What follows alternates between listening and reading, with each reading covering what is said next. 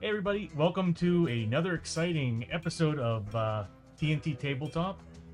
The last session we had, I kind of just came in and painted some miniatures. They're done. I just got to finish basing them. I got the matte spray in and everything so it can protect the paint. But the next thing I need to do is actually flat out... Okay, so let me get the camera on me here. There we go. So, next thing I need to do... It's a good idea. Scratch it up. So I need to basically add the base paint, not paint, the base PVA glue, and then put brown, you know words, Tony, brown grass on there, and it'll look like it's in the desert. So that's what it looks like. That's what the model turned out to be. That's probably not the best camera for it to work on. Let me go ahead and go into this mode here, and yeah, so that's how it turned out. Turned out pretty good. Of course, the lighting isn't great on the model, but I was really happy with how they turned out. Next time you see them, if you ever see them, because you seem to keep running into the same damn monsters. That's just another set of painted monsters added to the list. Pretty excited. Most exciting thing is I did it. I finally did it. So for 2 weeks, I've been playing with the cards, which I put away. Oh, no, there they are. I've been using the character cards, which are just kind of like the base cards to the game. Can't really level up. I mean, there are tokens for XP, and of course, as you kept seeing, I was using these bad boys. So they were just adding... I was using these and adding them up for kind of like a group pool of cash. But now I got flippin' character sheets. So now I can actually fully upgrade them. I can level up my characters. They should be like level 3 or 4 by now after all the stuff they've been through, especially the the prospector, and I gave them all names. So the enforcer name is Isamu, and the prospector is Murphy, Mr. Murphy, Prospector Murphy at your service. And then we get the rancher, Montana, who's been the VIP, MVP, what VIP? The MVP this entire time we've been playing. She is a badass. And she still has upgrades that she can put on her rifle and her. Oh, she's just awesome. Actually, to be honest with you, so far every character's been great. The only thing I am missing, I could use some magic. So the next time we play, I'm probably going to create one more character to kind of even the playing field a little bit, because I am at a deficit. But if I get a preacher, so I can get some extra heals, even though my rancher does a great job at it, very helpful.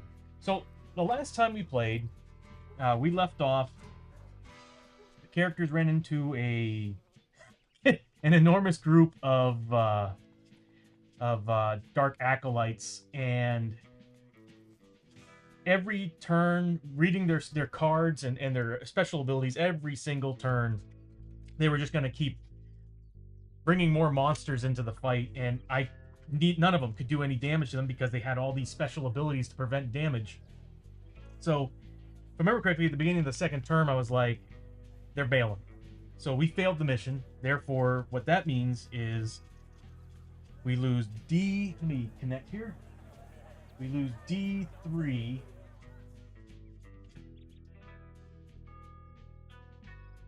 Let me see if the dice roller's still working. Come on now. If not, I might have to pull out my own dice.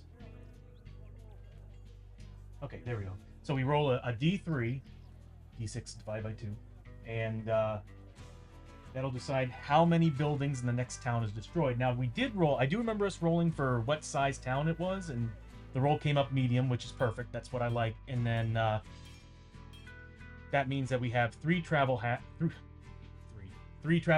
to deal with.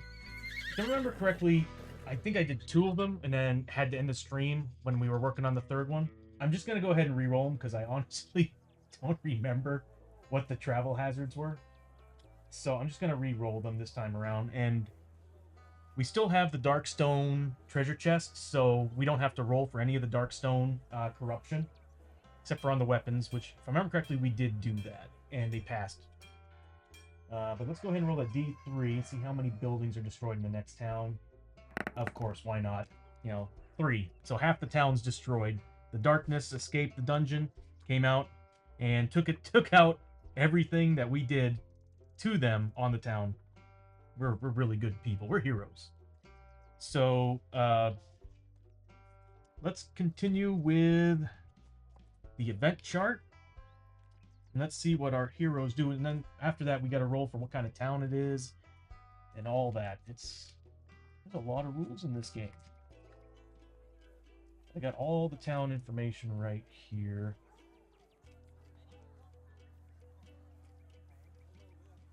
Give me 1 second to pull it all up. See, one of these days, I'm going to add all this to the stream. That's my ultimate goal. Everything's already scanned. I just need to actually set it up. So there's the town event chart. And new travel towns. There we go. So let's go ahead and roll and see what exactly happens to the adventurers on their way back. If I remember correctly, before there's been some pretty awful things that happened to them several times on their way back from their missions. So we roll, and that's another thing I need to add too, is I need to add a new die to my dice roller. But so this is going to be the tenths. So 40, 44. Let's see what happened. And this is for the rancher. I'm always going down initiative order, which I probably should do that here. The enforcer, I think he still has that chest injury. Might try to get rid of it. If there's a doctor's office, I'm going to see if I can get rid of it. So 44, if it's not destroyed. Rail line construction. You pass by a group of mutant rail workers working the cut to build a new rail line into the area. Recognizing you as heroes in the fight against the darkness, they cheer. That's crazy. This is like the first positive travel hazard I've ever had playing this game. Each hero may heal 2d6 wounds, insanity, any mix. Also, each hero may recover 1 grit for each mutation he has, and we've gotten rid of all our mutations in the last town stay, so that is useless. We also healed. Yeah, that's basically nothing happened. We got cheered on. Okay, so let me get this straight. We failed the last mission. We're walking by a bunch of mutant rail workers. They're cheering us on for failing. Wonderful. So, next one. Oof. 61. If I remember correctly, if you roll the highest or the lowest, they're usually some of the worst. Oof. So 61. Indian curse. Accidentally wandering into a sacred Indian burial ground, you realize too late the folly of what you have just done. Each hero immediately takes 3 horror hits for each mutation, corruption. Oh god. For each mutation, corruption, and darkstone they currently have, as they are terrorized by the vengeful spirits of the dead. Why didn't this come before we had that amazing roll earlier for the heals? Because we're probably going to need that. So, oh, alright. So, what we got here is everybody has a lot of darkstone. Everybody has corruption. Yeah. Oh, this is bad. I mean, luckily we got rid of that mutation, but Murphy, the prospector, is going to have to make 8. Do they do anything else? 3 horror hits for each mutation, corruption, and darkstone they currently have. I think this game's going to make me re-roll my characters already. I just created these damn character sheets. They do have a grit. I think I can cancel this. Oh, you know what? It is Murphy's. I'm going to use Murphy's to re-roll that. Because if that's true, then that means I have to roll... Let's see... 24 D6 hit... 24 horror hits, which would... statistically, with his bad willpower, would kill him. I'm re-rolling. So here's the 10th... These travel hazards suck. So 53. So that gets rid of his grit. I remind myself. The only thing about nice about having these cards is I was able to actually... You know what? I'm just going to go ahead and mark it here. Montana, she has 2. Murphy just spent his, so he's at 0. And then Samu still has his 1. So, what was the roll again? It's 53, right? So 53, circling vultures. I think we've seen this one before. Seeing the black vultures circling overhead reminds you that there is no safe haven in this forsaken place. All will come to ruin in time, and vultures will have their feast in the end. Every hero must make a Spirit 5+ test. If passed, gain 10 XP and heal D3 sanity. If failed, take D3 sanity damage, ignoring willpower, that carry over to the next adventure. Well, that sucks. So, Spirit 5+, I don't think they're good at Spirit. They're actually okay at Spirit. So, we'll go ahead and do... It's 5+ though. So, here's the Rancher. She passes. Prospector. She actually had a 3 Spirit. He fails, and the Enforcer.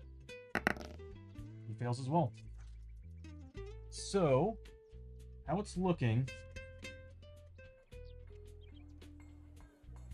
is... So Montana gained 10 XP for that. Good for her. And... heals D3 sanity. She's at max everything right now. If failed, take D3 sanity damage, ignoring willpower. So here's for the Prospector. Prospector Murphy. He took 3 hits, therefore he took 3 damage to his sanity. 1 for the Enforcer.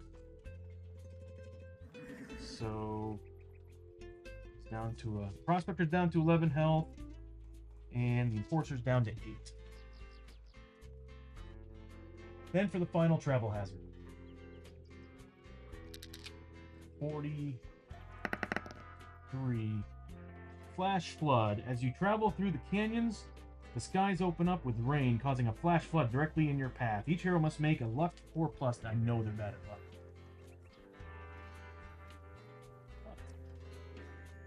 Rolls are reversed on this one. Each hero must make a luck 4+ test to avoid being swept away by the rushing waters. If failed, roll a d6 for each token in your side bag. On the roll of 1, 2, or 3, it is swept away in the torrent of water. Luckily, the rancher doesn't have a side bag. She tossed her dynamite in the last session. So what we're gonna do is we're gonna roll the 1 luck for Montana. She passes, so she doesn't have a problem. Murphy, he's a 3 luck.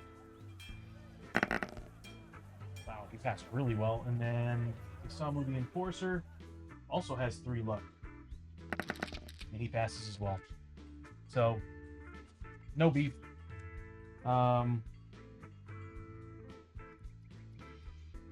Yeah, so nothing really happens if we passed. And that's the end of the travel stage. Now we actually head to town. So here, we actually have to roll on what type of town it's going to be. So it's a medium town, and we already know half the buildings are destroyed. And we were cheered on for it too. Isn't that wonderful?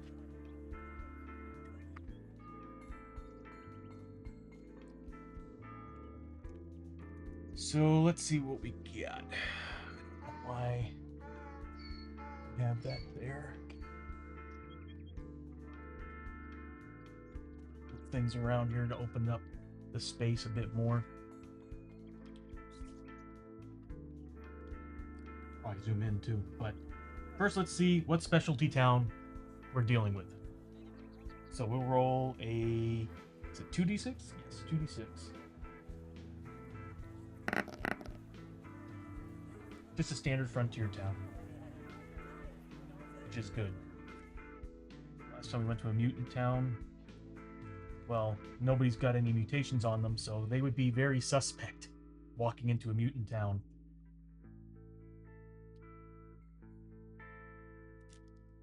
So at the start of every day, we definitely have to still roll on the frontier town.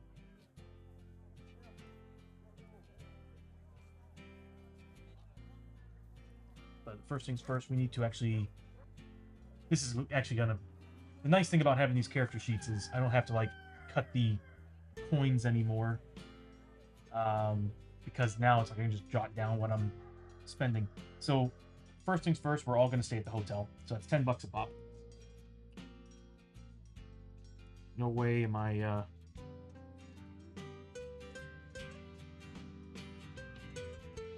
No way am I gonna stay at the campsite. It's a bad place. It's free, but free's not always good.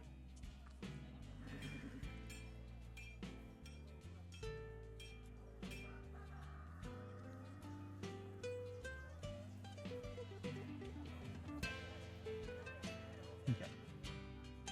So for town events, frontier towns are already a dangerous place to visit, but those that lay within the shadows of Brimstone and its surrounding demonically overrun countryside can be downright deadly. At the start of every town stay, the heroes must place the darkness marker on the day. Oh, I need to switch this up. I need to turn it to the next phase, which is this is the feature I added recently. There we go. So now we get the 6 days and everything, and it'll remind me what I need to roll. So at the start of a town stay, the heroes must place the darkness marker on day 1 spot of the town event track, which is currently there. At the end of each day in town, the heroes must roll a d6. So yeah, we have to roll higher than the day we're on. If I remember correctly, I could have sworn they said beginning of every day we have to roll to see what happens.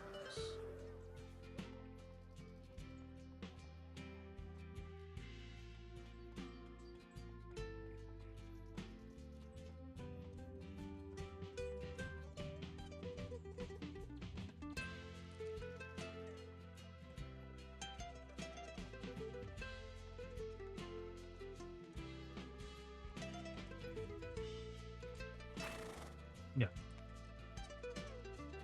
Certain towns just have like events that happen throughout the day. So since we're in a frontier town, we don't really have anything to worry about. So we're lucky. So we're staying at the hotel. Now we're just going to decide what buildings are in the game. So I'm just going to. Well, you know what? I've already randomized them. So we'll just go 1, 2, 3, 4, 5, and 6. So first things first, let's see what we get. We get the gambling hall. Finally, we get the gambling hall. We've got the sheriff's office. I think that's a good building if I remember correctly. The church. If we have any dead characters we want to bring back, that's the place to be. The blacksmith. I hope that does not get destroyed. General store is good. Might be able to buy some more dynamite. And the smuggler's den. The only building I really want to stay up is the blacksmith. But now we have to roll and see which buildings get destroyed. So here's the first one. 3. The church gets destroyed. Darkness that escaped. Our last mission destroyed that. Number 6, which is the smuggler's den. I just know it's going to be what I want. 3, so one more. So keep trying to... Of course, they destroyed the blacksmith. So much for that. But we do have the gambling hall. I mean, the gambler's hall really isn't going to give me anything I want. Sheriff's office might have something, though. It's a saloon. Mutant Porter wouldn't have been bad. Doctor's office would have been perfect. But I think we can still do... I think we can still fix an injury at the campsite. It's just the problem with the campsite is... I think the surgery's cheap, but so is the outcome. I really could have used that blacksmith. So we have the gambling hall, the general store. No, we don't. That was destroyed. We have... No, we have and the sheriff's office. Okay.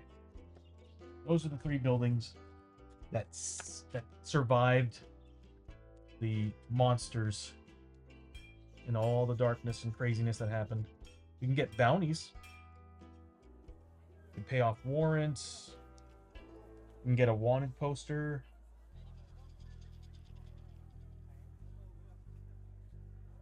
So we get more money anytime we kill an outlaw enemy.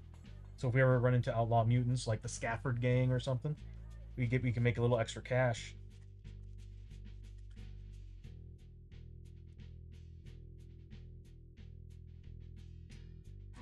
I think that window's bringing too much heat in here. We can also deputize ourselves.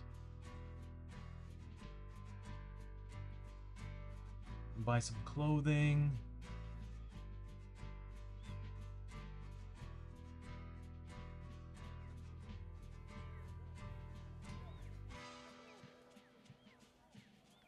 Yeah, there's really nothing. I mean, it does look pretty sweet. There's some good stuff there, but nothing too special. General store. Dynamite. I think I know where I'm going. So I'm going to have the enforcer go there and collect dynamite for everybody. So the general store for... Oh, he's got an injury. Let me look at the campsite. Should be a card for the campsite. Unless I'm wrong. Street market. To your town. Or the doc's office. Here we go, visit the campsite. So we can go to the doc's tent for surgery. Choose one injury, mutation, or parasite. Oh yeah, I've run into those before. You want to remove, they can be good. You want to remove and roll on the chart below. If the parasite is chosen, -1 to your roll. Yeah, the rolls ain't good.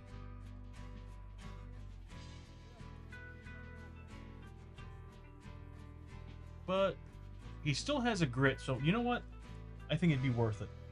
So I'm going to send him with his chest injury to the campsite. And yep, there are events there too. So he's going to the campsite, the enforcer. And then I'm going to send... She's doing all right. She doesn't have any injuries or anything. I'm going to send her to the sheriff's office. And you know what? The prospector, I'm going to send him to the gambling hall, do a little bit of gambling, maybe get some cash. What I'll do first, though, is I'll give him 200 bucks. I'll take 200 bucks from the prospector and give it to her. Because, actually, she's the one that spent the dynamite. So I'll just have her spend the dynamite. So, what next? Got whiskey, bandages, pistols.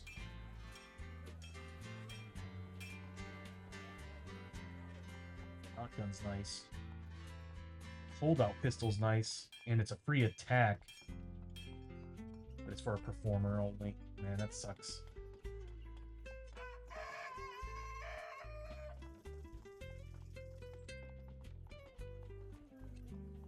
Oh, wow. The sharpshooter's hunting rifle is nice.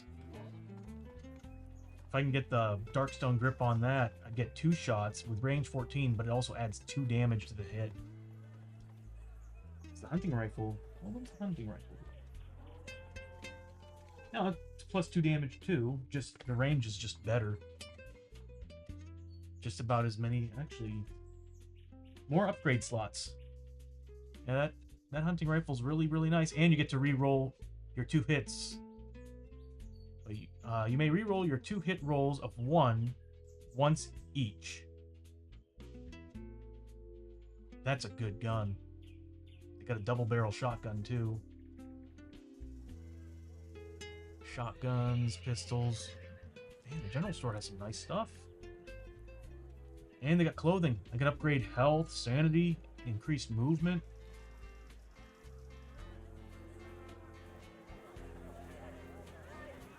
A lot there. But her main goal is to buy some dynamite. So we'll start with her since we'll work in initiative order. We'll say Montana goes to the general store. Sorry, not the sheriff's office.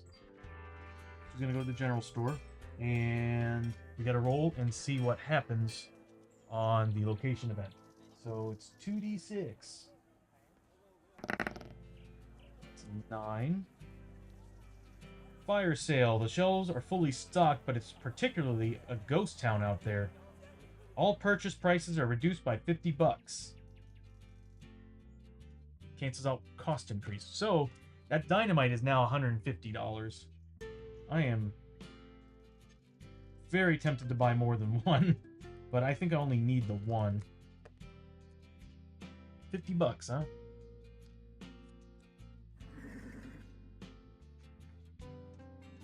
Man, stuff I could get.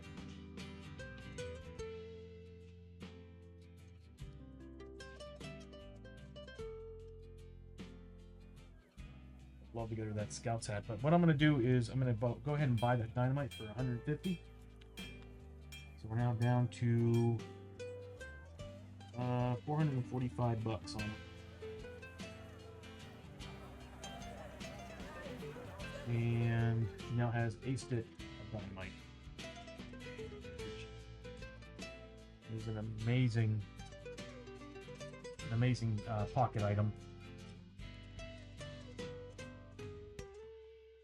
Hold on a minute here. All purchase prices are reduced by 50 bucks to a minimum of 25. Oh, okay. So I might buy some bandages and whiskey and tonic. Because if tonic's 100 bucks, I'm gonna go ahead and do that. I'm gonna buy 2 whiskey, 2 bandages, and 2 tonics. Actually, I think I can only carry so much. Yeah, she can only carry 6 side bag items, so probably 2 of each of these, and then 1 tonic. So that's 200, 300. So 2 whiskey, 2 bandages, 1 tonic. That will drop her down $300. So she's back down to 145. And she's done with her stay there. So she goes back to the hotel. We'll next go to the prospector, who's at the gambling hall.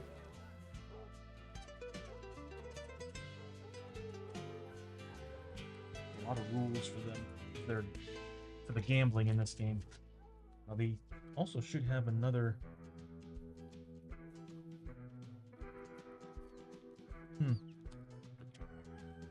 Let's go ahead and roll on his location event first. The doubles. Doubles doesn't matter, if I remember correctly. But it's a 6, so laughter, cheers, and sadness. Smoke fills the air, and the cheering thrills of winners roars through the hall, while the empty despair of the drunk and down on their luck lingers in the shadows. No events, so that's good. You can buy whiskey here and fine cigars. Fancy clothing. We can give the enforcer some. Who's here? The prospector. We can increase his cunning.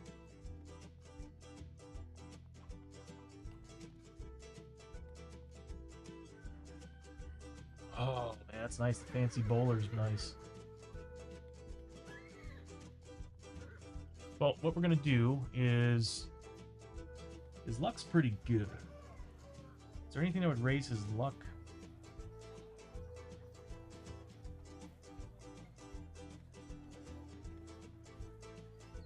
Okay. We can do the Devil's Wheel, but I actually need a box for that. So the Devil's Wheel, you're supposed to put 3 random gears and artifacts on basically all the parts of the Devil's Wheel. If I remember correctly, you're supposed to roll dice and it's supposed to bounce off the side of the box. And I think if it lands on something, hold on, let's take a look. So set up, yeah, there's rules right here actually. So this is it right here. Better. Those are the rules for that Devil's Wheel. So it's cheap too. I can do it 3 times. Well, you know what I'm gonna do? I'm gonna probably try to do everything. A little everything. So we'll do Brimstone Craps first. Make a Luck 5+ test. Cost me 100 to do. So make a Luck 5+ test. If successful, gain 100 for every 5+ roll. If failed, you lose after a few rolls and leave with nothing to show for it. I can limit this once per visit, but I can still do the Devil's Wheel, and if I wanted to do the 5-card draw, I could do that, but let's do the Brimstone Craps first. So his luck, if I remember correctly, is a 3. Yep. Mad Murphy. So Murphy's gonna roll, see how well he does, how lucky he is. Need 5 pluses, so that cost him 100. He used his grit, didn't he? He sure did. Okay, so got nothing out of it except for he lost $100.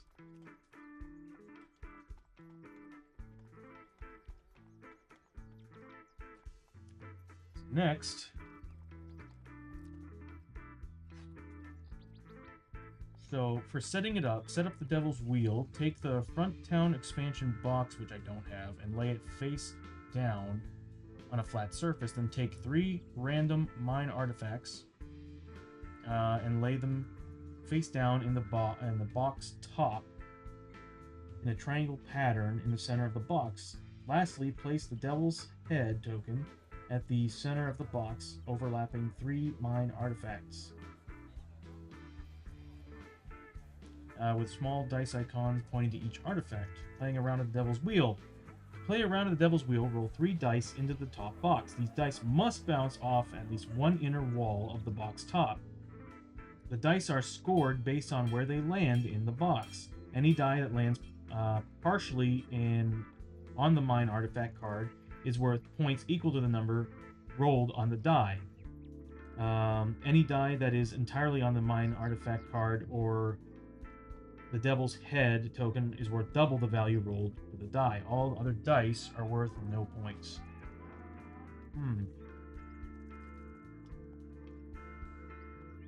I'd have to be a little more prepared for this one, I guess. So what I'll do is I'll look more into it and see what I can use to kind of replicate the box. But I mean, most board games boxes are the same size, so we'll just say he went there, did some attempted to do some craps and failed miserably, and went back home, like it said, with your tail with nothing. So next is the campsite.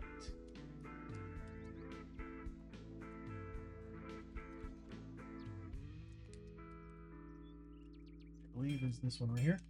Nope. There's the hazard chart.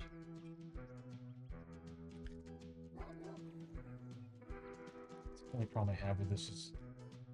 There we go. Let's roll and see what happens with the enforcer on his way to the campsite. Okay. Dirty poker. The campsite is filled with drinking, laughing, and games of cards over a rickety table or barrel ahead. You may make a luck 4+ test. For every 4+ rolled, gain $25. For every 1 rolled, lose 50.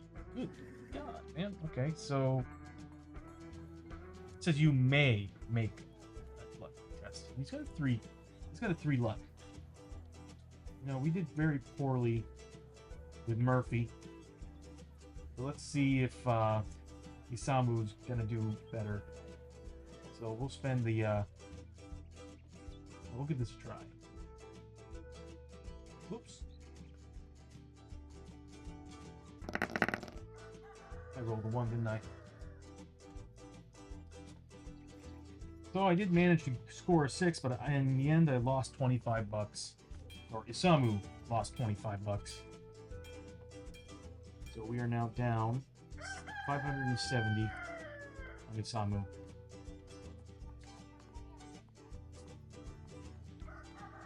So we go to the visit the campsite, and he's going to go talk to a doctor to get his chest wound fixed. So choose one injury, mutation, or parasite you want to remove and roll on the chart below. If a parasite is chosen, they get a 1 to the roll. So $250. This, he does have a grit, so I could re-roll it if it fails miserably, and it probably will. So we're down to what, 320 gold. Already rolled plenty of 1s. Don't let me down.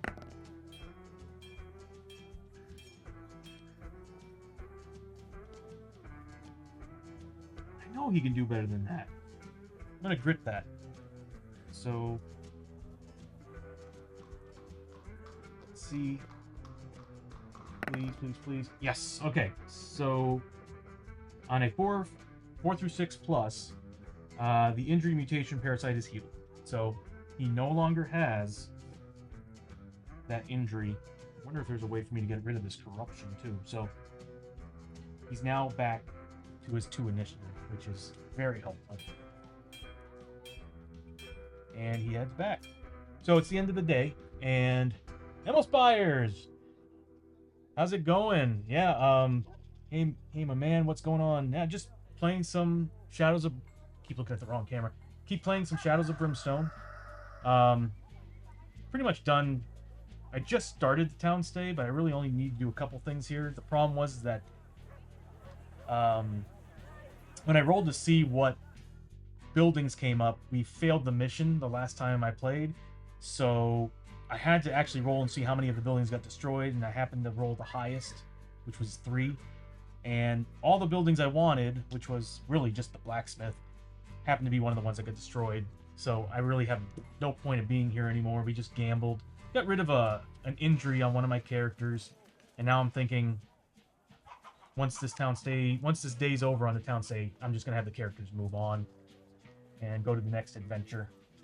So, but yeah, that's pretty much how it's been. Just getting through this part so we can get back to the adventuring in this game. So it's the end of the day. Now we have to roll and see. You have to do a town events 2+ roll. So we roll a d6. As long as we don't roll a 1, and we did, we're safe. So that's the end of the town stay. If I wanted to stick around, I could, but I don't know if I really want to. I don't think there's anything here for me right now, other than The blacksmith is here. That I would have been able to upgrade all my weapons. Nice, sounds like fun. Just tuning in on my work break. Hey, no, thank you for like coming over and hanging out. I'm hoping that this will intrigue you. Shadows of Brimstone is quite a fun game, especially when you get involved because it's like I've said over and over again to everybody. It's pretty much it's a dungeon crawler, but it's like D&D and the dungeon master is basically all the random things that happen in the game, the cards, the events.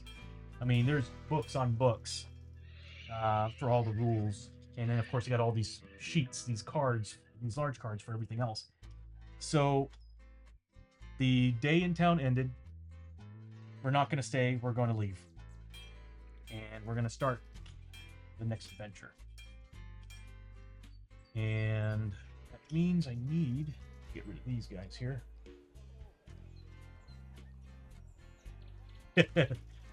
You may consider me intrigued, my dude. That's good to hear. It's like I said, it's a real fun game. And I gotta. I'm trying really hard to find ways to make it entertaining on the stream, so that people might want to get involved, play, and join in. I mean, I've got the dice roller here that I've been using. That shows up on the screen. And almost anybody can use it. I just need to give them the link to the dice roller and password. And of course, I got the Discord that has the chat room, so I can always have people come in and chat live while we're playing. My next goal is to add player cards. So I want to add player cards on the screen that show their initiative, all the base stuff like health, sanity, corruption, and initiative value. And I want them to also highlight based on initiative order. So as we're going through initiative order, the monster cards will light up, player cards will light up based on who's next. Because it's not, I mean, it is working, but I keep forgetting to use it. But there's an initiative in the very middle. There's like an initiative number, and it goes down. And in the previous model, it did everything I wanted it to, but in this one, I had to rebuild everything. I mean, I'm like the most low maintenance guy when it comes to fun. I'm stupid easy to entertain. You and me both. My attention span cannot be measured.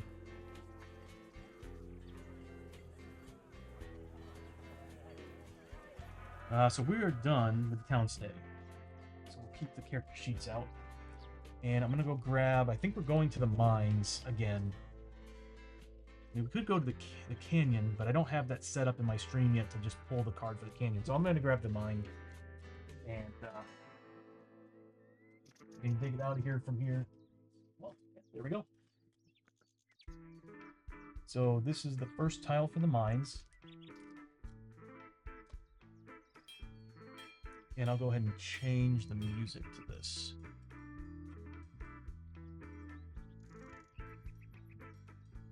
So, per every stream, I just kind of give a shout out. So what I'm using right now is Sirenscape. And I've been using this app for like about a year, just for...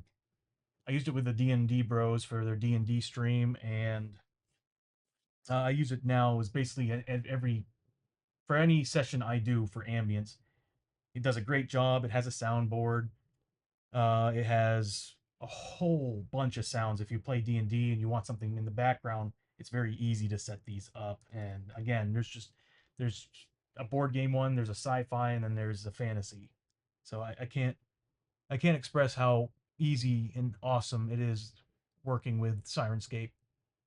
I want to use this. We'll use the eerie sound too.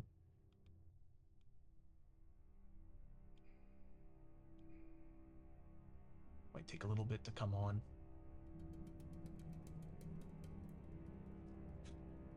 And positioning. Oh, yeah, I better change to the next phase.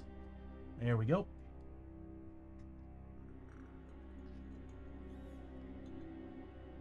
Let me know if the sound's coming in or not. I think, yeah, it is. Good. So that's going to be how everybody's positioned. I do need to go get the tile cards and the encounter cards. Uh, I don't have them scanned or set up in the stream yet. I'm that one DM that spends like 60% of his prep finding the perfect music for events and sessions. You're very much like me. I'm all about production value. Like, I mean, don't get me wrong. I'll get carried away with creating a story, characters, and stuff. Like, I'll spend hours writing lore for my world, but I'm more about the visuals of everything happening. And I remember the last time I DM'd, I had a projector, and we tilted it up and had it pointing at the ceiling, and I was using Encounter Plus, so I was able to project what I wanted my players to see up on the ceiling. They were using laser pointers to say, "Hey, I want to move here. I want to attack this target." It was so cool. And then, of course, like Encounter Plus added to it, and then using, I think it was Incarnate for the world building and everything. Yeah, I'm all about production value.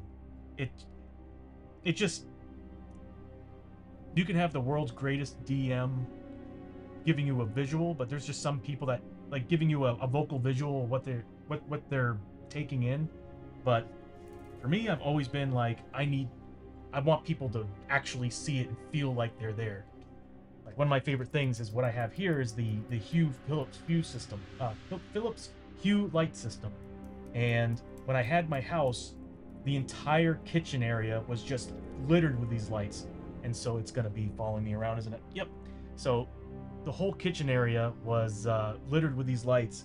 So whenever the DM would change the atmosphere, we went from outdoors, like wooded area, so it was all greens and browns on the lighting, to a mine or a crystal mine or something. Now it's purples and browns and darker, and it's like it just that.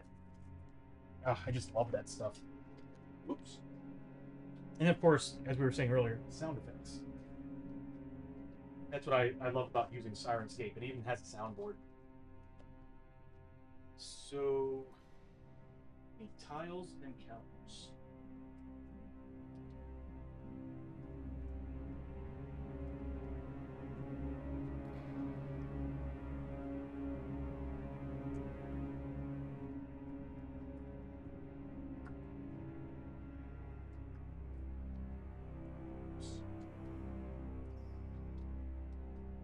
There's one spec. And I'm only going to grab a small section of the encounters because the encounter deck is like this big for the mines. So I'll just grab this section here. I'll just shuffle them up. Incarnate is great. I'm trying to improve my cartography with it. Yeah, it's a great app, and once you like, for me, it's the blending. I wasn't so much I saw tutorials, just I studied a lot of people. Like, if you go to their website and you see their featured maps, there were some maps that just blew my mind.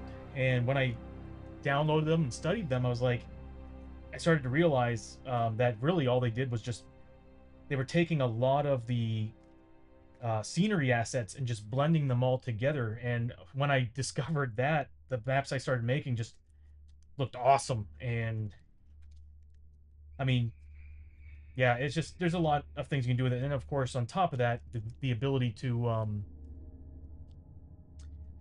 I think, if I remember correctly, I think you can actually add your own assets to it. See, I'm used to working in Photoshop, so I used to build everything in Photoshop. And once I got to Incarnate, I was like, I was building maps like several times faster than in Photoshop. That and the grids that I built in Incarnate just happened to align better in the apps that I was using, like Encounter Plus. Which, again, if there's some awesome 3D apps on Steam. One of them we were using for the D&D bros when we played Dungeons and Dragons. Well, we didn't get around to using it. I was showing them how to use it, and it was Dungeon. You know, I can pull it up right here actually. Oh, it's a 3D dungeon maker, and what was beautiful about it is it was very easy to use. Like, you literally just, I want a dungeon room, and then you can just click and drag and create that square, and it builds the whole thing for you, like with furnishings. and it looked awesome. Like when I test streamed it, looked beautiful with the setup that I had. Uh, but I had to admit, like in the end, Encounter Plus, even though it's not 3D and all that, like it had fog of war, line of sight. Like that was my favorite thing, line of sight, because I could actually like hide secret rooms on the map. Oh, it was so cool. Okay, so I've got the encounter cards. I've got the tile cards. We're at the beginning of the turn. I'm just gonna lay these out like this. I don't really need all the other information right now. The lantern. So these are all the extra cards. So the lantern. So Emilsfire's the lantern in this game. The purpose of it is whoever's holding it, which I'm going to declare as the prospector. Whoever's holding it, everybody needs to be on that map tile or adjacent map tile. So basically, it's like we're going into these dungeons. It's getting darker and darker, and there's this growing darkness that's coming from another world. And as we're going further into it, everybody kind of needs to stay near the lantern because the lantern's the only thing that's keeping the darkness away from eating them up and killing them. Man, that all sounds so cool. I just have a terrible laptop though, so I'd probably not be able to handle it yet. You'd be surprised. I had it on a. I mean, I did have an i9 processor, but like the video card on my Mac that I originally bought it on was like a 2 gig card, and it ran it good. I mean, it overheated several times, but it had like 16 gig of memory and a 2 gigabyte video card. I think it was a Radeon. Because I don't think they did. Yeah, I don't think Apple and Nvidia were working together at the time. I think it was a Radeon, and it had an i9 processor, which was nice, but it ran surprisingly well on it, and it looked great. You can even like change some of the graphical settings, so that always helps. But it had everything. It had weather effects, had a whole bunch of cool stuff. And from my understanding, they are recently. I don't know if it released, but I think they finally added like double layering. So like before, it was just one floor. Now I think they made it so you can actually go up levels in dungeons and buildings, which was something I was hoping for last year when we were streaming D&D. But now they have it, and I'm like, doesn't seem like a bad idea to do. I mean, hell, I thought about bringing it into this world, but I still kind of want to keep the board game mechanic in Shadows of Brimstone. I think it's still, I don't know, just adds personality to it. Because originally I was going to scan every little thing for this, put it in the stream, and just have everything move around. And I was like, the sad thing is that people want to see the painted models, So, I know it's got like a level of charm to it. Better than my first D&D setup, iPhone attached on top of a Pringles can with earphones and Theater of the Mind.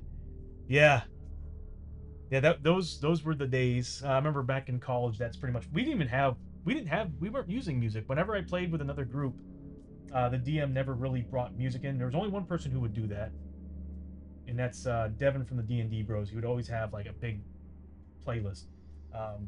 But other friends who were D&D DMs, they would just they would give us a good idea of what it felt like being there and what we would hear and stuff, but they left everything to your imagination.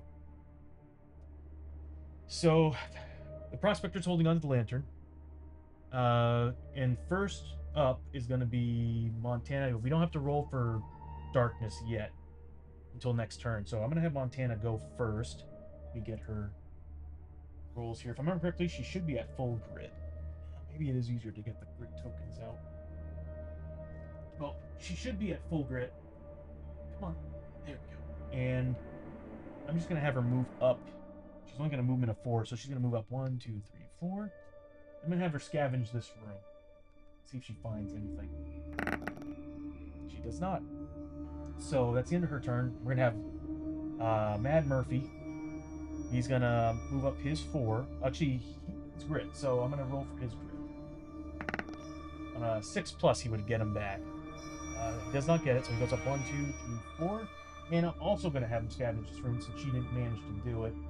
He gets 1 extra die on scavenging for being a prospector. He managed to find something.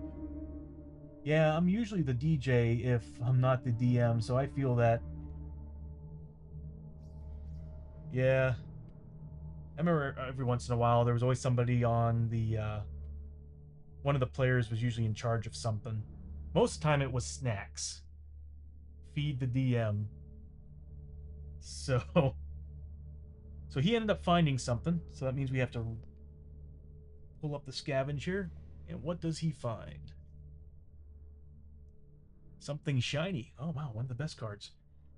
So he got 10 XP first. First off, he got 10 XP.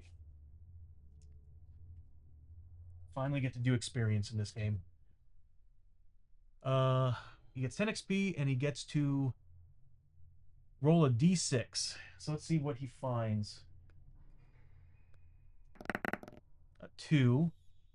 So he finds a piece of dark stone. Now the good thing is that because of his special ability as a prospector, he gets eagle eye. So he actually gets double of what he finds on scavenging and loot and encounter cards. So he actually gets.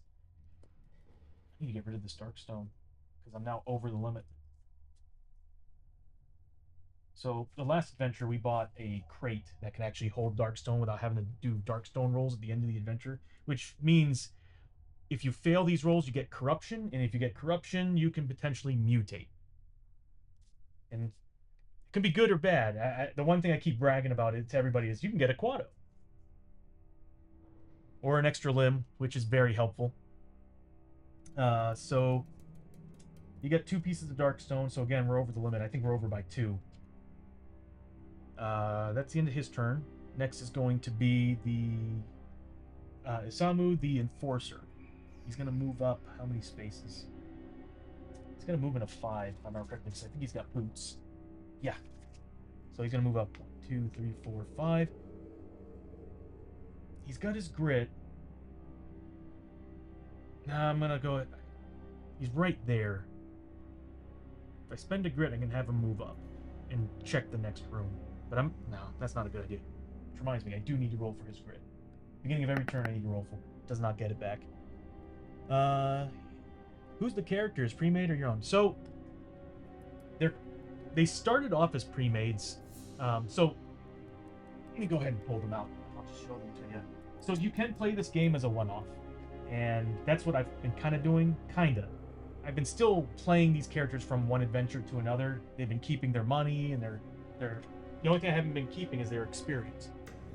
But these are their cards, and they're basically pre-made characters.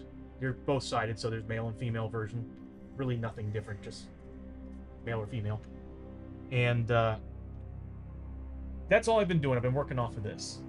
And the Shadows of Brimstone community is amazing, and they went ahead and made these amazing character sheets because as you play, you're supposed to level up. And if you're just doing these pre-mades,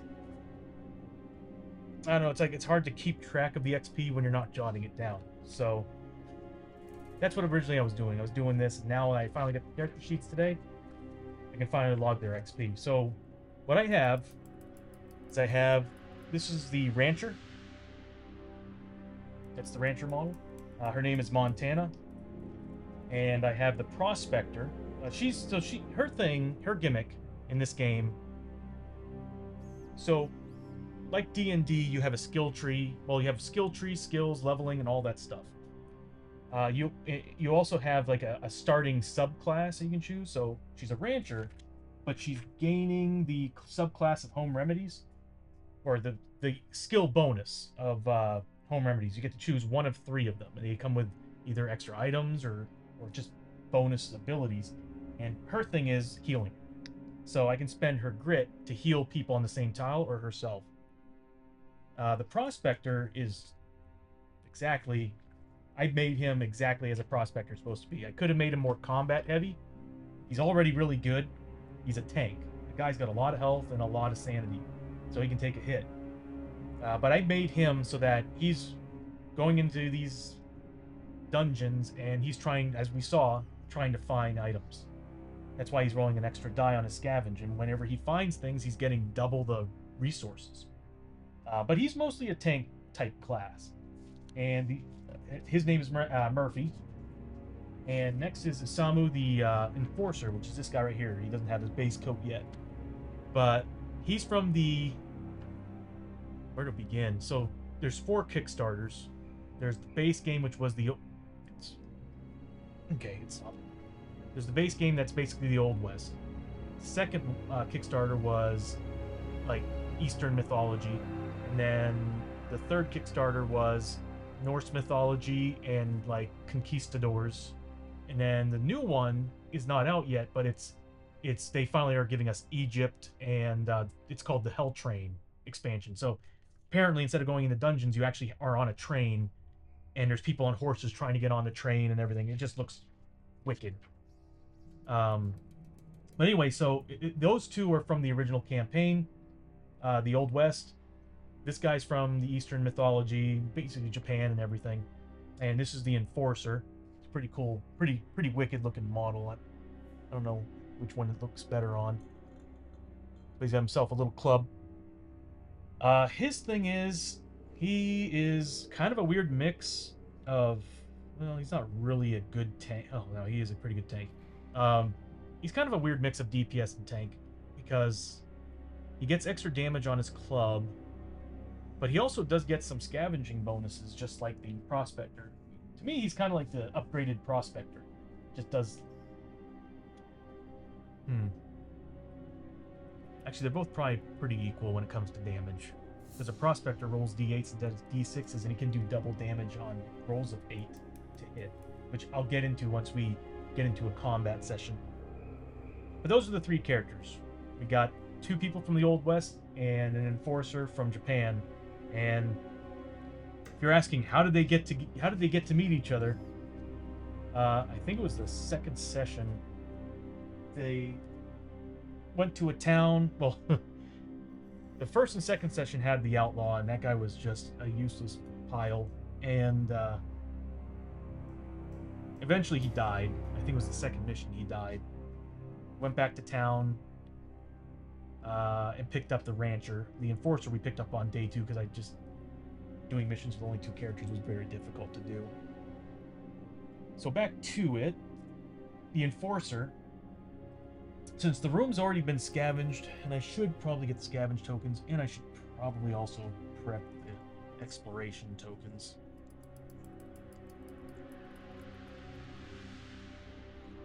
There we go. Those I'm going to add to the game eventually, or to the stream, where I press a button, one of the tokens pops up, and it stays.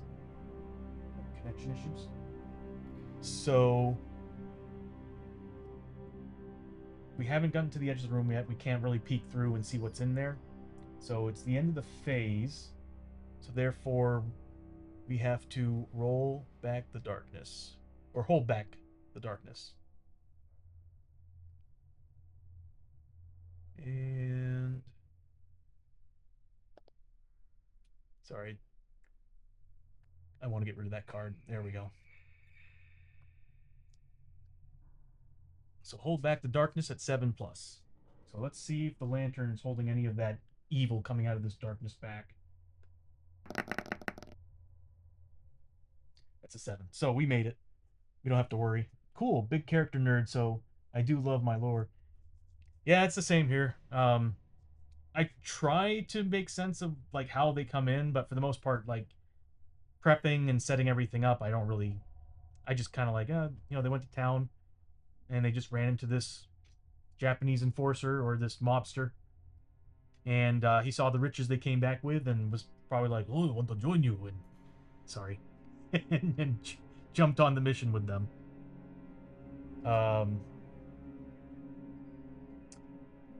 So we passed that. It's now the beginning of the next turn, initiative order. We're going to start with Montana again.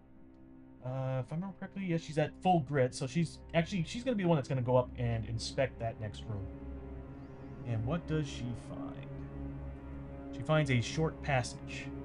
So every time we discover a new room, whether it's a passage or a full-sized room, we start moving down the depth track.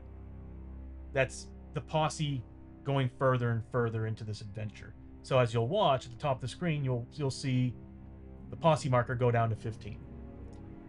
The further we go down the depth track, the harder it becomes to hold back the darkness rolls. Another thing too is that those exploration tokens only come out on a full map tile. On passageways are just passageways, just extra spaces to move. So she's going through and she found a short passage. Let's see if we can find it. It's in the base game. And there goes my cards.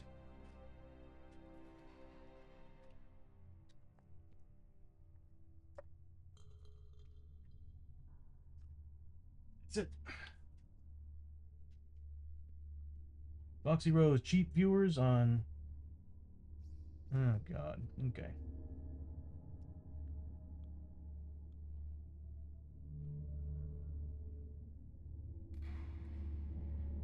Give me 1 second.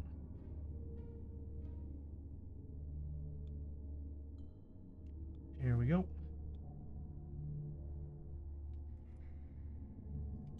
So we get to this room, or this passageway, and that's what she spots. No exploration token because gotta head back to work. Glad I could swing by. You mentioned you had a Discord server, yeah? Yeah, I guess I didn't add it. I guess I didn't add it yet to the stream elements. Let me see if I can pop it. I'm gonna have a chat bot on. I got a chat bot, and what I'm gonna do is every 30 minutes, I'm probably just gonna have it pop a little message reminding everybody to go to the Discord. But let me see if I can get that invite.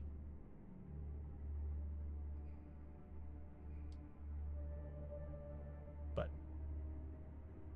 you don't have to wait on me. Like, what I'll do is next time you come around, I'll make sure I have that Discord link handy, and I'll send it your way.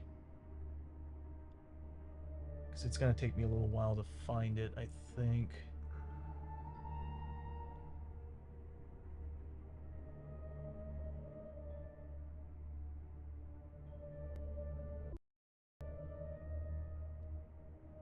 Yeah. But, Emil Spires, thank you again for coming out, man. I'll be doing this again, I think, on Tuesday. All good. See you the next stream, my dude. Have fun. Hope the stream goes well. Thanks again, bro. And hope the rest of your day goes by swimmingly, especially because you said you're at work. So, have a good one, bro. Okay, so, where was I? So she moved up, she checked the room, found a passage. Next, we're going to have the prospector go up. He is going to try to get his grit back. He fails. And he's just going to move up, and he's going to scavenge that very room, or that hallway. Does not find a thing. The prospector, not prospector, the next in line is the enforcer. He's also going to roll for his grit. I only roll 1 die. It's 2 die. Oh, wait, no, it's 1 die. What am I thinking? He moves up 1, 2, 3, 4. He could have 5, but that's as best as you can do. And he's also going to peek through that room. And what he finds is a blocked rail. Let me see if I can get these into shot here so you can see the cards. I probably should zoom in on that, but I find a blocked rail. It is part of the Caverns of Cinder.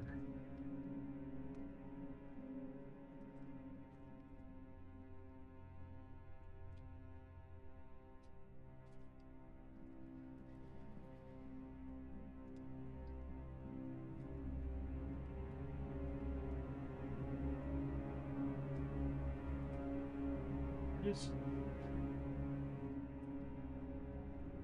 And how it is put up is as such. Right? Or am I wrong? I think I'm wrong. Hold on. Work brain. Alright, there we go. So he went there and he discovered an actual room. And in doing so, he gets one of those. And that's the end of his turn. So now, since we've actually got an exploration token, and he's peeking through the room, we actually now check that exploration token. Oof. So there's two doors. So obviously these two are now doorways. Go ahead and put these bad boys on there. And now apparently we're going to get ambushed. So let's go ahead and pull up. What enemies are we going to fight? Oh, you know, it might be a good idea if I bring up the world card too. It's not working. There we go.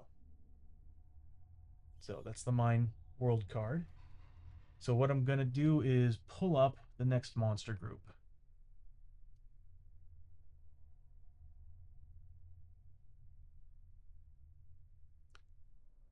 Silverback Paw Scafford and one Darkstone Brute.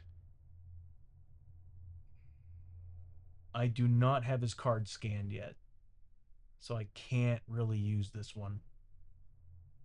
Do I? Give me 1 second to check and see if I actually have his card scanned. If so, then I can pull that up.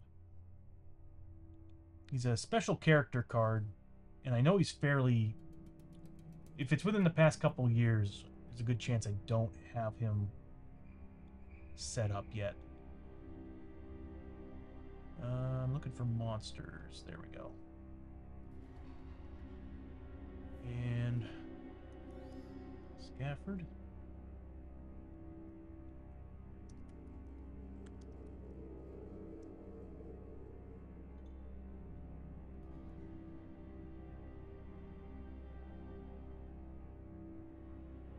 It's weird.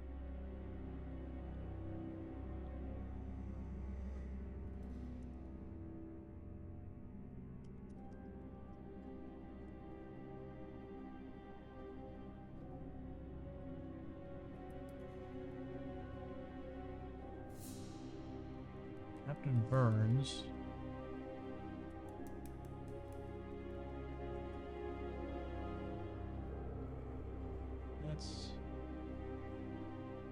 That's interesting.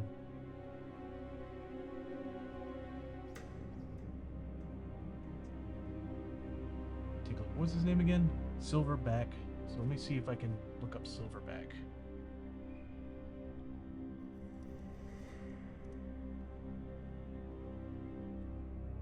I'm just gonna say I don't have his card.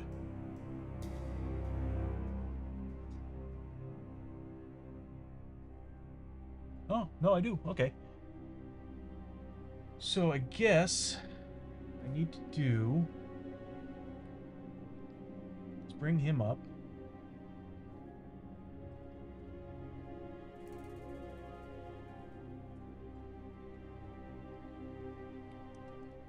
Back Paw Scafford. There he is. And we need another monster card for the Brute. Stone Brute. I forgot they're part of the Scafford gang.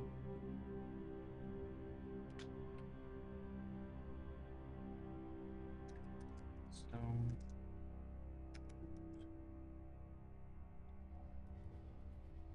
It's interesting. I don't see it popping up.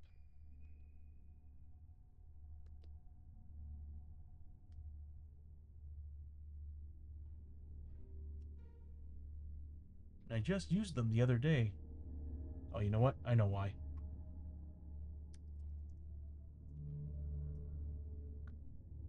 I forgot that I used the plural. Yep. So that's what we're fighting. Let me go ahead and put that card away.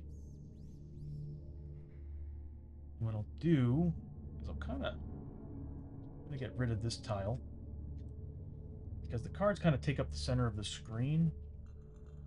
I'm going to flip it here like so. So that y'all can see what's about to happen. Or what is happening. Push this down a little bit. So let me go get the models. I'll be right back.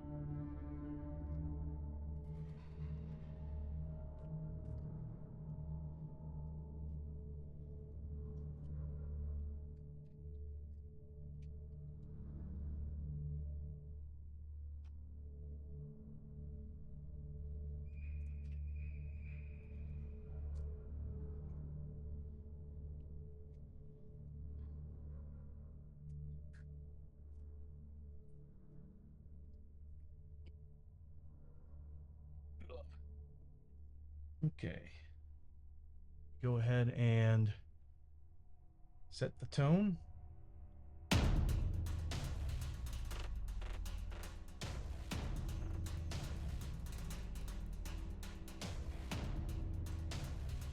So what we're fighting is Silverback Paw Scafford. Now, I don't have his model built, so I'm using kind of proxying right now. But he is probably the lowest initiative. Yep, they're both level 2, so he's going to move here, and the brute's going to be right there. So I'm unsure about Paw Scafford's abilities. I haven't fought him yet. So he's got a 2 initiative. He gets shootout. So basically he does kind of like hit and run kind of things. He has his blunderbuss, range attacks. He gets a range of 5. He has a special rule for his shots, and he does D8 damage on the shot. So he uses D8 to hit. Shots are equal to the number of noise markers on the target. So I'm gonna have to use markers to remind myself how much noise the players are making. Firefight. Is that firefight? Yeah, firefight. At initiative 1, if the enemy is not adjacent to a hero, if this enemy is not adjacent to a hero, it will make an additional ranged attack. Wow. Earhorn. While Paw Scafford is on the board, heroes collect noise tokens. Only targets heroes with 1 or more noise tokens. Old Slum Bit. Paw Scafford has tough, so he's immune to criticals. He has 7 health. 3 defense. He's very easy to take down, just does a lot of damage. And Endurance 1. Takes no more than 1 wound per hit.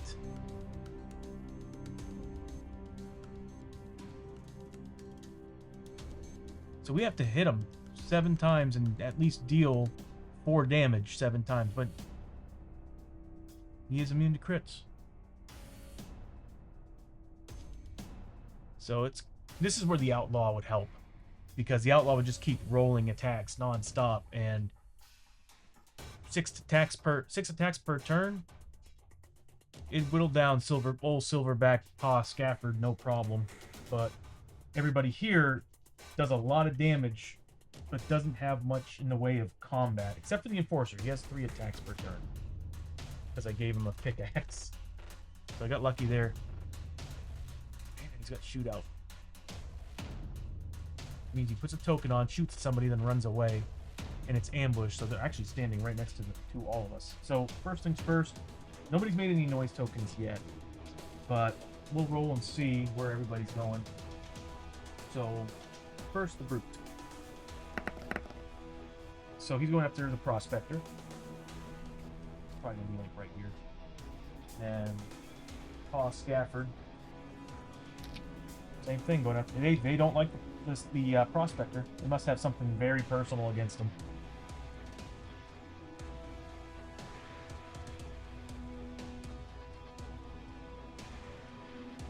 Okay. Luckily for us, Montana gets to go first. She gets 2 shots. She might be able to do something against the Brute. Want to at least be able to kill one of them before the end of the turn. But I need to grab the shootout rules.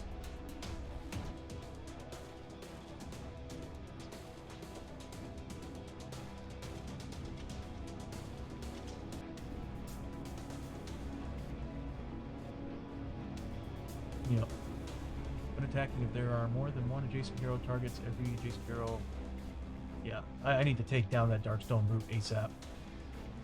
The crappy thing is that they're initiative 2, so they go at the same time as the players, which means monsters always go first. Oh. This game always benefits the enemies first. Okay, so what we're going to start with... It's the end...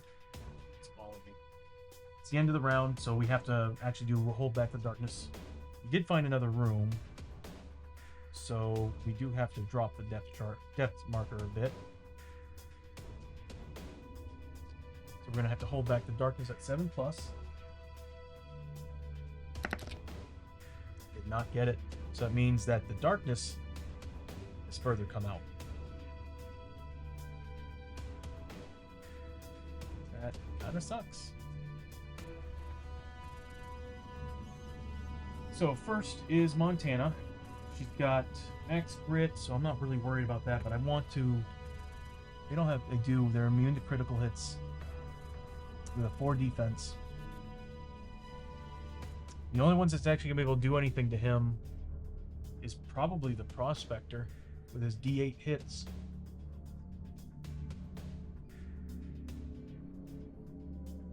That is crazy that old Pa does not take more than 1 damage. It's almost broken. But he only has 7 hit points. Oof. God, he's like the one to take down though, because his shootout is pretty nasty. So I'm gonna have Montana fire her hunting rifle into the Darkstone Brute. She does get +2 to the damage, so in a sense their defense is only a 2. That's kind of what I usually do in this game. Instead of actually adding it to the dice roll, I'm just like, I just take that plus damage and just remove it from the defense. So she's getting 2 shots. Keep looking for dice. I do have custom dice coming in with the logo, the tabletop logo on it, but it's going to take months. Gemstone. Which takes 2 shots. If he didn't have the crit rule, this would have been amazing. And if anything, I really wish those were the rolls for the shots, the damage. But she hits with both attacks. They both do 2 damage a pop. Now, he has special rules. So I'm going to get into the experience part of this game.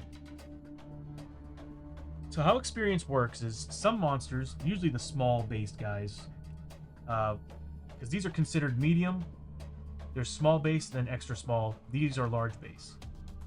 So usually medium and smaller usually just have, if you kill the model, you get this much XP.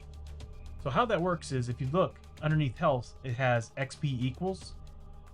So if it says XP equals whatever, that usually means you just gain that much XP for killing that model. If it's XP equals a number plus whatever each, what that means is that you're getting that 15 plus, here in this case, 5 for each wound you did on that single hit. So I hit him twice. So, and they both did 4 damage. Or they both did technically 6 damage minus the 4 defense. So I'm getting 25 XP per hit. So I just gained 50 XP from that shot. Those 2 shots. She's doing good on XP. And that dropped him down. He's now got 4 damage on him. So he's at half health. He's bloodied, right? Leaves. So that's the end of her turn. Next would be going down initiative order. Everybody else is initiative 2. Even though we got rid of the chest injury on Isamu the Enforcer, he is still, he just went up to initiative 2 again, so everybody is initiative, meaning the monsters are going to go first. And we'll go ahead and start with the Brute. So the Brute and Paw Scafford are going after the Prospector. So the Brute's going to slam down. He's using Crazy because he's got more than one hero adjacent to him. So every hero is about to take 2 combat strikes. So here's on the Prospector first. He needs to roll a 4+. He got 1 hit. He has crit rules, doesn't he? So he hits the Prospector, and it ignores the Prospector's defense. If I remember correctly, the Prospector has armor. So let's take a look.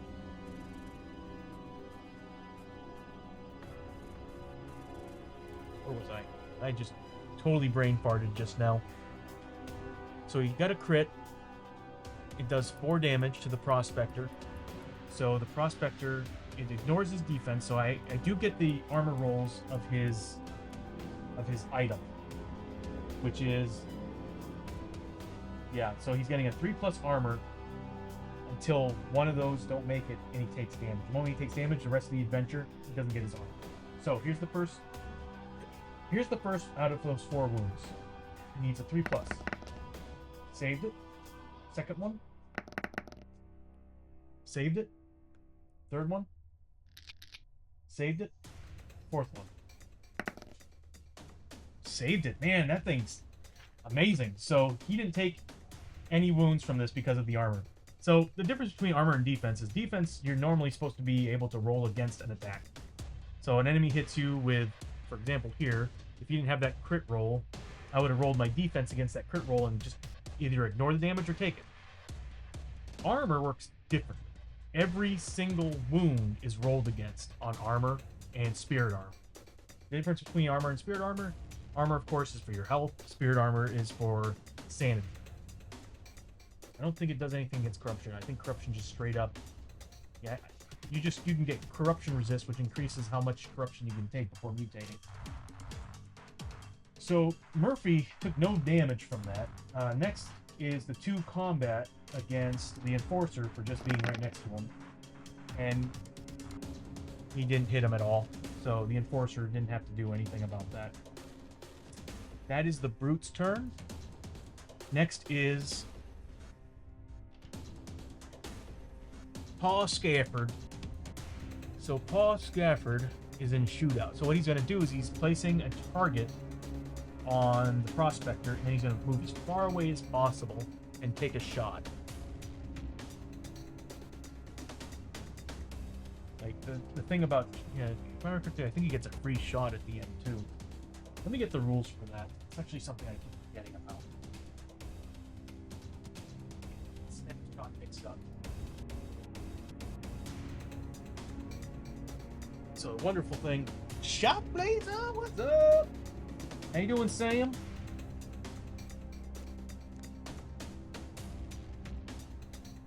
How goes your day, bro? Don't mind me, I'm looking up rules for shootout. I keep getting it mixed up with another rule. Should be back here. There it is. So, in shootout, enemies with shootout prefer ranged attacks over melee. They move and target using shootout markers. Ambush. When ambushing, select a random hero. Place a shootout token on the enemy as far from the hero as possible. Oh, okay. So, he actually probably would be, like, what's his distance on his attacks? 5. So, yeah, he'd be, like, probably about here. He needs to be able to hit the target that he's after. Roll d6. So that's not a big deal. Hero with a shootout marker. Okay, I'll just read it out loud. So his targeting is target a random hero without a shootout marker, which of course he chose the prospector, and move the shortest distance to be within range and line of sight. May move through other enemy models of the same type. If reached, place a shootout marker on the target. Otherwise, at the end of this move, target a new random hero. So yeah, so I put a marker on him, moved him his 5 spaces, so he's still within reach, right? 1, 2, 3, 4, 5, and make ranged attacks.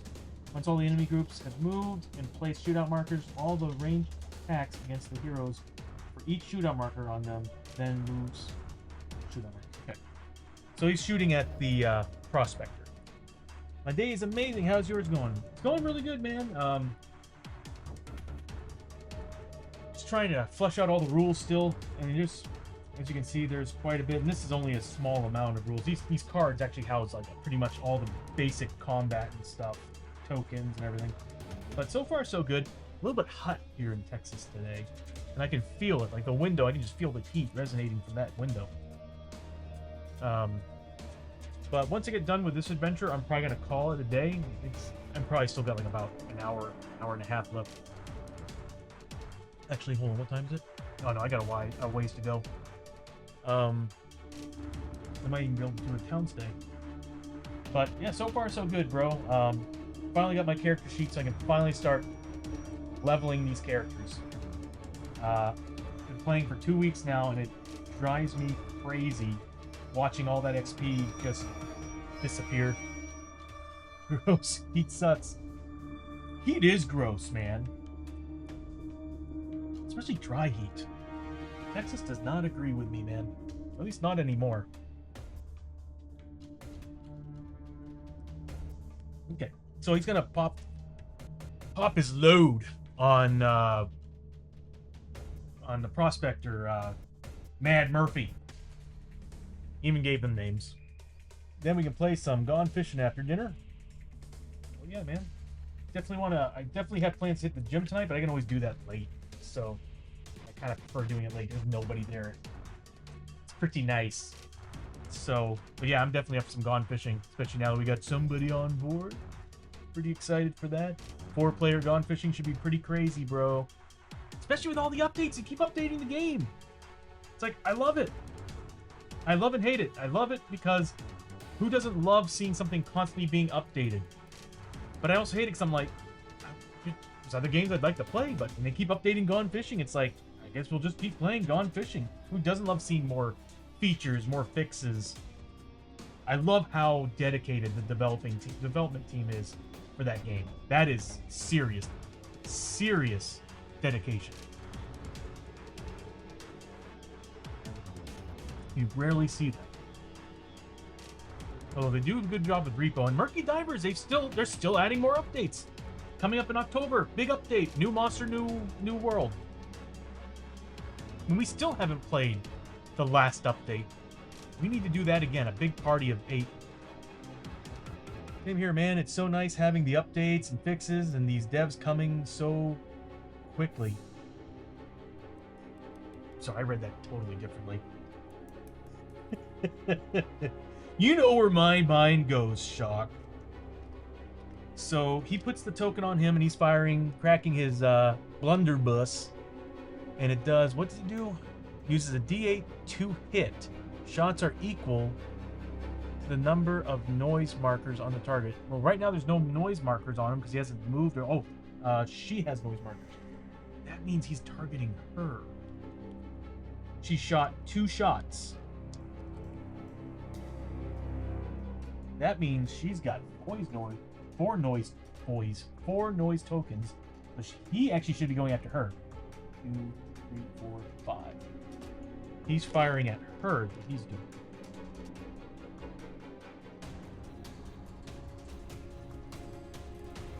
Actually, he can't because they're blocking his LOS. He's gonna have to be here. Because it was ambushed, so they start right next to the character or start in the same map now as the character. Unless I do this. I can't do that.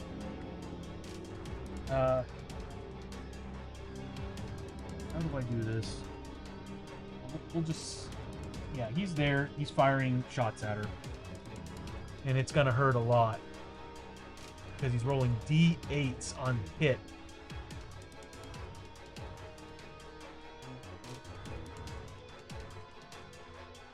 This guy's got a crazy gun.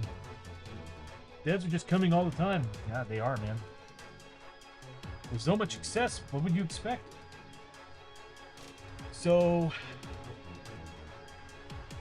he's getting 4 shots using D8s. So that means, does he have crit rules? Gets additional attacks. We need to kill him.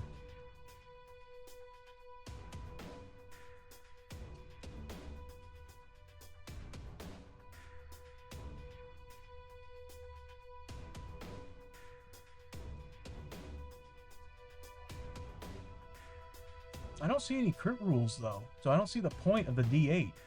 I guess it just increases his chances of hitting somebody. It's more than half at this point, which they could have just said 3 pluses. Yeah, this doesn't make any sense. Uses D8s to hit. Shots are equal to the number of noise tokens on the target, so he's getting 4 hits at D8. Initiative 1... Yeah, that doesn't add anything.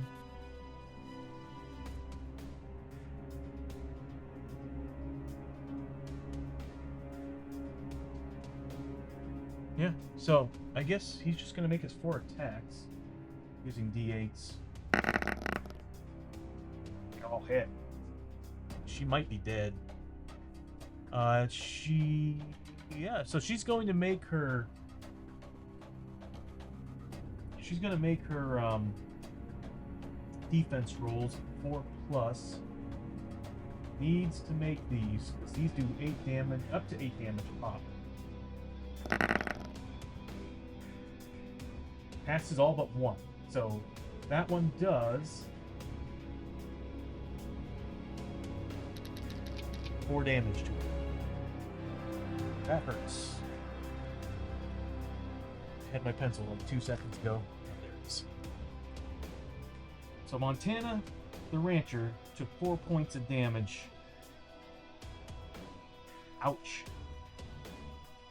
That could have... If she didn't make like those 3, that could have been a death blow. Boss Scafford's nasty. I want to get rid of that brute. Then I'm going to focus fire on him. It's just crazy. I can only do 1 damage. I have nothing that ignores toughness. Because they do make weapons and items that ignore toughness rules. But I don't have that.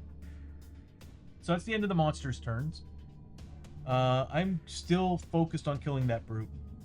So, I mean, it would probably be smarter for me to chase after old Silverback Paw Scafford, but I've already got 4 wounds on this Darkstone brute, and I'm gonna let the... Since they're both the same, since my Enforcer and Prospector are at the same initiative level, you get to actually choose who goes first. I'm gonna have the Prospector go. He has the potential of dealing a lot more damage, like direct damage. The Enforcer has more chances of dealing and nickeling and diming somebody. So that's what we want for Mr. Scafford. So the Prospector is going to use his big old heavy pickaxe that he's been using It does a ridiculous amount of damage. But first, let's see if he gets his grit back. Does not. So he's going to roll 2d8. So on a 6, 7, and 8, it crits. But he ignores crit rules. And it does an additional 1 damage. So their defense will technically be 3. Okay, so he does land 1 hit. So it's going to be -3 to whatever I roll. If I roll a 5+, I think I straight up took him down. Actually, I think I needed to roll an 8. Kind of weird not having the cards. Usually when I have the cards, it's easier to remember all the rules. I wish I rolled an 8. But let's see how much damage he does. I think I killed him. So I'm dropping his defense to a 3 for the +1 of the weapon. -3, does 5 points damage. The brute's dead. And in doing so, he's also getting... It's 1 strike, so it's 15 plus 20, so he's getting 35 experience. See how if you manage to get shots, like more hits, you seem to get more experience than just doing a straight heavy amount of damage. So he's getting 35 experience.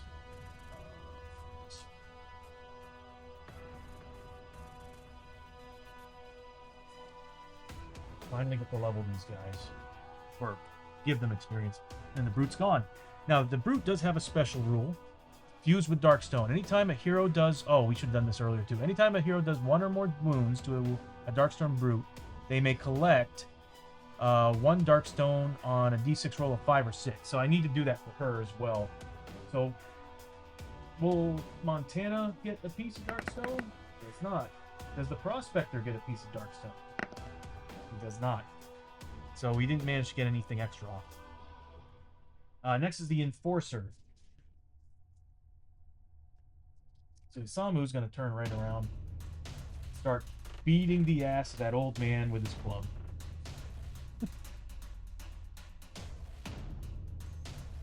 That sounds awful. He's a mutant, so who cares, right? That sounds even worse. So Samu, he's going to pull out his Outlaw Club. And he's getting +1 damage on his attacks against this guy. If he kills anybody, he gets 10 XP, 10 cash.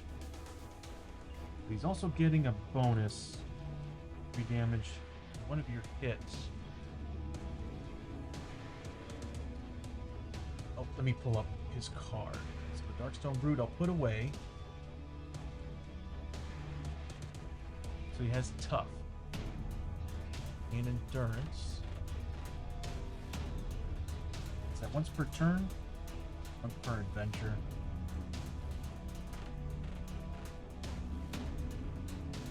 Wow.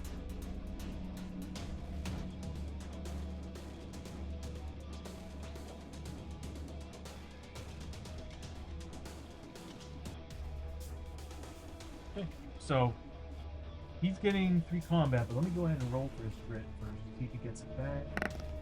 He does. So he's now got 1 grit. And next, what he's going to do is he's going to make a combat attack, 3 combat attack, against Mr. Silverback Pa Scafford. And he's only rolling d6s. As long as he's land, everything's great. I think he gets 2 hits. Cool. So he gets 2 hits. He's a defense 3, so as long as I get a 4... Well, actually, he's a defense 3, I get a +1 on my attack. So -2 to what I roll. As long as I get a 3+, I've dealt A damage to him. Here's the two hits. I'm going to use that grit to re-roll that 2, because I really need to deal damage to this guy. No. I need to hold on to that grit in case I need it for the next attack. So I'll just do the 1 damage to him. Wow, he's got some nasty rules. So he's down to 6 health now, though.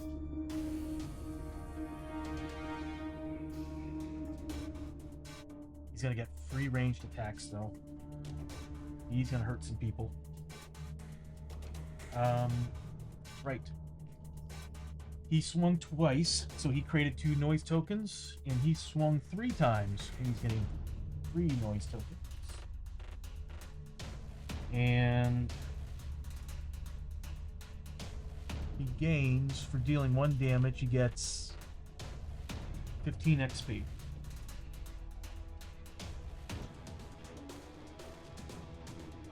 So next up, Old Paw Scabbard gets a free attack, if I remember correctly. So he's got the firefight at initiative 1, which we are at now.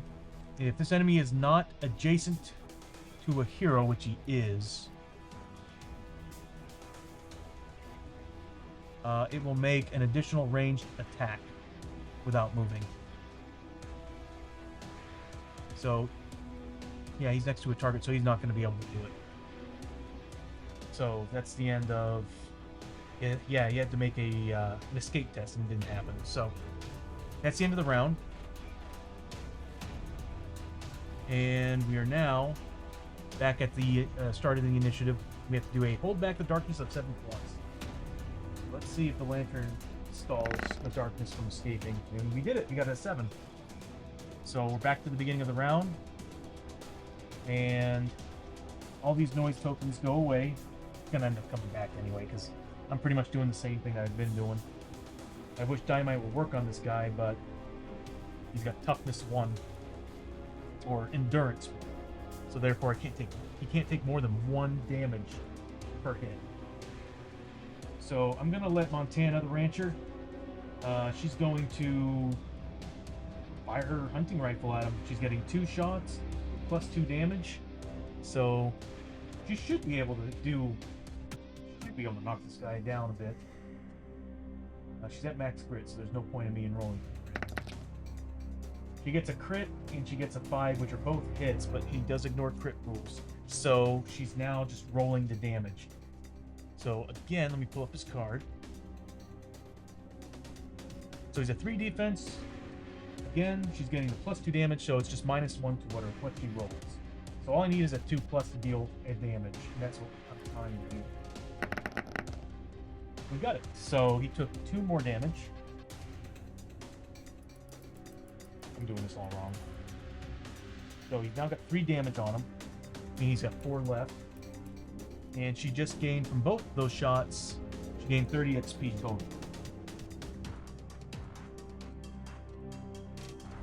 Next turn is his. So he's going to attempt to flee. So she also created noise. So how noise tokens works is for any action, it's a noise token. But if you're using a gun, it's 2 noise tokens. He shot twice, so he generated four noise tokens, which is gonna make him more interested in shooting at her. So yeah, he's putting a shootout marker on her, and he's going to roll to see if he escapes, which is a 4+. Doesn't get it, but he will shift himself because he wants to be far away from the target as possible, and then he's going to fire his blunderbuss right into the rancher that shot at him. And what he does is, again, he's going to be firing 4 shots of D8 into her. What is it? 4+? He only gets 2 of them this time. Luckily, he doesn't get crit ruled, but she's going to make her defense rolls against it.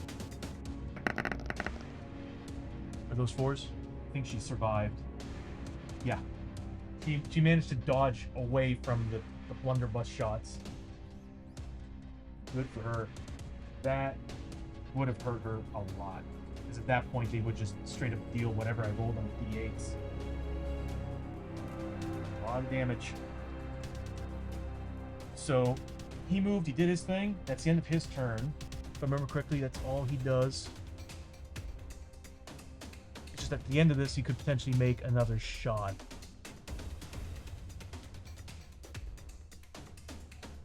because he didn't manage to escape, so he's still next to other player heroes.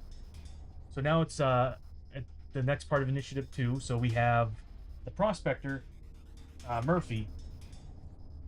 I'm going to have him roll for his grit, see if he gets one back. He does. That's awesome. I am excited for that, actually. He needs his grit. And I'm going to have him swing his heavy pickaxe. That does +2 damage. +1 damage. And he rolls d8s. 4 pluses. Melee is a 4+, so he gets both hits. And they're +1 damage against his defense of 3. So it's -2 to what I roll. So I need to roll a 3+ to do 1 damage to him. I'm hoping we can take it down. I want to re-roll that too. I'm going to re-roll that too. I'm going to spend my grit that I just got. So I want to re-roll that too. I need to kill this guy. He's awful. And I rolled a 1. So I dealt Prospector dealt 1 damage, gaining 15 XP on that.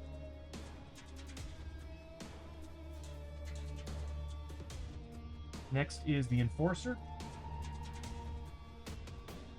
So just like last time, he's going to pull out his Enforcer, his Outlaw Club, and he's going to beat down on Paw Scafford. He's getting 3 dice because of his pickaxe. But first, let's roll for his grit. Does not get it. He's making 3 attacks. Created 2. He's going to be making 3 attacks. So again, generated 3. And he's going to... he needs to roll on a 3+ on these melee attacks. Good, they all hit. He's getting +1 damage. So again, it's -2 to whatever I roll. So as long as I'm getting 3 pluses on these, I'm scoring 1 damage apiece.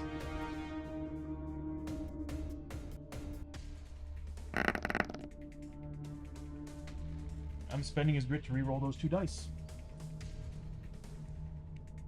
Can't believe I'm rolling this bad. So he has endurance, so he can only take 1 damage. So he's already got 1. Here's the 2 that did only 2 damage pop.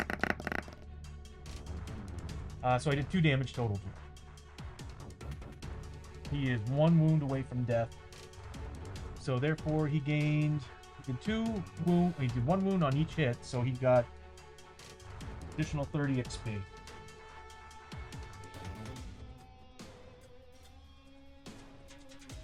Pretty good.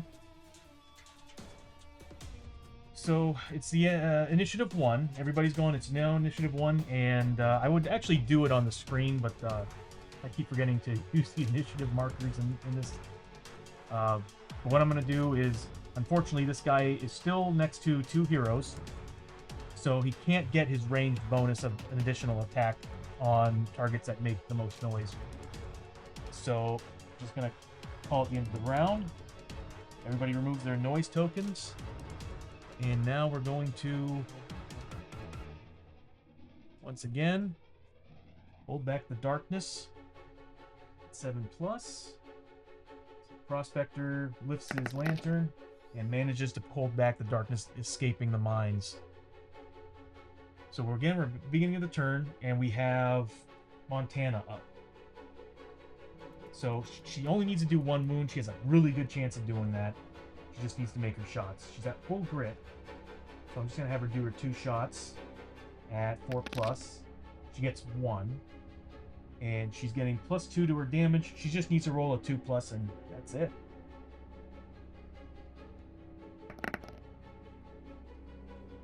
I've been rolling 2s nonstop this game. So she took her hunting rifle out and popped a shot right into old Paw Scafford and ended him. He took a solid 2 full turns to take down with 3 people on him. That endurance is nasty. And per usual, combat's over. Should turn off. There we go.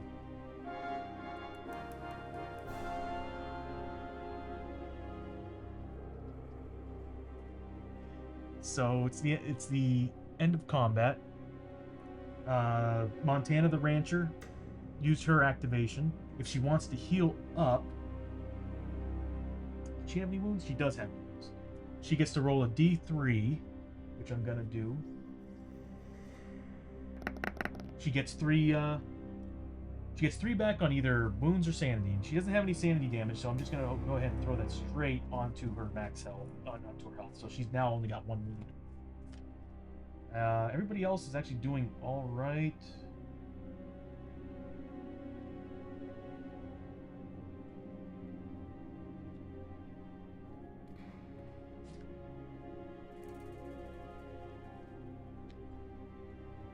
When did that happen?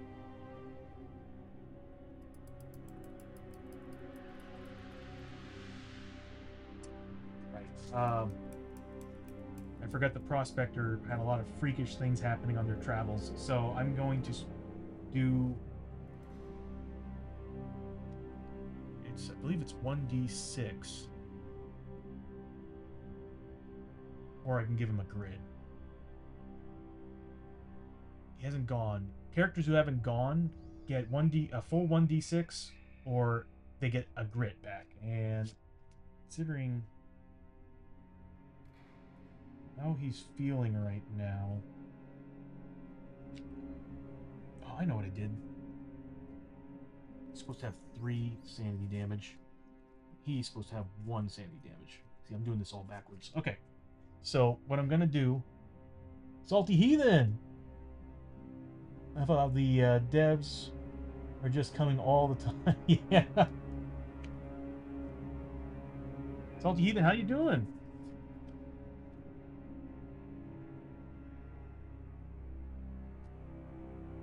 I'm just gonna give them their grits. I think they're doing good on sanity. If I can give them grit back, that means they have basically a fate point to do anything they want to. How's your Sunday going?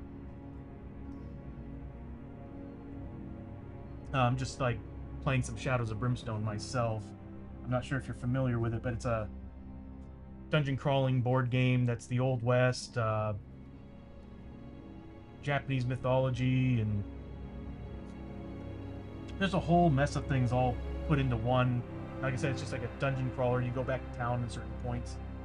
It's a pretty fun game.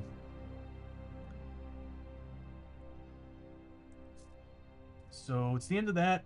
Next thing we need to do. I wasted away all day playing Fortnite and Lies of P. Would you say it's a waste though? I mean, Lies of P is a great game. So is Fortnite.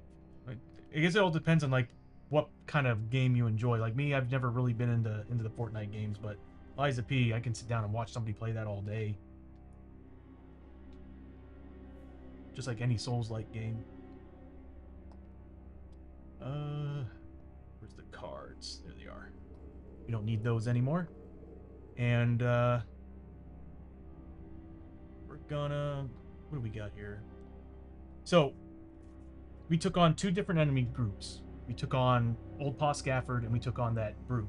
So what that means is that once we defeat them and we've succeeded, every enemy group drops a loot for every character. So we defeated 2 enemy groups, meaning that we get 2 loots a pop.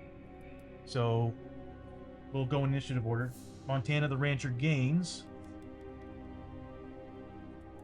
Oh, hells yes. Okay. She gains 50 XP total. She's at 140. I think 500 XP is the next level. And she gets 25 gold.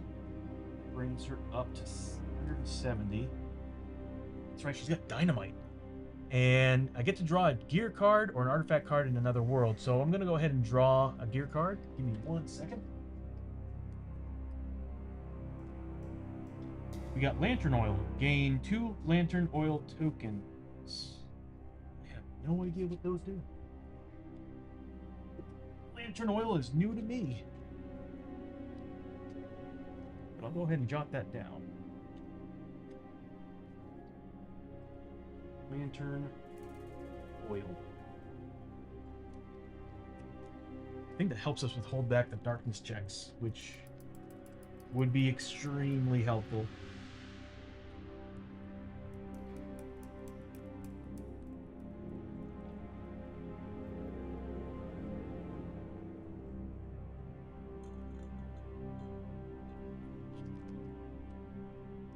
Ah, here we go.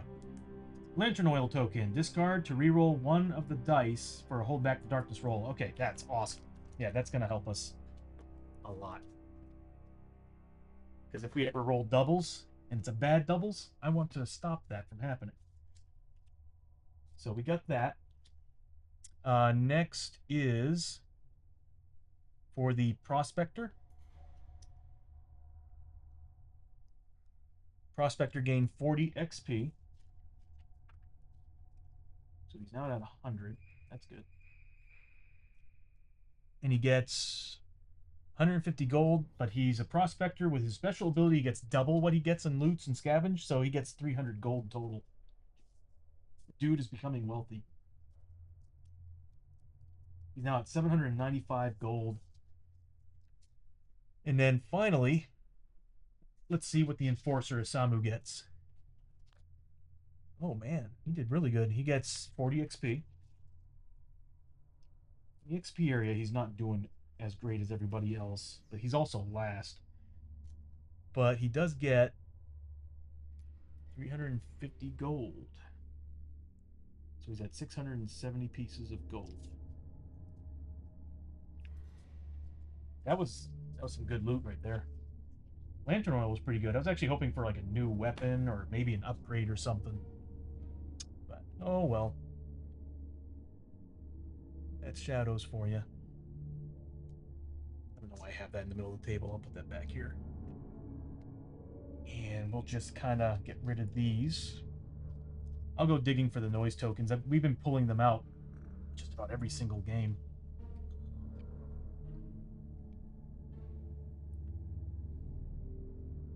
So we managed to do that, finish the combat, and did we do the hold back the darkness roll? I don't think we did. So let's go ahead and finish the turn off. I swear we did it. So we have to make a 7+ on our roll. And we got a 7, so we're good. So beginning of the turn, we have Montana the Rancher. She's got initiative 3. She gets to go first. She's going to move up her 4. 1, 2, 3, 4. And kind of want her to spend her grit. Like, we are on the far side of this room, and I kind of want to get through this dungeon quick. I could spend some more points and move us closer. I'm going to do that. No, I need her points for heals. So what she's going to do in this room is she's going to scavenge. So she gets her 2 scavenge. Doesn't find anything. Next is the Prospector. He's going to move up his 4. Actually, you know what I'm going to do? I'm finally going to do it. I've been wanting to do this for a while. I'm going to go ahead and upgrade his heavy pickaxe with the Mark of the Explorer. So I'm going to spend the two Darkstone out of his 5. Actually, this is perfect. I can get rid of those 2 pieces that are going to cause me some problems. So I'm going to spend the 2 Darkstone, and I'm going to basically add this upgrade to it. So now that weapon is turning into a 1 Darkstone weapon. So now I have to make rolls on it at the end of the adventure. But I get Mark of the Explorer, which is worth 200 bucks, but it gives me +1 to my movement and +5 XP for searching doorways. So I'll just upgrade his movement to a 5 now, because I'll never get rid of that pickaxe. That thing's just too amazing. Spent that. So this way, he's now a movement 5. So I'm going to go 1, 2. Which way do I want to go? We'll go to the right. So 1, 2, 3, 4, 5. And he's going to scavenge. Since he's the prospector and he has a special rule, he gets one additional die on his scavenge. He finds one. I also need to roll his grit. Does not get it back. But he does find a scavenge. What he finds... Dude, he's been rocking these rolls on scavenge. So he finds something shiny. So he gets 10 XP.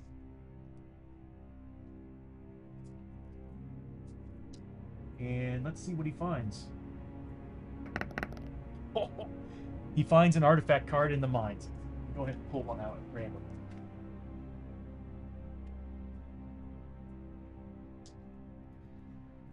And what he finds is a horrific statue. Let me clean this area up. I am so sorry. So, the horrific statue, it's a Darkstone item, so I have to roll for it at the end of the adventure. You may break the statue. Discard to cancel every darkness card currently in play on a d6 roll 3+. That is really awesome. For those of you who are new to this, darkness cards, other than Growing Dread's some of the worst cards, but darkness cards, when they come into play, they usually remain in plays, and they usually give bonuses for specific monster types, or just straight up make monster cards a little bit more difficult. So this is going to come in handy if I can make those rolls. So I should probably zoom in a little bit more on this card area. But that's a really good find. It's worth some money, but that's something I'm probably going to use down the line. So that was the prospector's turn. Next is Isamu the enforcer. He's got his boots of speed, so he's gonna move up 1, 2, 3, 4, 5. Can I? No. The room's already been scavenged, so he can't scavenge the room. So that's the end of his turn. That's all he can really do. So we're gonna call it, and it's now once again. Let me get rid of that card. Once again, it is time for Hold Back the Darkness at 7+. We got it. So we're good. Going to the next turn. Again, we start over with the Rancher, Montana. I didn't have her roll her use her grit, so I'm just gonna have her move up 1, 2, 3, 4. She can't scavenge. Then we're gonna have Murphy, who now has his new item. And he's actually going to be the one I'm going to have peering through the room. He gets 5 XP for just doing it, or an additional 5 XP for doing it. I've actually been forgetting to add the XP on these. But he's going to move up to the door and peer through the door. By doing so, normally you get 5 XP. He's getting 10 XP because he's getting a bonus from that item that I just attached to the weapon. So he's getting 10 XP for that. And what he finds on the other side of that door is a rail split. And that is in derelict ship. So that's what he finds. So I'll be right back with it.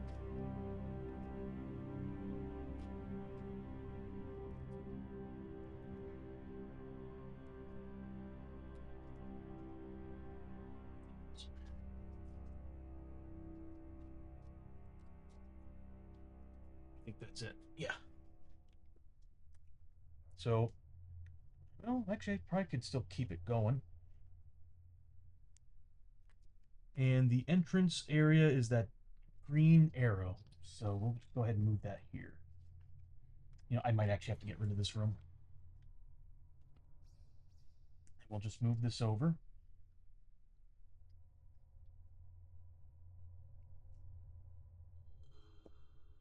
One of these days, I'm going to direct this and actually move the camera around and zoom in, zoom out. Just don't really have the time for it. It's a lot of extra work. Okay, so he moved up, peered through the room. It actually happens to be a room, not a hallway, so we get to put an exploration token on it, and we'll see what happens in that room. Hopefully we find a clue token. We need 3. Next up is the enforcer, Isamu. He's going to roll for his grit first. Come on now. 5 doesn't make it. So he moves up his 1, 2. We already got the ambush attack. There's still a chance of getting the attack exploration token. So I'm going to keep him with the party. So I'm just going to have him move up a couple spaces, and he's going to explore this room. Well, scavenge this room. Now, since he's a mercenary, he gets a special where he gets an additional die on his scavenges. And he finds something. And what he finds...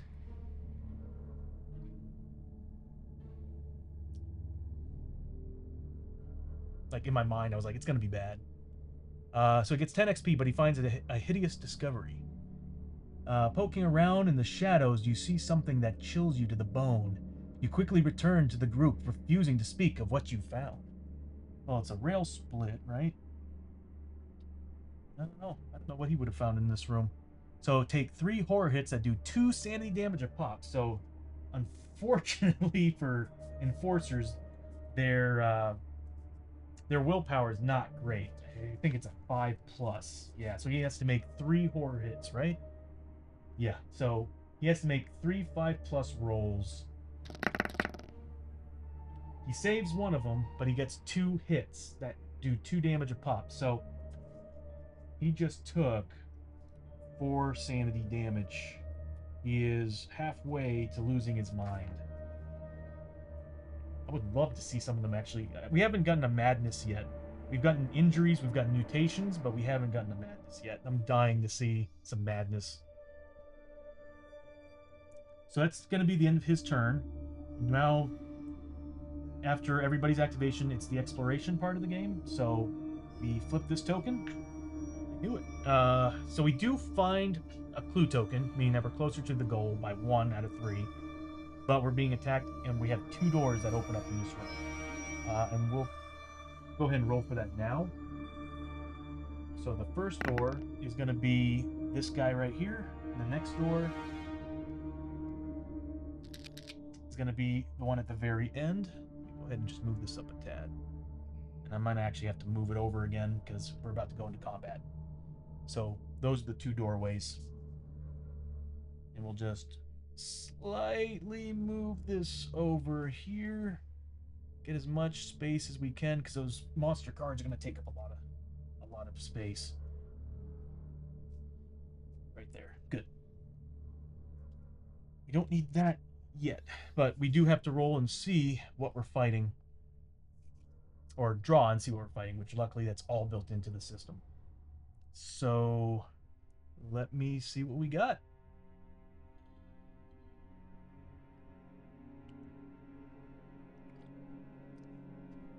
Oh, God! Peril die +2 tentacles and a fallen sorcerer. This could be a bad fight. That's what I thought about the last one. So let's take a look at how many tentacles take us on. It's a peril die, which means you don't get lower than a 3. Damn. So we're taking on 6 tentacles. They're very basic. But that fallen sorcerer.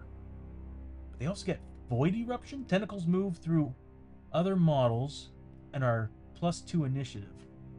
Oh God. Okay, so let me get their monster cards out. So first things first. Tentacles. I cannot wait to add initiative to this stream. So there's a tentacles card. And next we'll pull up the fallen sorcerer.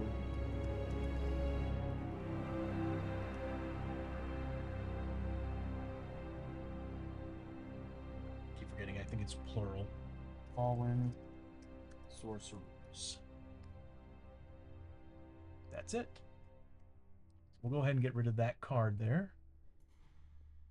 There's going to be an easier way for me to do this. And what we're dealing with are these 2 monster types. Stay. So, first, but let me go get the models. I need a fallen sorcerer and was it 6 tentacles? I rolled a 4 +2, 6 tentacles. I'll be right back.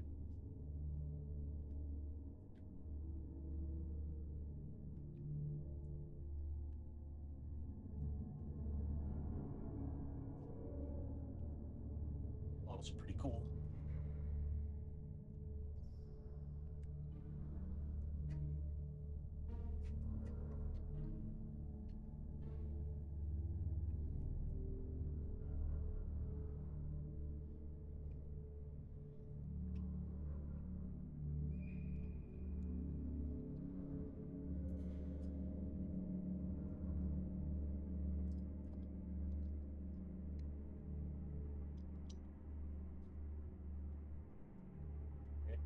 Apparently all these guys are base, so they might be the next models I'll do on a paint day. So, far side of the room, on that side, we're going to do checkerboard pattern. Sorcerer, what is his initiative? Is a 6. There are 4. I bet you he's got sorcery and spells that are going to... I hope he doesn't have any summoning spells. Oh, that would make this awful. He's going to be priority target. There. That's not the spot. That's how it's looking. Maybe I can push this just a tad up. There we go.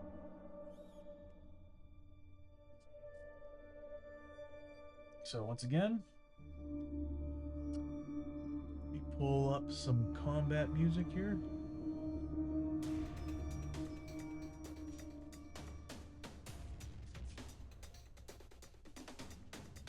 It's better if I just have it following me around. There we go. Okay, so doesn't look great. Bro, going to get dinner. Shock, thanks for stopping by, bro. Definitely looking forward to some more gone fishing later today. It'll be a lot of fun. Are you planning on streaming it? I need to get the camera over here.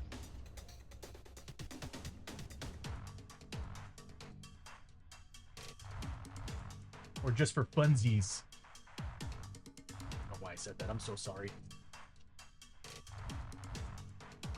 So obviously the sorcerer is going to go first because he has the highest initiative. That sucks.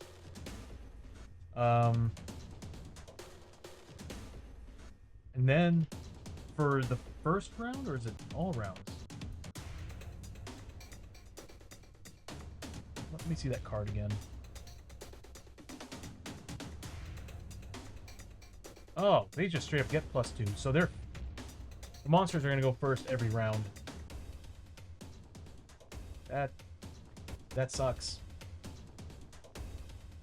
So let's bring up the sorcerer and let's see what he does. Tentacles, like I said, are very basic. But him, on the other hand, he's got a lot of stuff. So he gets the shootout rules.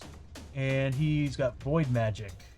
Start of its activation, if not adjacent to a hero, after any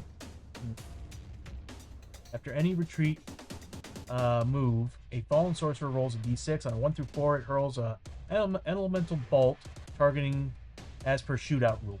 On a 5 through 6, so that basically what that means is that he puts a target token on someone, tries to escape any like he tries to get to avoid being adjacent to another hero. So he'll roll an escape test. If he passes, he's bolting. At least trying to stay within distance of combat, so he can shoot his bolts and his attacks. On a 5 to 6, it casts a random spell from the void magic deck, which is pretty nasty. The elemental bolt is a spell, does a range of 12, so he can pretty much go from one side of the room to the other. Only one shot, but does 4 damage. The to hit roll also determines the keyword type of the bolt. Wow. So his range is a 3+, so on a 3 it's water damage, on 4 it's earth damage, on 5 it's wind damage, and on 6 it's fire damage, ignoring defense. So yeah, he basically gets crit rolls on 6. And he also gets his stupid phase shield. Dang, I was gonna throw some dynamite this round, but he would ignore it. The tentacles won't. How much health do the tentacles have, by the way? 4 with defense. I could potentially kill them with the dynamite, so they're not a big deal.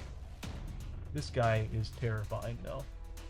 In close combat, he does perils dice damage at 2 combat a pop. So he's got a lot of health too. But he ignores crit rules. Damn. Okay. So what I'm gonna do is first, I'm gonna get the. Let me pause the camera right there. I'm gonna go ahead and grab the void deck because he's gonna be rolling some random matches.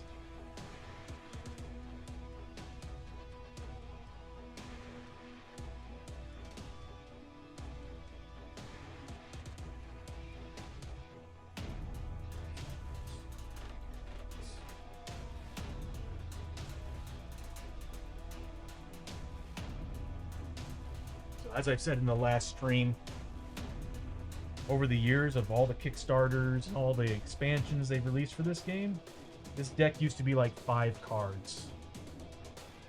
It's gotten... That's more than 5 cards. It's gotten a lot nastier. And you may or may not be able to use that. But I'll just go ahead and put it right there. There we go. Camera has a habit of focusing, constantly being on autofocus. It's understandable because I can zoom it in and out, which would be a bad idea to do. So Sorcerer goes first. It's sort of his activation if not adjacent to a hero. So he's got to roll a d6, and we'll see what he does. He's gonna cast some void magic. Alright, let's see what he does. I might want to zoom in that camera a little bit. Give me 1 second here. This guy, I kind of want it to zoom in a little bit more so you can actually read the cards. So I'll just lay it there. If I put it here, there we go. And a little bit. The hell was that? Okay, so what he casts is Voice of Hate. The hell is all this? Voice of Hate. Spell level 1, 2, 3, and 4. All enemy range and melee attacks are +1 damage during their next activation. So I'm guessing level 1 is what it is. Probably because it stacks over time. So right now it's at level 1. So wow, everybody's getting +1 damage on their team. That's the card right there. So he casts that. He's basically buffing everybody. Wow, what a cool start for them. And he's not going to be doing any combat. No, because that's what he did was that.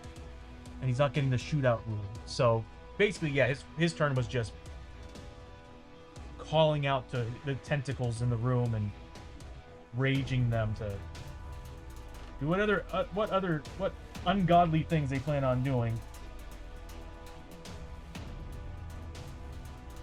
So next are the tentacles. The tentacles, they get smashed on 6 pluses, so they do ignore defense. They do a lot of damage. What's their movement? 6? They're gonna get on us. So first thing I need to do is roll for each one of them, see who they're going after. Specifically who they can reach. So 2.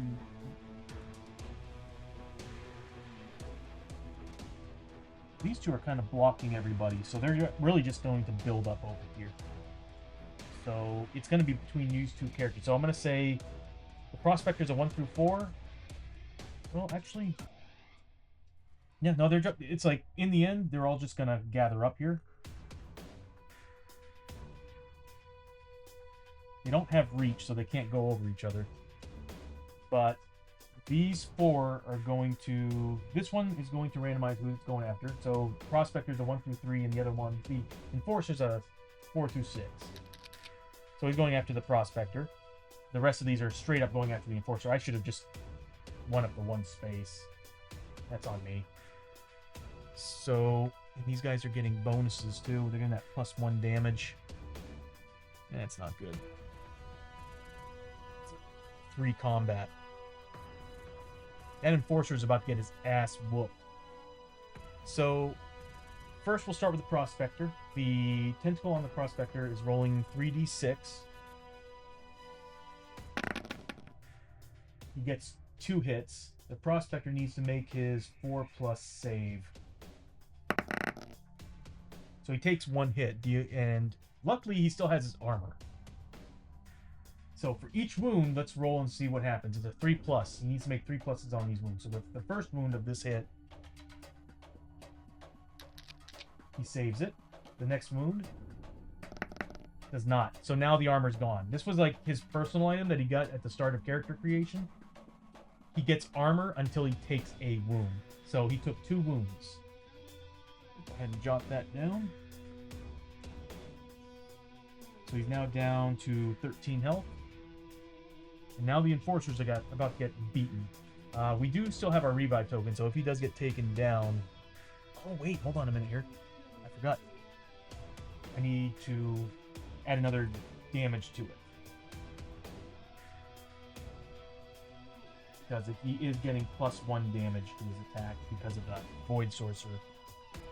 We need to get him. We need to kill him. So next are the 3 tentacles going after the Enforcer. Let's see how well that goes. So, first one is making, again, 3 combat hits at, was it 4+? He gets 1. The Enforcer has a 3+ save against this. He saves it. The next one, again, 3 combat hits at 4+. He gets 2, and one of them is a crit. So he ignores the defense, but let's see if he saves out of that 1 defense hit. It's a 3, so he gets it. But he gets crit, meaning he takes straight up 4 points of damage. Does he get armor, though?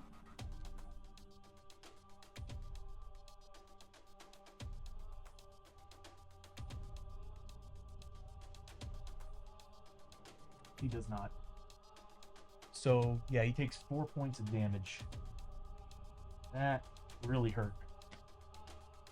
And I see dynamite coming out this turn. Everybody's got a stick of it, so we're good. And then the last one does 3 combat. All 1s. Got lucky on that roll. So that's the end of the Tentacles' turns. And next is going to be Montana the Rancher. She's really good with her hunting rifle, but I'm going to let her throw a stick of dynamite. And I'm going to... What's her range ability? It's a 4+. She has 2 grit, so I can always re-roll it. I'm going to plant it right on this guy, so that it gets all 5 of these. And, God, if I can roll a 4+ on damage, they'd all die. So, I'm going to declare it on this target. And she needs to roll a 4+ for it to actually hit where I want it. Yeah, I'm spending a grit. Now, grit points are just like fate points, in a sense. Like you get to re-roll any number of dice you just rolled, but you can only do it. The rules of Shadows of Brimstone is you can only roll 1 die, re-roll 1 die once ever, unless you do have a character specific ability that overrules that. So she rolled a 2. She still failed. So now we roll for deviation. It's pointing this direction, so deviation's going this way. Let me get the card because there's actual rules on that. Look at this. This sucks. I was really relying on her. Okay, so deviation's this. We have to roll how many times? D3 times. So twice it deviates. And so how it works is that it deviates based on this 1 through 8. We have to roll a d8 and it goes the direction of which that happens. So we have to do this twice. So here's hoping that it goes forward and back. So 1, it heads this direction. So it's now here, basically hitting this one guy. And the next, please be a high number. Like, God, if it's 7, that would be amazing. 5. That's not great. But I could spend a grit to try to fix that. But it would land here and it would only hit this guy. You know, I've got grit points for this reason.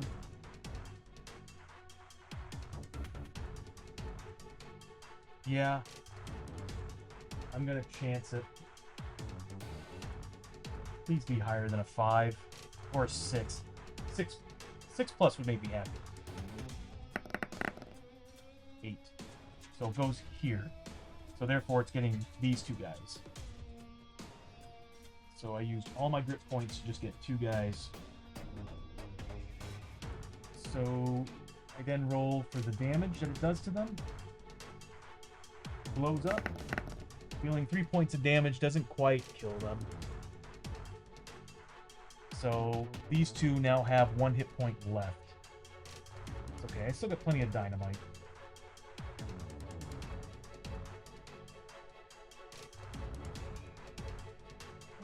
Some very poor rolls. Alright. Next is going to be the Prospector. His range is terrible, so is the Enforcer. But he does have a grit. Let me roll for his grit first. This might determine whether or not I'm going to bother doing this. He gets his grit back, so he's 2 grit. I'm going to go ahead and throw that dynamite again. I don't have any crowd control on these guys, and dynamite's the only answer to this. So he gets +1 grit. He's also going to take his dynamite.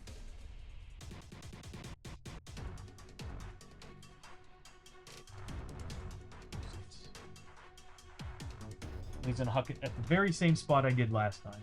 Hopefully he actually hits the spot. So 5 plus, he makes it.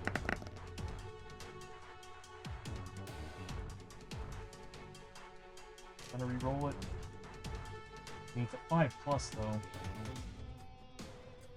Yeah, I'm going to re-roll it. Come on. Good. So it hits the very spot that I need it to. Now I'm going to roll for damage. It's going to hit every one of these tentacles.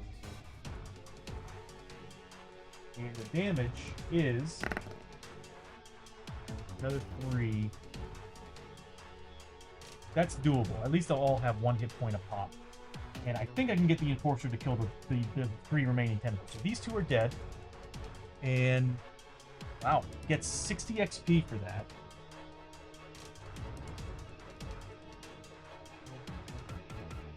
To 170.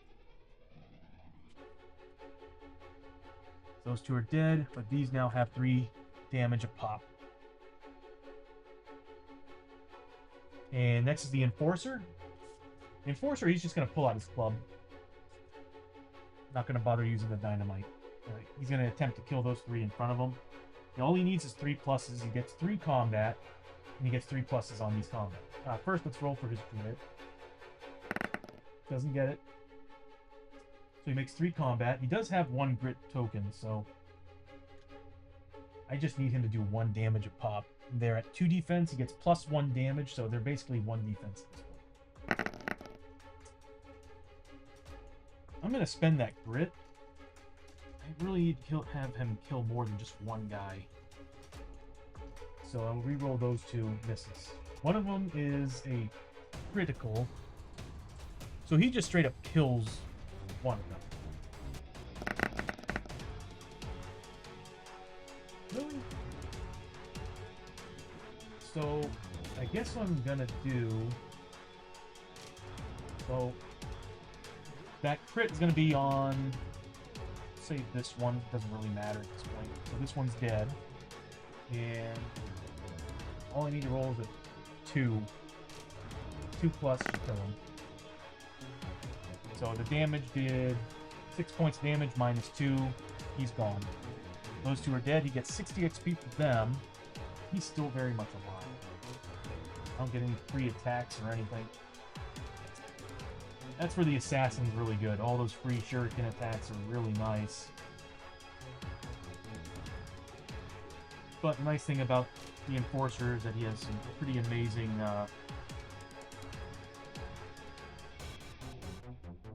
he's basically like a DPS tank, so he's great.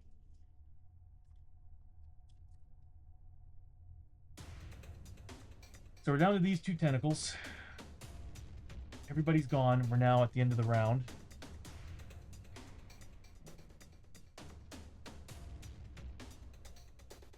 So we got Hold Back the Darkness at 7+. How many rooms have we gone through so far? I don't think I dropped it down one more. So we need to make it Hold Back the Darkness at 7+, and we get it. And it's now back at the beginning of the round. The sorcerer gets to, once again, he gets to decide if he's going to cast a spell or he's going to start attacking.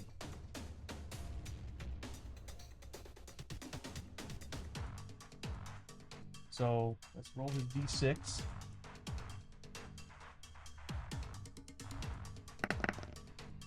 Gets a 4. So I think he's just doing a combat round. I'm guessing that card remains in play. It doesn't say it, but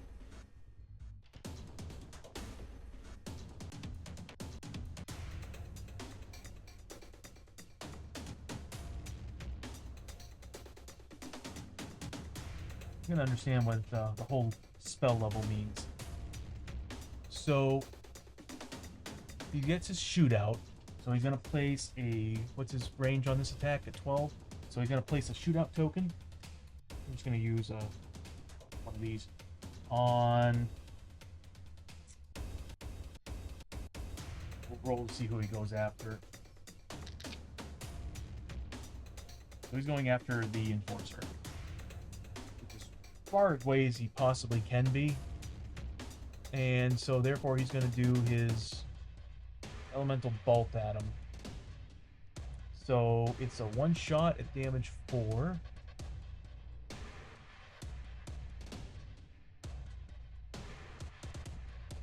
So let's see what he does. He's only a 3 range. It's a 5, so he's doing wind. Target also immediately loses a grit. So it does 4 damage. Let's see if the defense...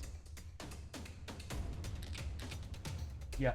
So the Enforcer defends against that wind attack, but he does lose a grit. Actually, hold on. Target also immediately loses 1 grit. So yeah, he just straight up loses a grit. Which he used. So he doesn't have any anymore anyway. So then he moves. And if I remember correctly, I think that's about it for shootout rules.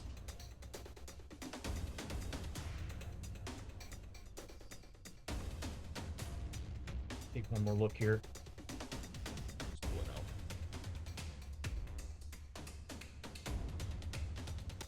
That fire's a little bit easier to understand. Shootout's a bit confusing. Okay, we did that. We did that. Yeah, so we did it all. That was his turn. Next is going to be the tentacles. Tentacles are up and... Okay. They no longer get this because it's just for their next activation. So that's gone. So now they're only getting 3 damage on their combats. But this guy's still going after the Prospector. This guy's still going after the Enforcer. So the Prospector is getting hit by 3d6. 4+, so gets hit by one of them. Let's see if his defense roll helps. He avoids that attack. The next one against the Enforcer makes 3d6 at 4+, gets a crit and 2 hits. So the Enforcer straight up is going to be taking 3 points of damage. And the Enforcer needs 3 pluses to avoid the other 2 hits. He fails them both. He just scored 9 points of damage. I think he's down. Yeah.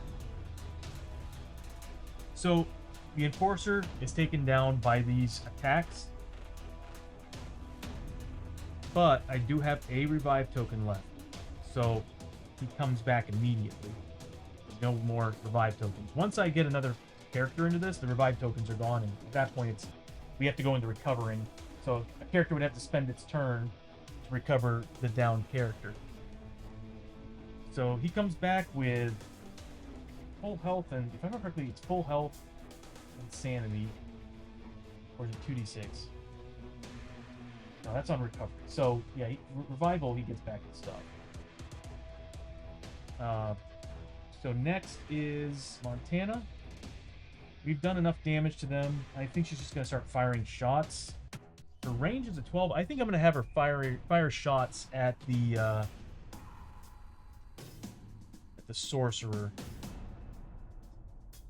He does get his immunity to critical hits, but she does decent damage with her weapon. It's a +2 if I remember correctly. Yeah, so +2 damage.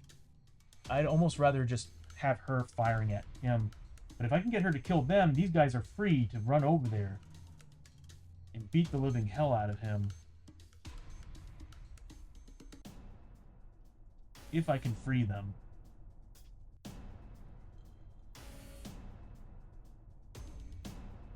What do I want to do? I'm going to have her shoot at the sorcerer. I want him dead. So she's going to first roll for her grit, because she did lose her grit both grit last turn. She gets 1 back. And then she's going to fire 2 shots with her hunting rifle into that sorcerer. He's definitely within range. He's definitely within range. So she's going to fire 2 shots with her upgraded hunting rifle.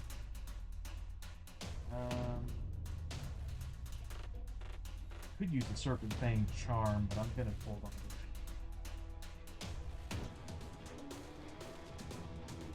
it. 2 shots at 4+.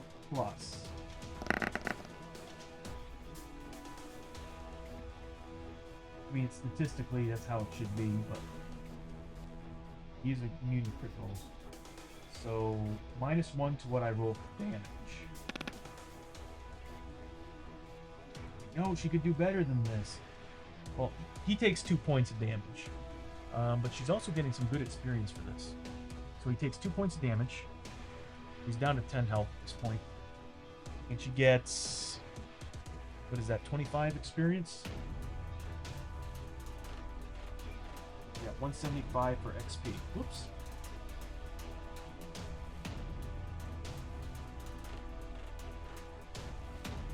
That's the end of her turn. Next is the Prospector. I'm going to have him make first off, his grit. He gets it. He's at max grit now.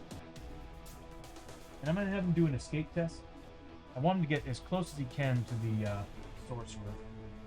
Well, actually, he doesn't need to make an escape test. He's already next to them. He can actually just shuffle around them. So he's going to go 1, 2, 3, 4. Actually, 3, 4. So this way he can actually attack both targets. And I'm going to have him... I'm going to have him swing his pickaxe at him. So he's actually rolling a 2d8. So they... pull them up here for a second. So yeah, they don't have any rules to avoid crits. So as long as I roll some 6 pluses, doing pretty good. Excellent. So he gets 2 crits on them. So first one is going to be on,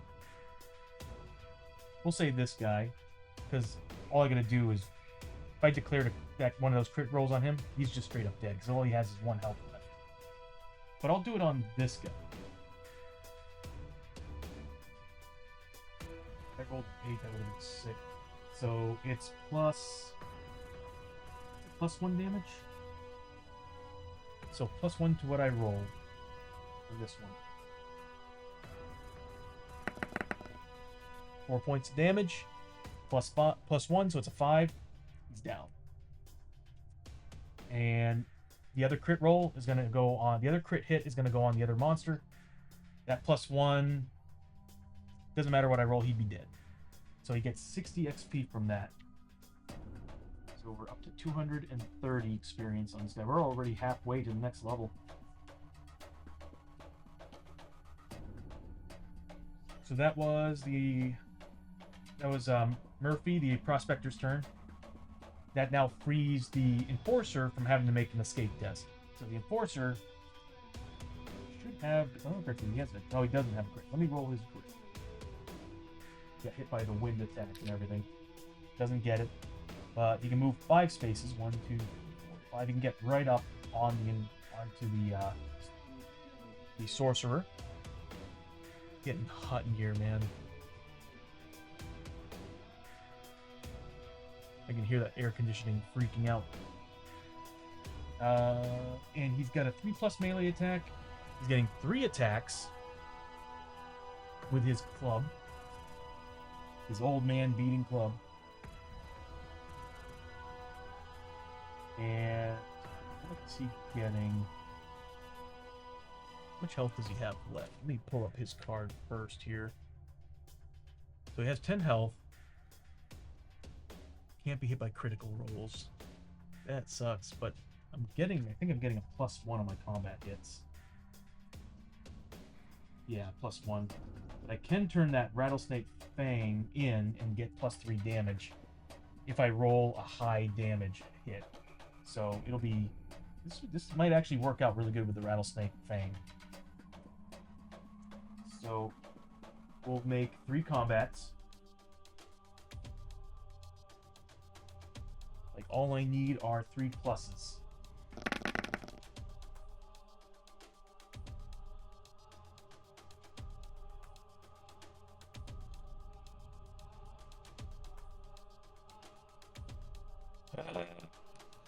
Is there anything I can do? Anything at all to stop this BS from happening?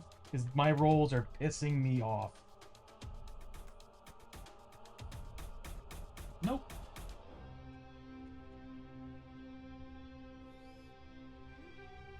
No.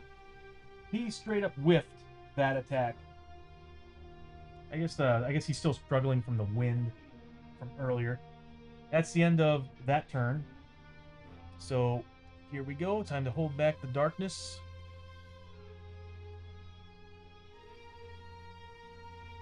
+7. See if that lantern's keeping us. It's doubles, but a good doubles. So I'll pull it up just the same, but doubles rolls on hold back the darkness happens a little different.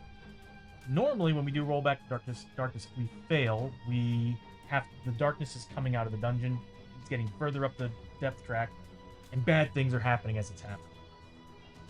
Doubles rolls, depth events happen.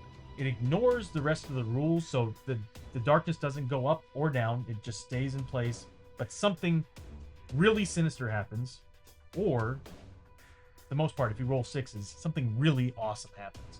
And it's really just health bonuses and all. But let me go ahead and pull up depth event chart. I'm looking for the mines. Should be the one. Yeah. So you're basically taking the number that you rolled on the doubles and you're applying it to this chart. So I rolled double 6s, so we get Stubborn Resolve.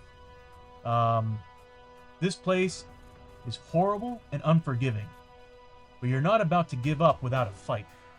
So each hero may immediately heal D6 wounds / sanity, any mix, or recover 1 grit. KO'd heroes may immediately recover, rolling for their injury madness and healing D6 wounds sanity of any mix as the normal recovery rule. So what I'm gonna do is everybody's kind of doing good. Well, okay, actually,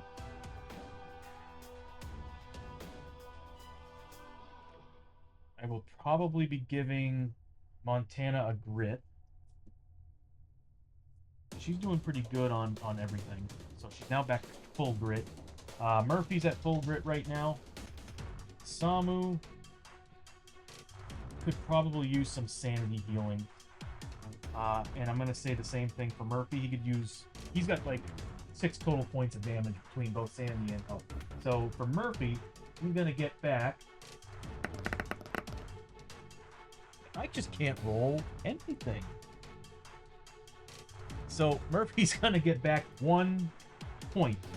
And I'm going to put it in his health. I'd rather give it to his health. He needs it there. He's a tank. And Isamu is going to get back 4 points. And I'm going to put it on his sanity. So he's back down to 1 sanity.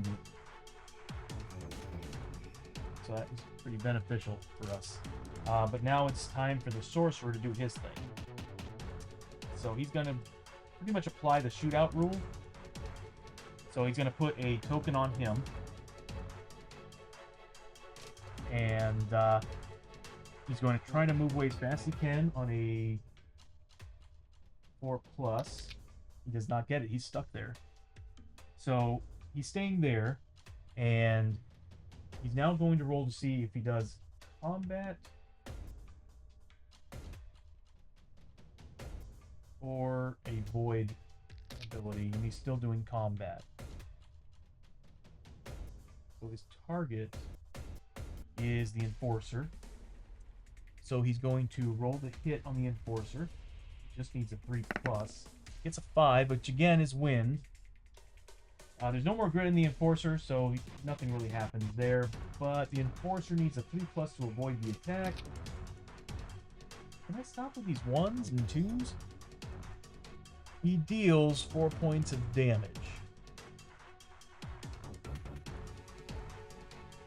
So the Enforcer is now got 4 wounds on him. Basically traded up his sanity damage for some wounds.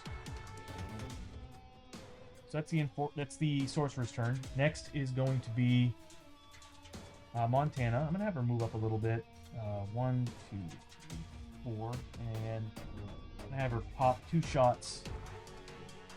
She's at full grit, so there's no point in throwing grit. I'm gonna have her pop 2 shots into the sorcerer. Needs a 4+. He gets a crit and a hit, but he ignores crit rules. So let's see what she does. She's getting +1 to the +2 to the damage. So -1 to whatever I roll. Both these hits.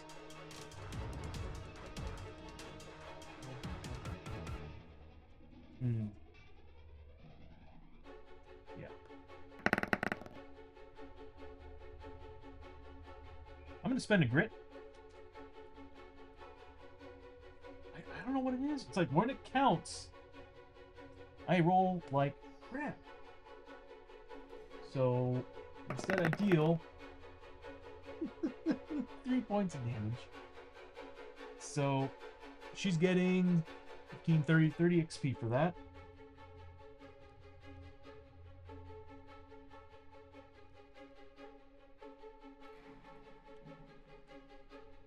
That's ridiculous.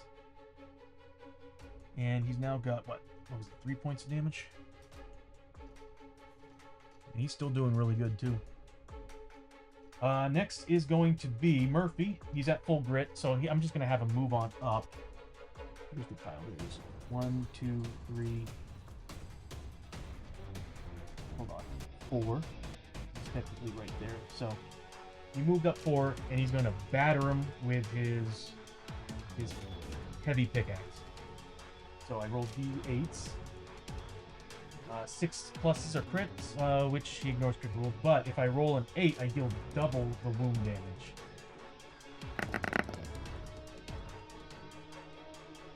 I'm gonna have him spend a grit too. I'm just not making any of these.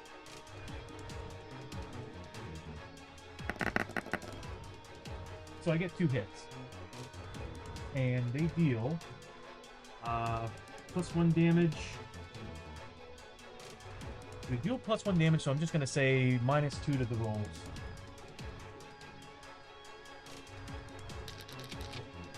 I can't see that on the screen, so he does 8 and 4, so -2 on both. Does 6 and 2, which, where is he on health? 2, so how much health does he have? 12. That brings him down to 7. He's dead. The sorcerer is dead. So he did a solid 5. So we'll say he did 6 damage, 1 hit. So 6 times 5 is getting 30, 45 experience from that. Where is he? 45 from that. So that brings him up to 275. He's doing really good on XP. And then the next one only did 1 damage. So, well, did 2 damage, but he only had 1 health point left at that point. So he did, what would that be? 20, additional 20 XP. And that kills the sorcerer.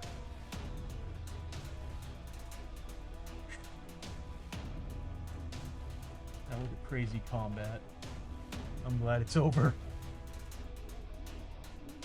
I mean, it actually wasn't too bad. Just trying to remember all the damage and everything. I've been through a lot worse.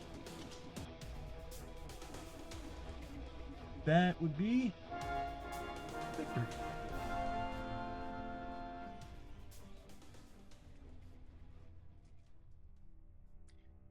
Go ahead and put those cards away. So we took down 2 monster groups. So therefore we get 2 loot. And everybody went except for the enforcer, so we'll do the recovery first. So everybody who survived the round but activated this round get D3 recovery. So first and foremost, we'll start with initiative order. We'll do Montana the Rancher. She gets D3 back, any mix. So she gets 2 points. She's back at max everything. She's doing great. Then Murphy, the prospector, needs a lot of healing. So I'm hoping he rolls good. I'll go ahead and put that on his sanity. So he's basically got 2 wounds of health, 2 wounds of sanity damage.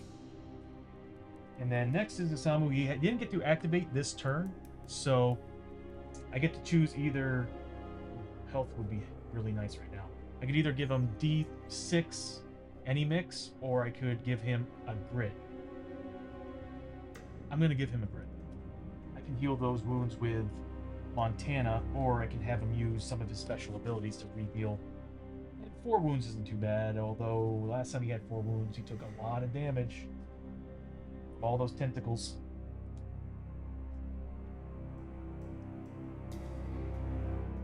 Oh my god, I wouldn't want to be him. So that's the end of that, the recovery. We're going to go ahead and start doing the loot draws. So everybody gets 2 loot, since we had 2 different monster groups in this battle. So first, we'll start with Montana. So she's getting 40 XP and 300 gold.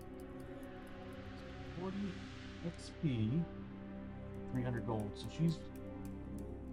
we're making some good loots this round.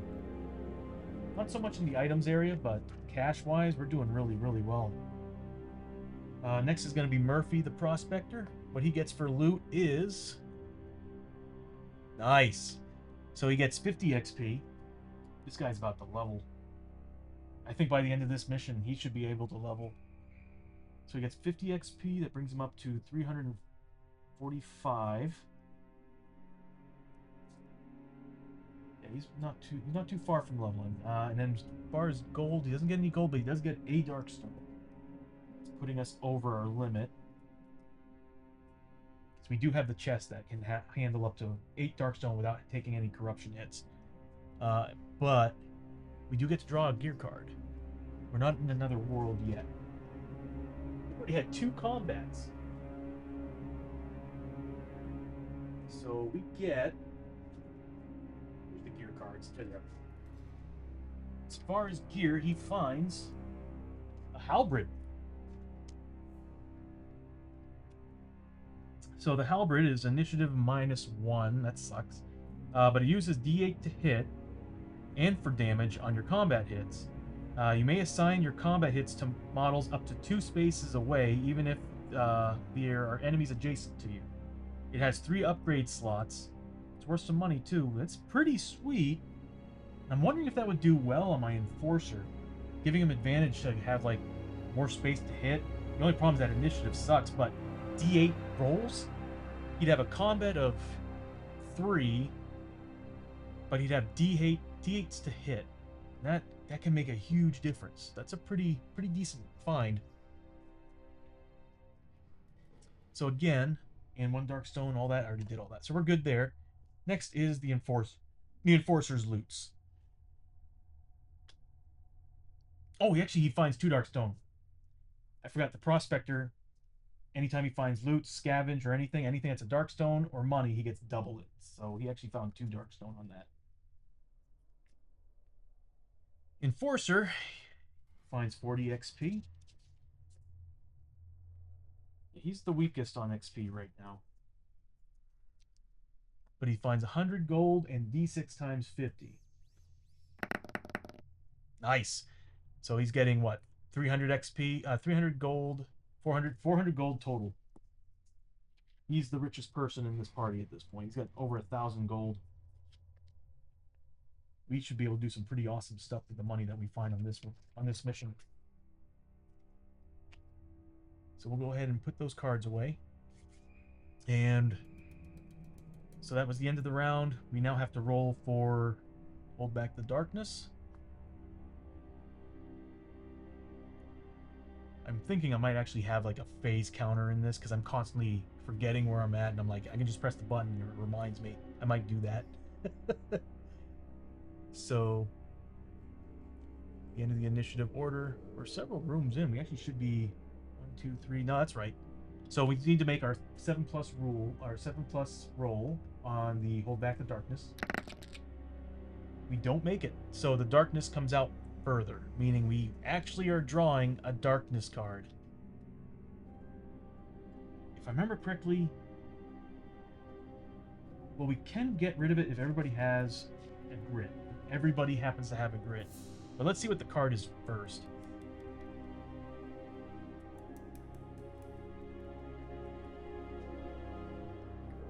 Winds of Change. Every hero immediately takes 2 wounds, ignoring defense, and 1 corruption for each mutation they have.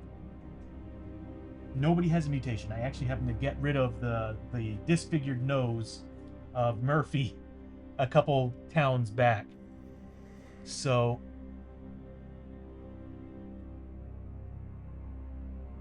we're safe with that card. Yeah. Awesome. Sucks that we got a darkness card or we went further down darkness track. That is probably one of the better darkness cards, but there's some people out there that love to play this game with lots of mutations. Because there's some moments you get benefits for having a lot of them. Specifically going to mutant towns and stuff. So at the beginning of the turn, it is Montana, and she's going to roll for grit. She gets it back. So she's at max grit right now. We're going to probably go through that door.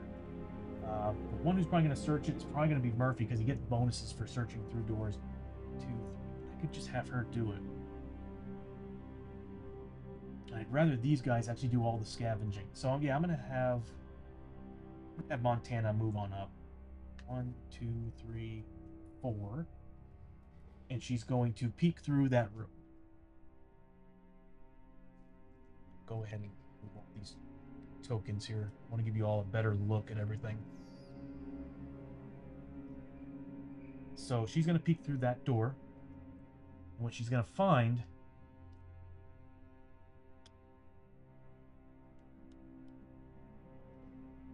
that's interesting.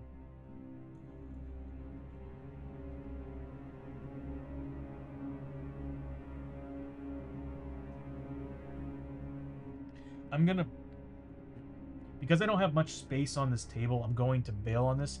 If I had bigger gameplay area, which one day I'm hoping to actually move some things out and actually have 2 big gaming tables next to each other, I would totally use this card because that's wicked cool. So what it is, it's a dark chasm, and what would happen is that it would actually be another room that's actually split in half. You can't go across because it's just a big empty chasm, and it's basically got two corner hallways and like another big room.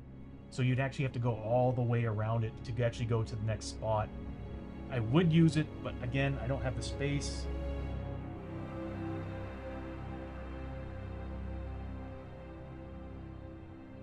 Do I? Let me check. I kind of want to see this happen.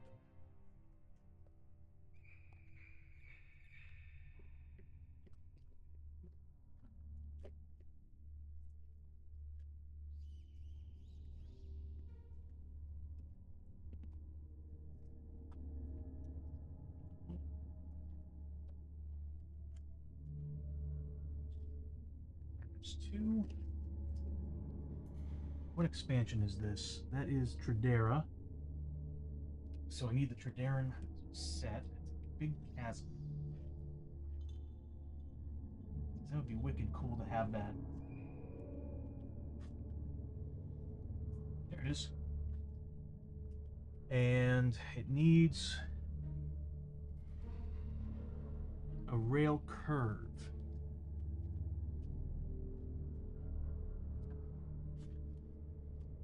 Which I don't think is in the Traderan expansion. Or am I wrong? That's it. So let's see if we can actually set this up. Because I'll just get rid of this area. We'll just keep these together. Yeah, I think I can make this work. Just move this here. We just can't go backwards. And it might be challenging to get this into shot if we get into any combat. And the card showing, that's what it looks like. I think the gore and everything is here. And then we get these two rooms. We don't need the void magic anymore. Or at least yet. These two rooms will merge together with this guy. So we have to walk all the way around to get to here. That is insane, although there is another door potentially here. So we'll see what happens.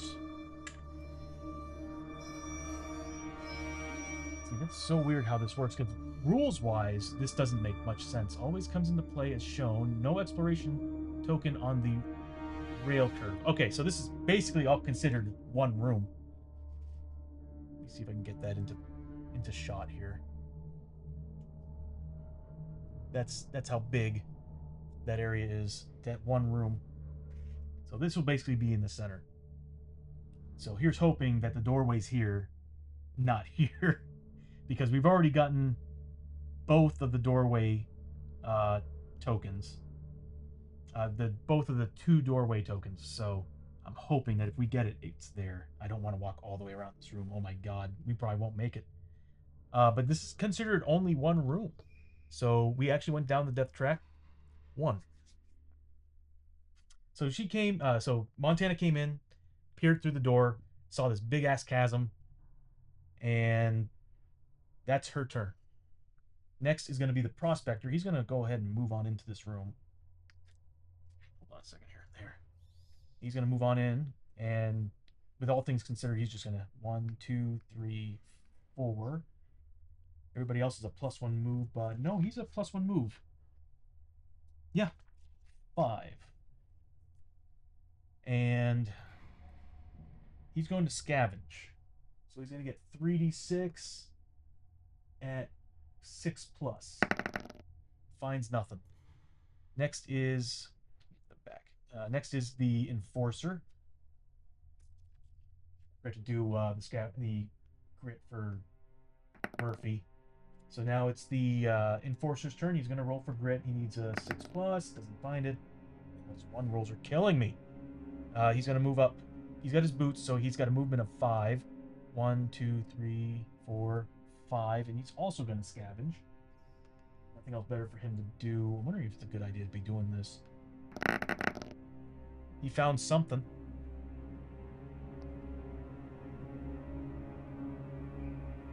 And what he finds, it's nothing but 10 XP. And she gained 5 XP for peering through that. So she went up 5 XP for her to do that. So he gets 10, was it? So he's at 195 XP. He is really struggling to keep up with everybody. But he's last in turns. So that's the end of their activations. We're now going to explore the room, since it's the exploration phase. And we find another clue token, but we also find some encounters in this room. Don't need that anymore. So, what do we find in these caverns?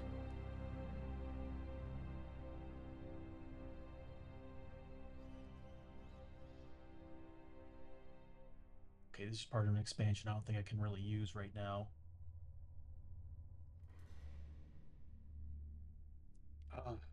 I'll just do it. Uh, it's just every single time we go into a room, we've been ambushed or attacked, and it's just non-stop. This mine sucks. You don't belong here. A Crimson Hand guard stands at the far end of the room, pointing. It makes sense considering how big this place is. At the far end of the room, pointing at you and shouting. Running toward a large bell suspended from the wall, you have only moments to stop him before he sounds the alarm to warn the others. Oof. Only one person, and it's an agility. Nobody here is good at agility. No. So one person has to do it. I'm gonna nominate Montana. She's he basically she and Osamu both have an agility too because he's got the boots, but she naturally has a 2. So I'm just gonna have her do it, and it's a 6+. So here's hoping for once I get a good roll. So she passes. If successful, you draw your weapon and take down the guard before he reaches the bell. Gain 30 XP. So she just gained 30 XP. I probably should have given this to Osamu so he can level up a little bit. If the if failed rules is we'd have a combat session with the Crimson Hand. And if I remember correctly, they're the cultists, so they get to do the spawning rituals and crap. They're crazy. Oh, I'm glad we did that. I'm glad we saved out of that, because we have another encounter to do. Why is this map card in here? Put it at the bottom. So, next encounter card. Flooded Passage. The passage is flooded with knee-deep murky water. All movement on this tile costs an extra 1 movement per space. That sucks. This map tile may be scavenged up to 3 extra times. Also, when first drawn, roll a d6. So, I'm hoping that doorway is there. Because if it's here, it's going to take us so much time to get to the other side of this room. So let's roll a d6 and see what happens. Ones are usually bad. So we are pulled under. Strength 5+ test. Now, if I remember correctly, these guys are actually pretty good at strength. Yeah. If failed, you are pulled under the water by an unseen tentacle. Take 2d6 wounds, ignoring defense before escaping. It's a random hero. I had to do that too. So, again, in initiative order, I'm going to go with Montana's a 1 to 2. A 3 and 4 is going to be the prospector. 5 and 6 is going to be the enforcer. So the prospector gets pulled under. So he has to make. He's got 46 on this roll with a strength of 4, but he has to make a 5+. He does have all his grit, if I remember correctly. No, he's got 1 grit. So he should be able to do this. It's a 5+? Yeah, he passed. So he managed to avoid being pulled underwater by tentacles and being beaten to hell. This has been a crazy dungeon for tentacles. So, moving on. That's the end of the exploration. We found one more clue. We're one away from finishing this. Now we got to see where that door is. God, be a 4, 5, or 6. Please be a 4, 5, or 6.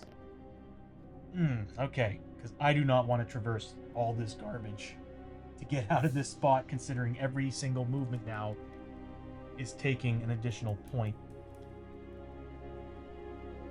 See, that changes so many things. That's why I don't understand how that card works, because you can still move into the room. Or can you? I might have to look into that again.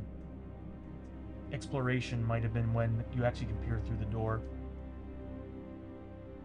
But I could have sworn it happens the moment you peer through. I'll have to look back into it. So now it's taking double movement to move anywhere. So it's the end of the turn. Go ahead and pull these cards out of the way. And I already did that, right? 1, 2, 3, 4. Yeah. So we're back at the hold back the darkness roll. Let's see if the mighty lantern stops it. It does. We're good.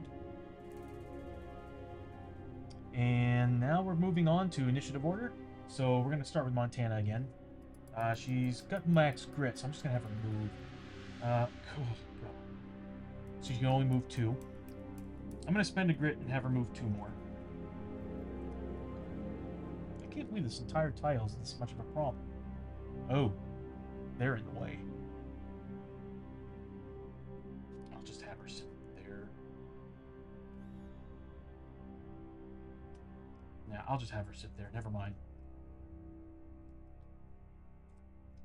Actually, hold on a minute. I might have messed up here. Or missed something. One move per space. So she's got a movement of... Well, she's got a movement of 4. They all have a movement of 5. Wait, hold on. An extra move per space. So yeah, they wouldn't be able to do it. I had to get that card in this area. Well, next is the Prospector. I'm going to have him roll for his grit. Does not get it, but he's going to go ahead and move his 1, 2.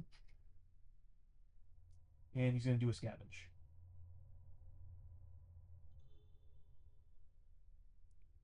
He actually gets +1 scavenge on an already scavenged area. Nothing.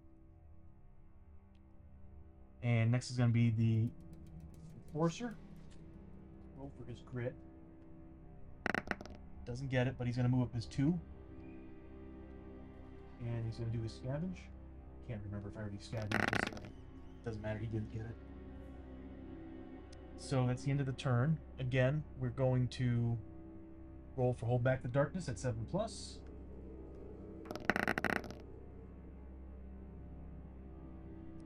I do not get it. So darkness comes back, starts coming out of the dungeon. Beginning of the next turn. This sucks.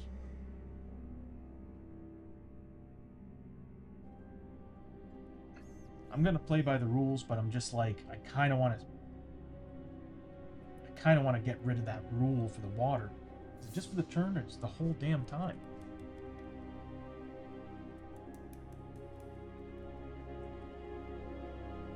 It is insane for this.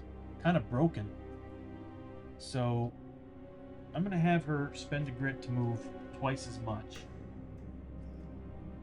That'll get her 1, 2, 3.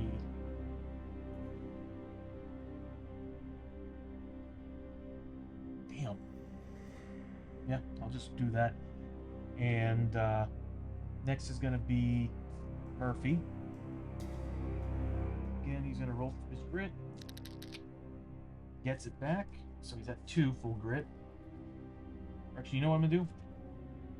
1, 2, 3, 4. I want to get the hell out of here. And he's going to scavenge.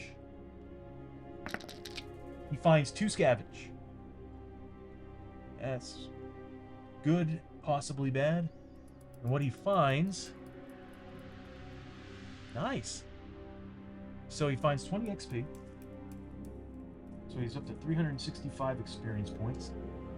And he finds 50 gold because he gets double the gold that he normally finds.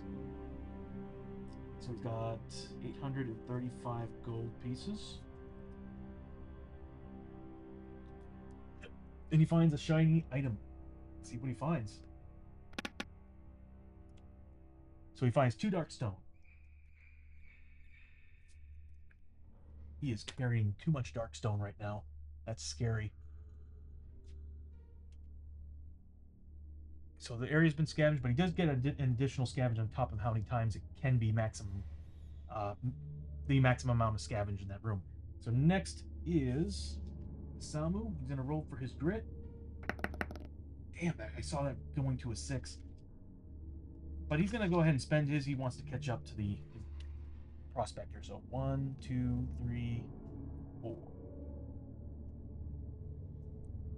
And that's gonna be his turn. Once again, we reach the end of the turn. Hold back the darkness. This room has just been awful. Is it rolling the dice? Am I having internet connections issues again? We got it. We got an 8, so we're good. So we're gonna go back to Montana. She's gonna roll for her grit. She's just gonna move up the 1, 2. I wish I could go diagonally, but I can't. You know what? I'll just go ahead and 1, 2. There. I want them out of here so bad. She can't do anything else. She can't scavenge. Room's already been scavenged. So we're gonna go to Prospector. We'll roll for his grit. If he gets it back, I'm just gonna have him rush to that door. Nope. 1, 2. I could get him over there and inspect that room. I think I'm gonna go ahead and do that. So 1, 2, 3. And he's gonna peek through. So we can get rid of all this garbage. And what he finds on the other side is a blasted cavern. So I have to roll. It's a 1 through 3. It's turned this way, or 4 through 6. It's the other way.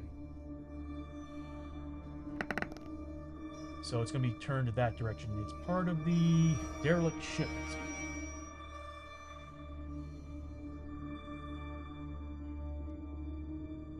Oops. That's probably it. He even has a special adventure card. But I'm going to have to pull them out of all the decks. Take them, put them there, and we'll get rid of the rest of these tiles. At least these 2. He will not let go.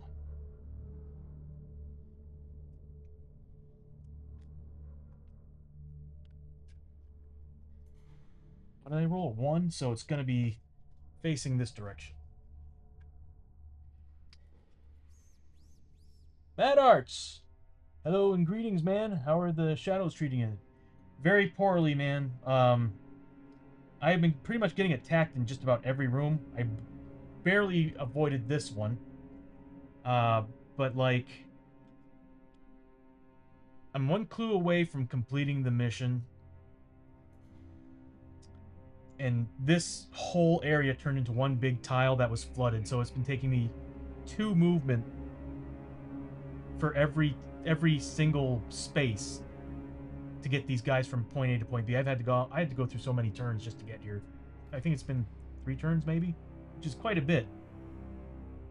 Maybe longer than that. But either way, so he peered through the room. It's a full-size room, so it's going to get an exploration token on it. Hopefully it's the final clue. And these 2 are still in that room. And next is going to be the Enforcer. He shouldn't have a grit on him, but he's going to roll for it, see if he gets it back. Nope. And he's just going to move his... Can he do it? Yes. 1, 2. He's now officially out of that. These 2 are officially out of that room. The spot in between these 2 rooms, you're considered to be in both rooms, but now they should be able to move like normal. Montana, on the other hand, not so much. But that's another thing too. Mad Arts, I went ahead and finally created character sheets, so I can record their XP now. I can finally level these 3 players up. I've lost so much XP just playing the base character cards. But one day, what I'd like to do is actually create either Norse characters, Conquistador characters, or Tredaran characters, so that this way they get like their class bonuses together as a group. Yeah, I cannot wait. The prospector's well over halfway to leveling. Montana's doing good, and Isamu, the enforcer, he's still under half. That's the problem about being last in line is he's not getting all the hits and damage and everything and leveling. Also, he's last in scavenging, so he's not getting much. But I had him move up. He's going to scavenge the room since we're on a new tile. Whoops, what am I doing? He's going to roll for scavenge. He gets his 3d6 since he's a mercenary. Nothing. That's the end of the phase. So therefore... Oh, actually we go down one more. Because we discovered another room. We are further down the depth track, but we're still good. It's still a 7+. It's just one more room, and we will be making 8+ rolls. We did not make it. So therefore, darkness goes down. This time we don't have any grit to get rid of this one. Alright, let's roll. Let's see what we get for a darkness card. The last one was not a problem at all. This one here could be scary. But we do have ways to get rid of darkness cards. Or at least remain and play darkness cards, which I am seeing right here. In the grip of darkness. When drawn... Let me get this out of the way. When drawn, each hero must exhaust D3 items they have with a once... Oh, this thing sucks. D3 items they have with a once per ability. While in play, exhausted items may not be readied. This card is going to screw me big. But...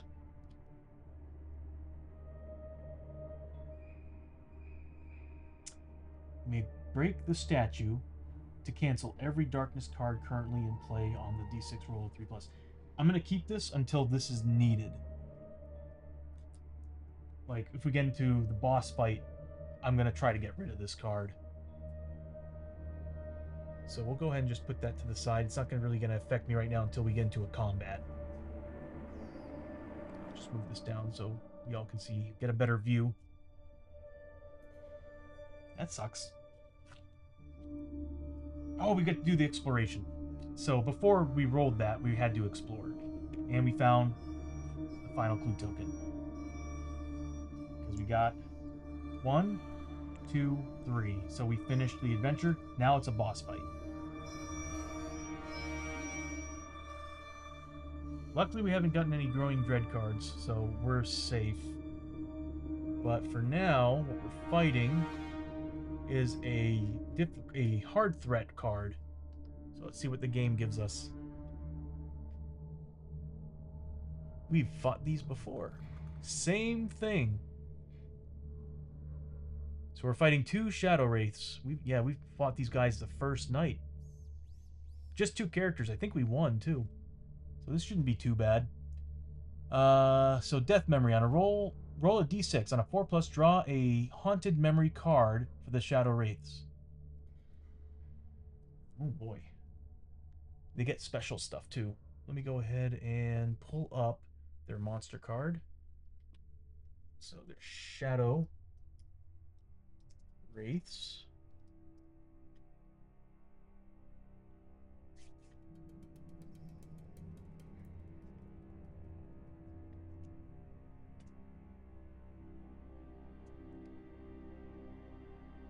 Card didn't pop up for some reason.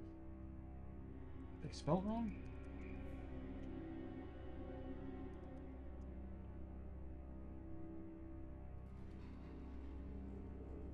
That's weird.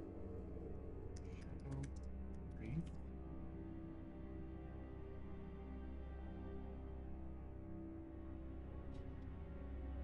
Okay. So we'll be fighting 2 Shadow Wraiths. I go get their models. Let me roll and see if they get a death memory. I think the last ones had one too. They do. So on a 4+ to get a death memory card. Let me go get the death memory card, and let me put this away because I think they get something special. I'll just put it to the side, actually. Let's see. Relics of Death. Draw a Wraith Relic card for each shadow. So it's just like the last one I fought day 1.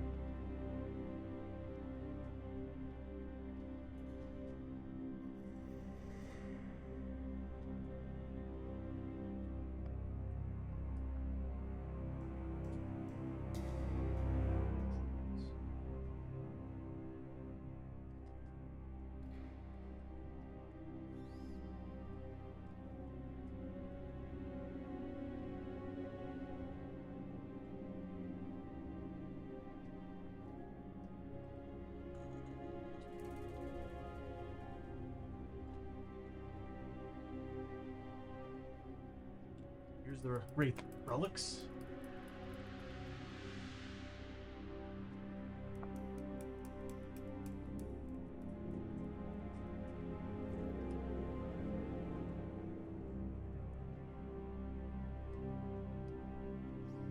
What's it called again?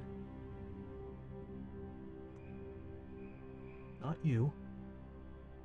Death Memory.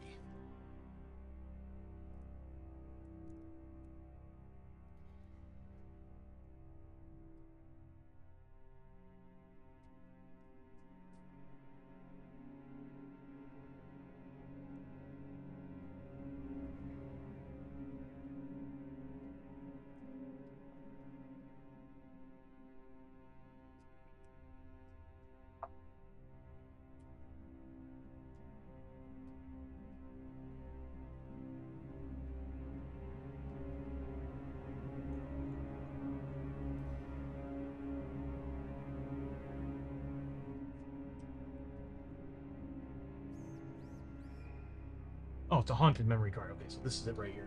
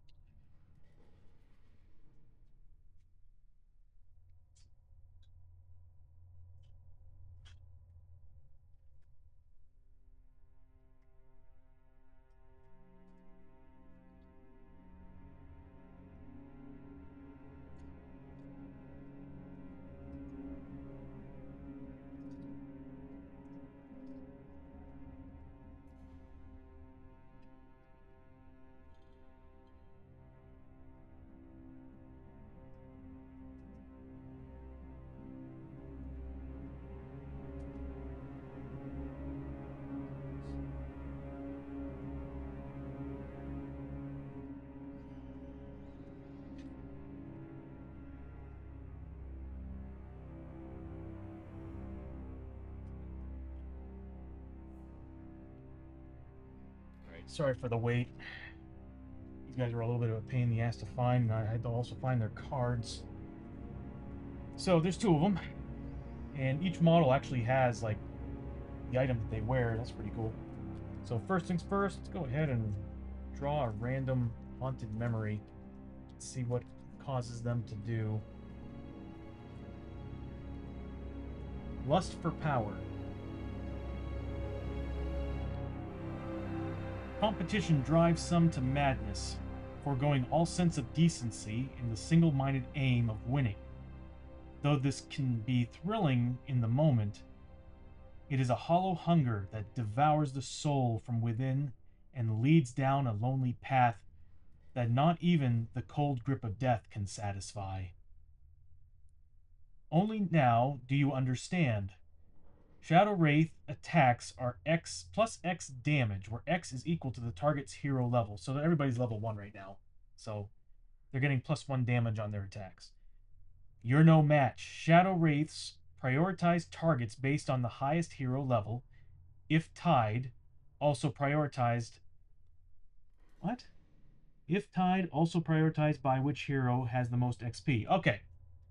So they're after the Prospector.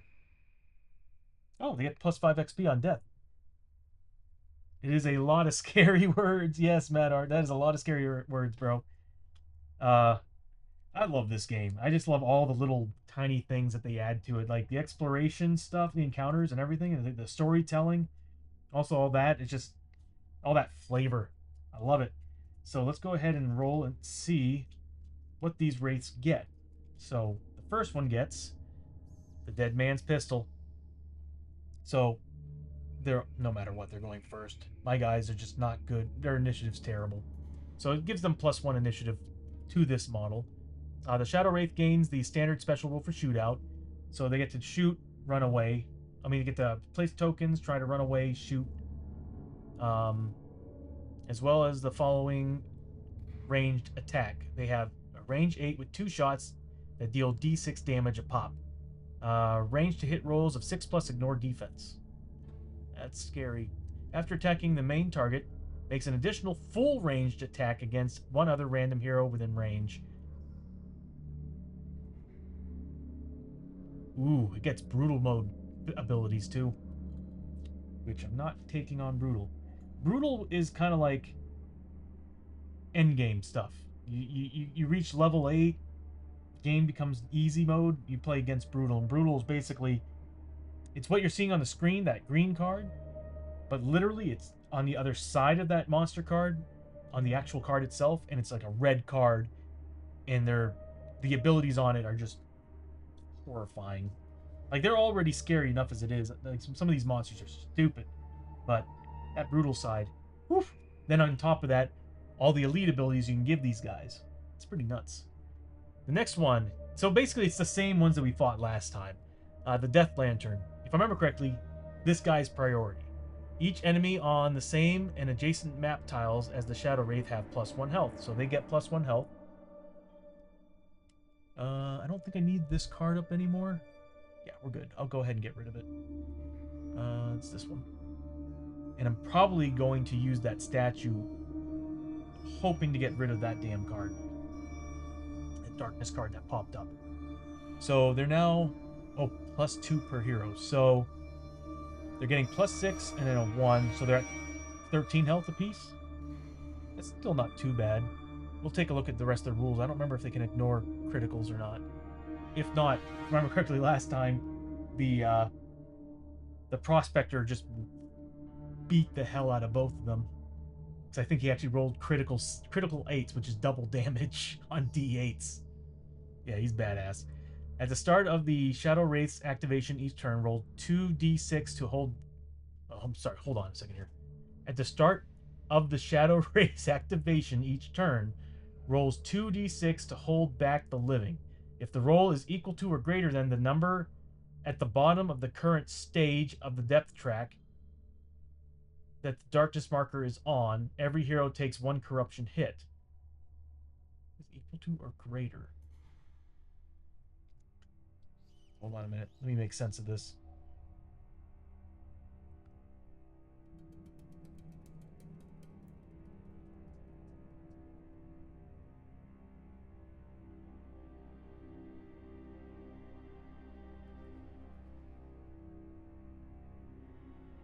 Starting the Shadow Wraith's activation each turn rolls 2d6 to hold back the limit. So 2d6, if the roll is equal to or greater than the number at the bottom of the current stage of the depth track that the darkness marker's in. So it's at 4 right now. Ah, okay. So because the darkness is so low, we're gonna be getting our asses kicked. So we need to kill this guy. So on 2d6, all he has to roll is a 4+, and this thing starts corrupting us. Which, again, one person's one corruption point away from another mutation. And that's the Prospector. Murphy. I'll memorize their names one of these days, I swear. All I know is Montana. Montana's easy. Isamu, the Enforcer, Murphy, the Prospector. So, if doubles are rolled, instead, trigger that depth event, just as though the heroes had rolled on the hold back the darkness. If it'd be double sixes, that'd be great, but for all we know, this guy could actually bring in another ambush. Was it an ambush attack? No, this is just a straight up attack. So, it's these two models. Pistol and this guy. So, far side of the room. And that would be here. Actually, that's fine. So we won't be using the katana. How am I going to decide who's who here?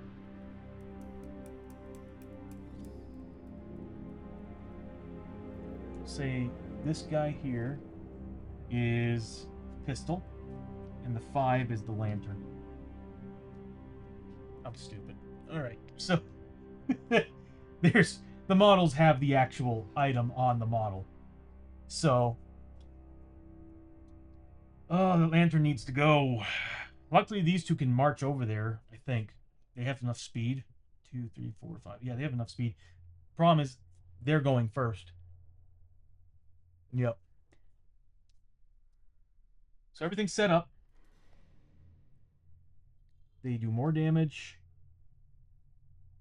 They prioritize their targets based on the highest level. So again, they're going after the Prospector because he's got the most XP. They all share the same level, but he's got the most XP. So they want to kill the Prospector first, which makes sense because he deals the most damage right now, and they should be frightened of him. Funny, too, because he's actually holding the lantern, too. So, beginning of the turn, they go first, and we'll do the dead man's pistol first, but let's look at their card. So, again, initiative 5, but they are a 6. The guy with the pistol's a 6. So, yeah, he's going to go first no matter what. Relics of Death, we already did that. They got Terror. A hero starting their activation on the same map tile takes 1 horror hit. Fear, if they're adjacent and starting their activation, they get 4. So, in sense, they're going to get 5? Oh, man, these guys are awful. Wraith form. Shadow Wraiths move through other models and have armor 3+ against all damage not caused by critical hits. So yeah, we need critical hits. This armor may not be ignored. Also, critical hits do not ignore a Shadow Wraith's defense.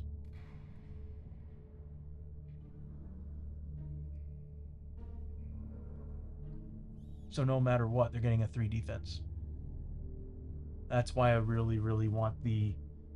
You know, the good thing is, everybody still has their damage dealing bonuses, so...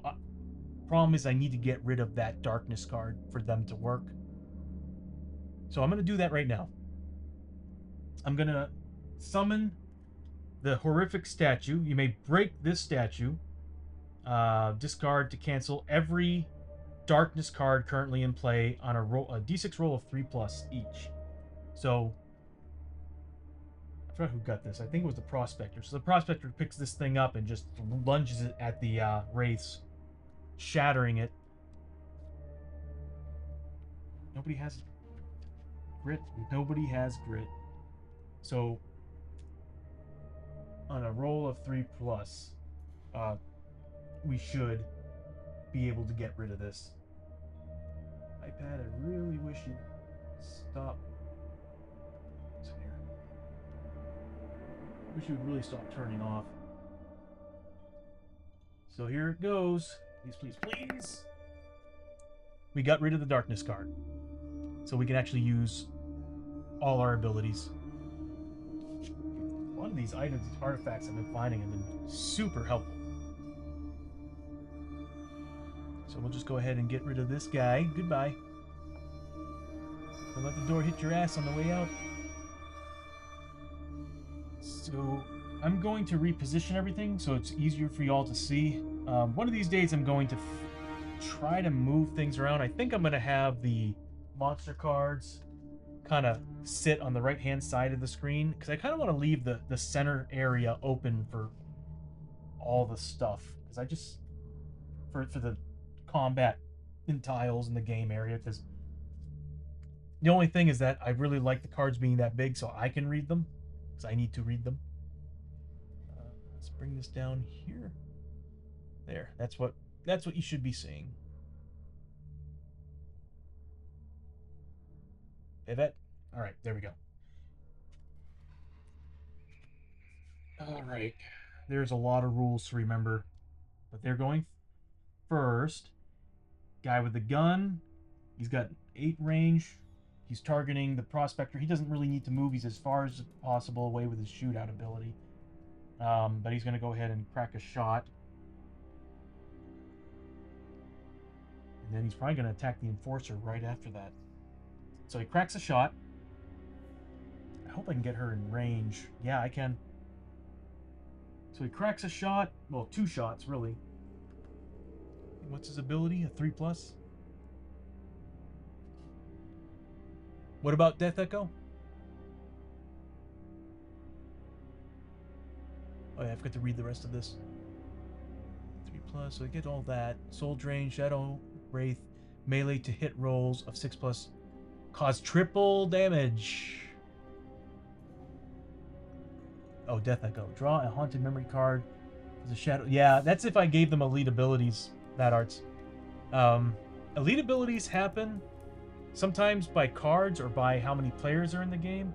There's actually a character class that just straight up gives one elite ability.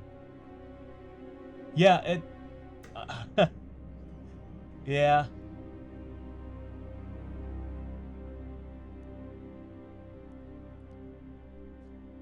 I mean, the good thing about it... Well, no, there's nothing good about it. It's bad. +2 combat. Because they're going to get a Haunted Memory just the same.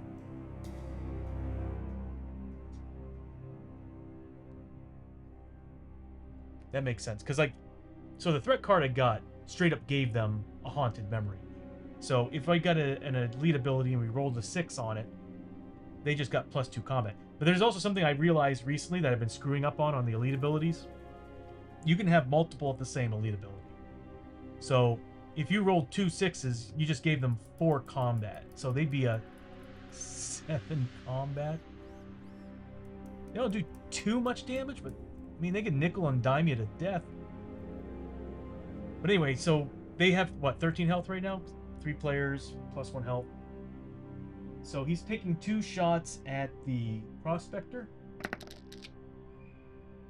He gets 1. And the prospector still gets his defense of 4+. So let's see if he makes that defense roll. He manages to dodge the shot. Problem is, the dead man's pistol allows the Shadow Wraith to target another target in line of sight. So he's going to shoot another shot, or 2 shots, at the Enforcer, who hasn't been doing too well in this game. He gets 1 shot. The Enforcer does get a 3+ defense, though. And that is a 6, so he makes it. So that's pretty much it for the shootout. He's as far away from the targets as possible in target range.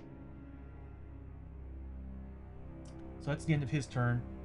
The Death Lantern, though, gets to make a hold back the living roll. So he rolls 2d6, and he has to be greater than or equal to...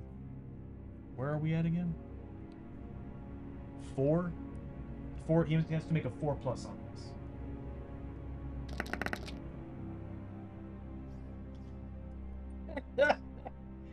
So he rolled doubles, and the rules on this card is if doubles are rolled instead of all this that's happening, it triggers the depth event for that. Well, as we saw earlier in the stream, a double rolls of 6 is good for us.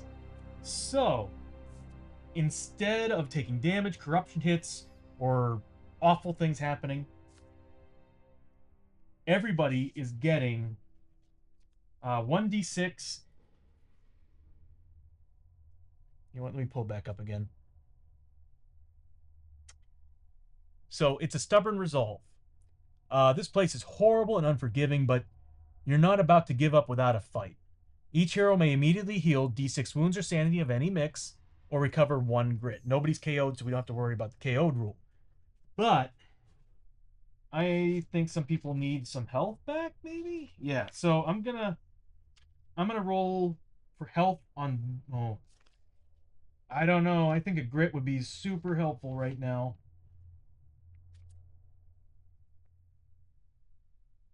Yeah, I think a grit would be stupid helpful right now against these guys. As much as I would like to get some more health back, especially on the enforcer, I don't think they've had enough damage. Because another thing too is, what if I rolled a 1? I'm gonna get a grit back. That's gonna be worth it. That's worth its weight in gold right there. So everybody got a grit back. That couldn't have gone any better. But he's still going to... Let's see, Hemi on the same Jason map tiles for the Wraith have +1 health. So he's still going to move on up and do his combat hits. So he moves up 7. He's, again, targeting the Prospector. So 1, 2, 3, 4, 5. It doesn't matter which one he chooses, but he's going to go here. And he's going to do his combat rolls of 3+. Did he have anything special? Yes, he does. Oof. Triple damage on 6 pluses. And he's a combat 3. This game is taunting me. So he hits, but they were all 5s. The Prospector, though, is going to use his defense roll against it, a 4+. 2 of those hits actually land. Luckily, they weren't triples. God, triple damage. So he takes 4 points of damage, which does hurt him. He's not quite bloodied yet. So, yeah, he takes 4 points of damage. So he's got 6 wounds on him. Still doing all right. Actually, you know what? There is one thing I'm forgetting to do right now. Because we're in combat.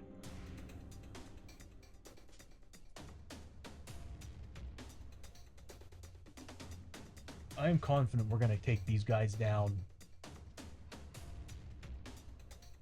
It's the horror hits that's scaring me. So far, we're doing good on Sandy.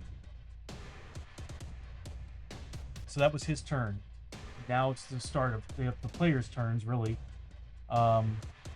Same map tile is the activation. Yes, so Montana isn't really being affected by the terror or the fear because she's not on the same map tile or adjacent to the Wraith. So she is just going to move her, really, she's still on the map tile that it's taking 2 movement to move every spot.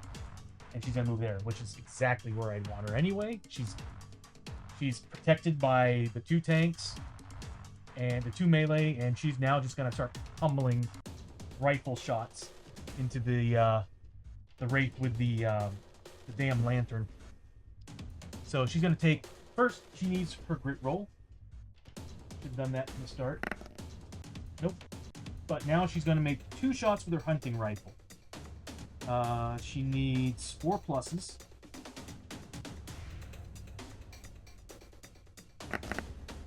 She gets a crit. If I remember correctly, crit rules don't matter. They do get... Hold on a minute. So the crit rolls ignored the armor that they have. So that's wonderful. The 1 shot was a... What did I roll? A 1 and a 6? I mean, they're still getting a defense 3 against the attack. At least they're just not getting armor. What do I want to do? Kind of want her to grit that extra shot, but I could use that grit in case she rolls poorly on the damage, because it's -1 to what she rolls. So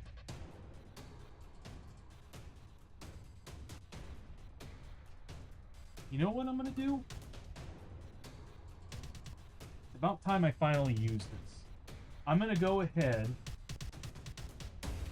and grit roll that one shot.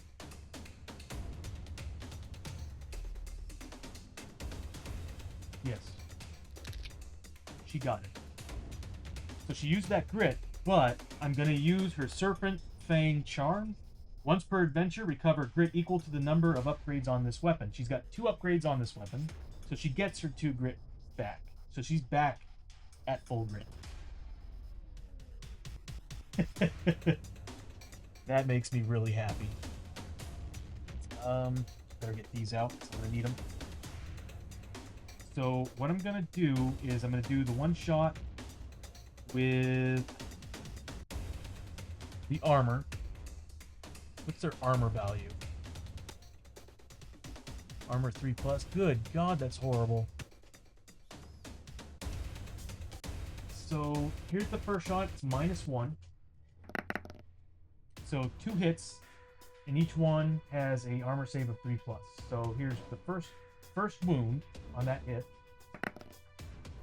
He avoids that wound and avoids the next wound. See, this is why I hate armor in this game. It's awful. It's wound based, not hit based. So it just soaked in all that damage from that first hit. But this one does not get the armor, but still gets the defense. But she is a +2 damage, so she's, again, -1 to this roll. Hopefully it's big damage here. I'm going to grit that, because that's BS. Well, no. It's tough, because I could roll really poorly. I got nothing that's going to give me a bonus to this. Nope. I'm going to keep that, and I'll just do the 2 damage. So he's got 2 damage on him. So he's down to, what, 11 health? So he's down to 11 health, and she gains... Wow, they're +10 per wound. So 5 plus... What is that, 20? So she gets 25 XP. Doing really good. She's at 305 experience.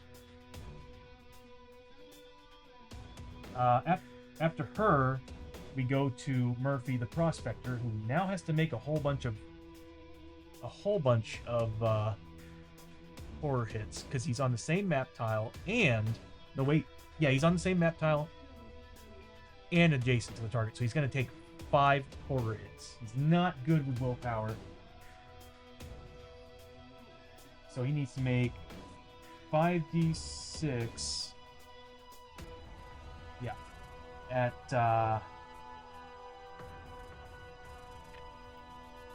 5+. Okay, so he takes three sanity damage. Which, oh wait, that's her. So he's still doing good. But now he gets to swing his heavy pickaxe.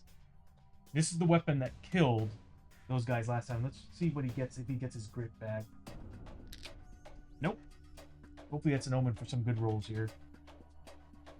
So he gets 2 combat. And +1 damage. If I roll 8s on the 2 hit rolls, the damage is doubled. So here's hoping. Like last time, I get two crit 8s. So close, but I'm gonna take them because one's a crit, so it ignores armor. The other one, not so much. I'm just gonna roll with this. So I'll do the... I hate doing this. I'm gonna do the regular with the armor first. So here's the damage on the regular that gets the armor saves. Damn. So that would do -1, 7 points of damage. So he needs to make 7. Hold on. 7 armor, 3+ armor save. So here's the first one. Actually, can I just roll all of them? So here's 7. 7d6 at 3+. See what happens. Wow! 4 actually managed to land. So he took 4 points of damage. Let's see how he's doing. He's got 6 damage on him, and we still have the crit, too. I just wish that was the roll, because that's 8 damage. That's awesome. But that's still a good roll for this. So he's getting 445 XP off of that. Oh, he's so close to leveling up. 405 out of 500 XP. Murphy the Prospector is that close. And then his next hit. So he's got 6 wounds. They have 13. So yeah, we're doing pretty good here. His next hit ignores the armor. And it's a +1, right?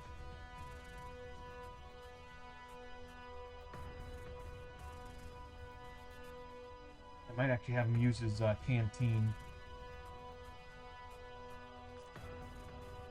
Yeah. So I'm going to have him... He's going to roll his damage.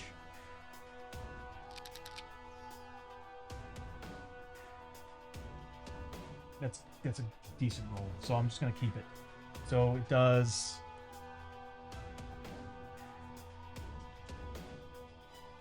It didn't do any damage. It did... Wow, my math is totally off right now. So, does that much extra. It's -2, so he actually did... No, that's correct. So here, it's -2, so 2 points of damage. I can tell I'm getting burnt out.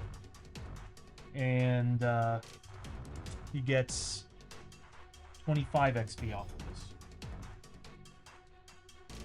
430.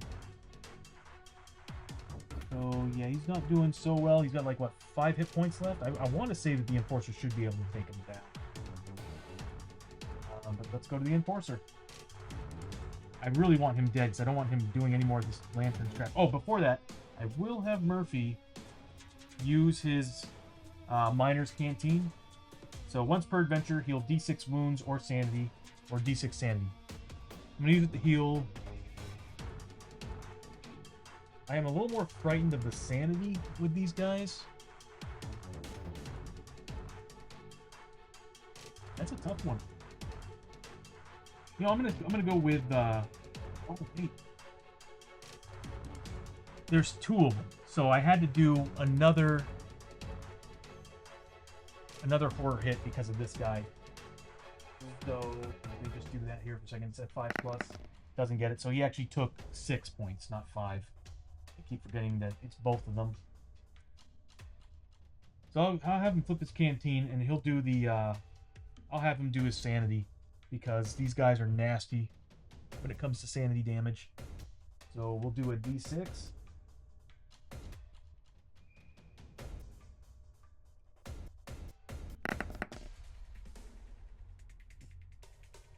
Why not? You know? He gets 1 back. Lowest possible roll. So next is Isamu. He starts his adventure on the same map tile as both these guys and adjacent to that guy. So he gets 4, 5, 6, 4 hits at 5+ a pop. So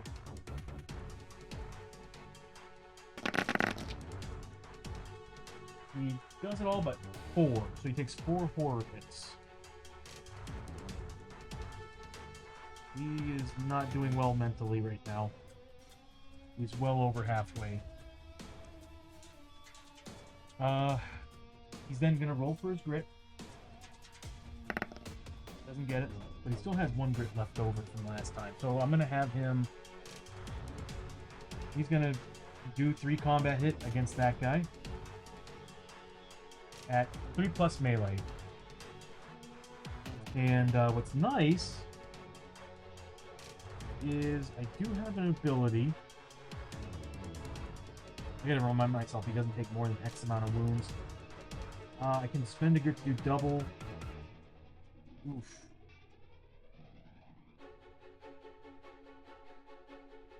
And it can ignore armor. Basically, I turned something into a critical. So he's gonna do 3 combat. Flippin' knew this was gonna happen. Oh god.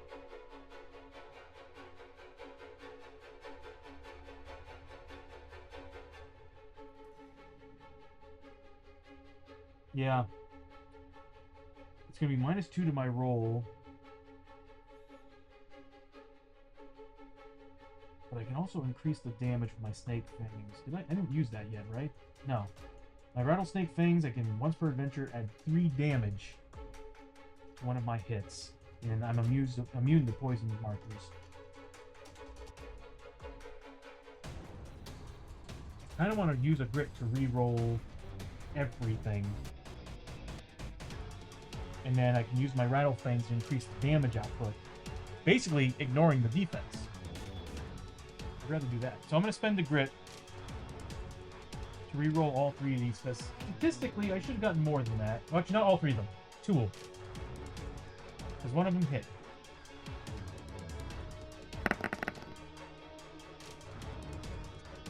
So one of them turned into a critical. And so the one that wasn't a critical is going to be how much damage?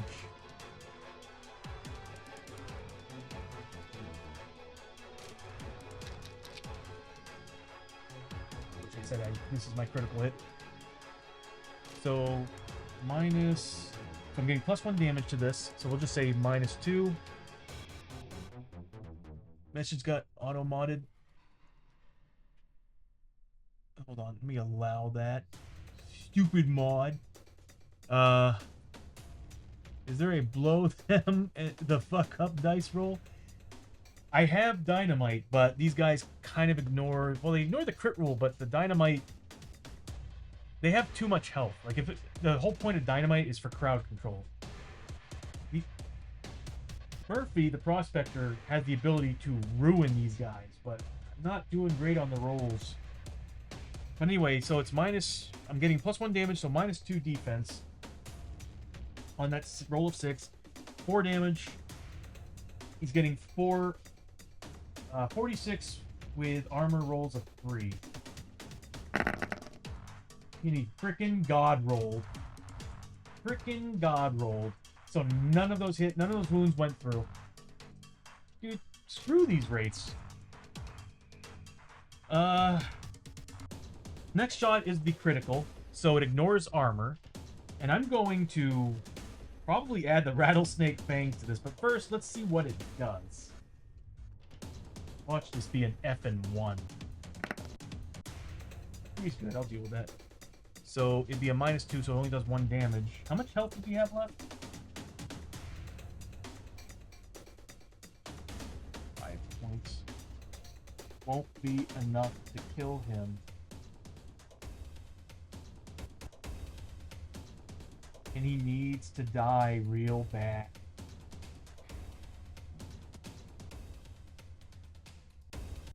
I have no grit.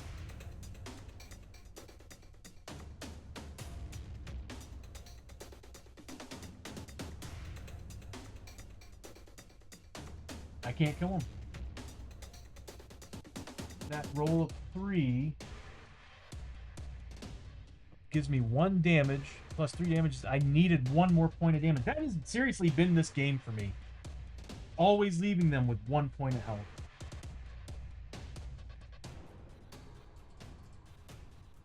Should I do it? Oh, I forgot to do his XP, didn't I? So he did what? Oh, he didn't do any damage. That's right. So... Damn. Yeah, I'm gonna go ahead and do the rattlesnake fangs to add that 3 points damage to the hit, so it does 3 total damage, ignoring the armor. And therefore will give me 45 XP. Well, that brings Samu up a little bit more.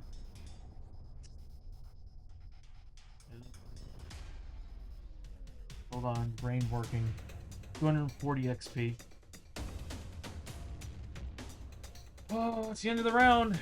This ain't looking good. I figured I would have done a lot more damage this round. He is still very much alive. With 1 health left. So, here we go.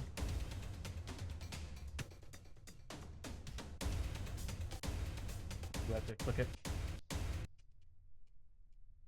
There we go. I'm gonna make that card move away whenever I do this. So 7 plus.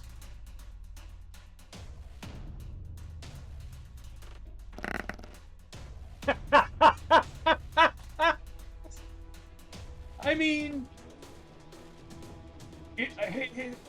even though these rolls have been crap, luck has been on. This is the 3rd time I got this. So I'm gonna attempt heals on people again. So Isamu, yeah, people need heals. So Murphy, I'm gonna do a D6 roll on Murphy, see if he gets anything back here. Full 6. So I'm gonna cut 3 off of both. So he's gonna be down to 3 on his health wounds, and then 2 on his sanity wounds. And Isamu, oh, he's looking pretty rough. I'll give him back 1 sanity. And then I'll give a grit, because she has no wounds at all, because she's been on... Oh, no, she does. Oh, that's her. She's at max grit.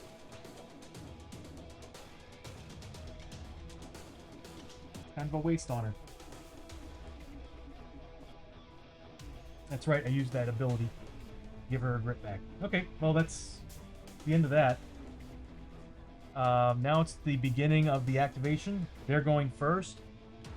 He goes first before this guy because he's got the gun that's giving him +1 initiative. Again, he's going after the person with the most experience, which is going to be the Prospector Murphy, and he's popping 2 shots at poor old Murphy.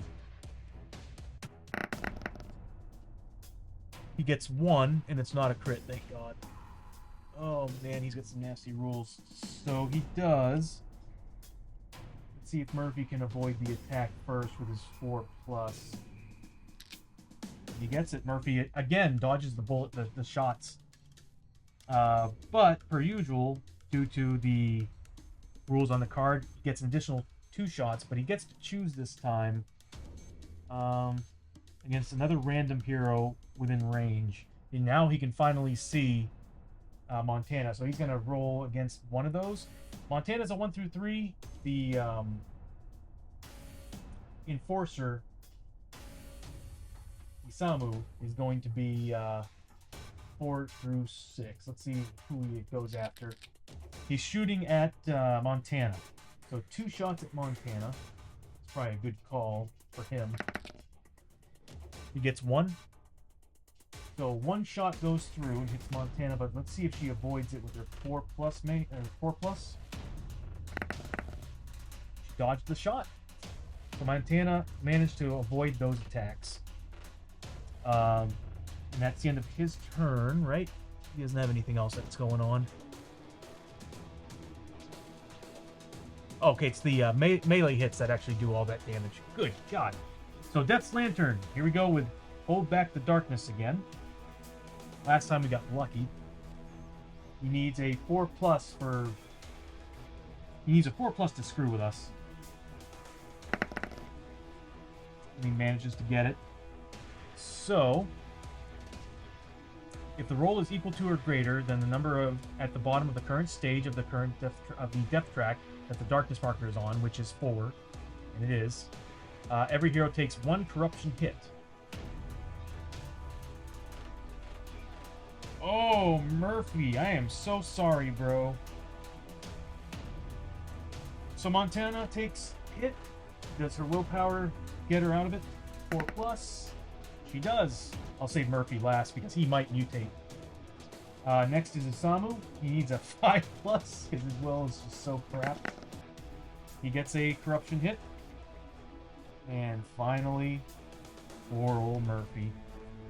He just finally got his nose job. And he looks like he might actually end up getting a mutation. He's got to save on a 5+.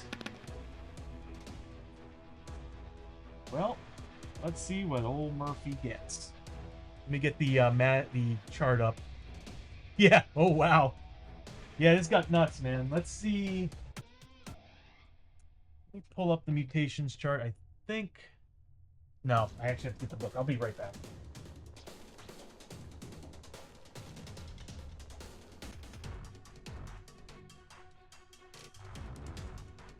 Okay. Let's see what Murphy gets for a mutation. Sometimes it's good, sometimes it's bad. Sometimes it's a little bit of both. So Murphy, what do we get to put on your mutations chart? So we take a we take 3d6 and add it all together. An 11.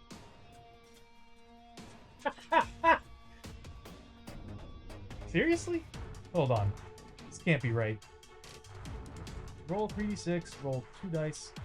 2 different colors.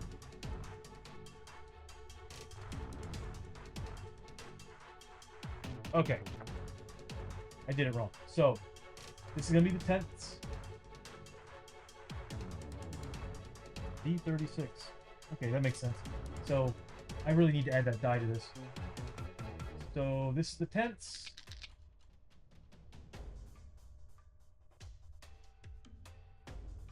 Could be another one. Oh my god! Okay. So, worst possible one you can get. I rolled an 11. And what it rolled was a chest portal. A hole has opened up in your chest, leading to another dimension. And occasionally, stuff comes through. Anytime an 11 or 12 is rolled on Hold Back the Darkness, you must roll a d6.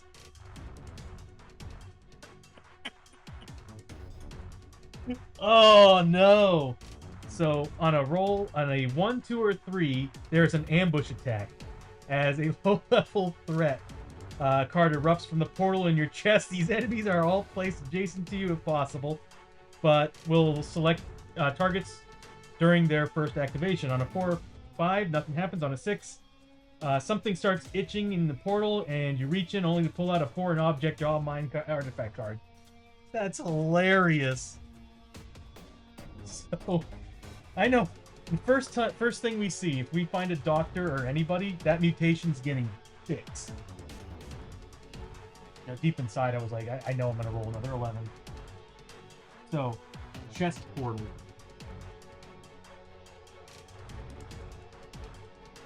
That's hilarious.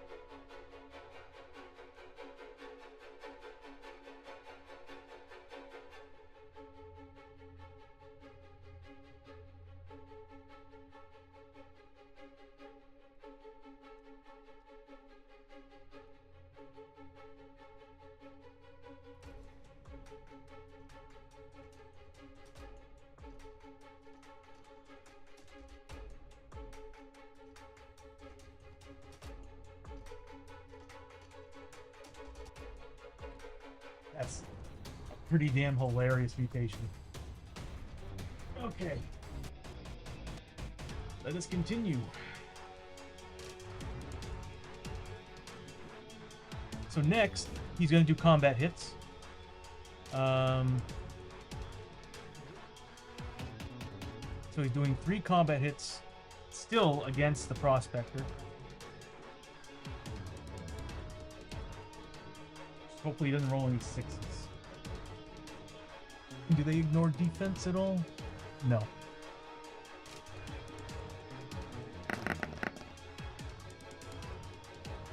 One of them goes through, and now Murphy's getting his 4+ defense roll. Doesn't make it. So it does get 2 damage. Wasn't there a bonus for them?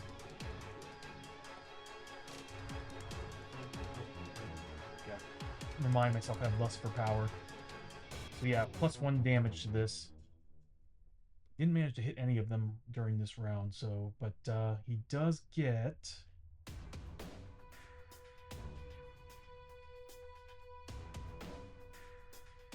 they also gain 5 XP on these things. I keep forgetting these always add extra bonuses and everything, so he does deal, instead of 2 damage, he does 3 damage against Murphy. There's so many damn rules. Sorry, man, I was being an idiot for much longer than I should have been, but I'm back. Oh, that's okay, bro. I mean, welcome back. Why would you call yourself an idiot?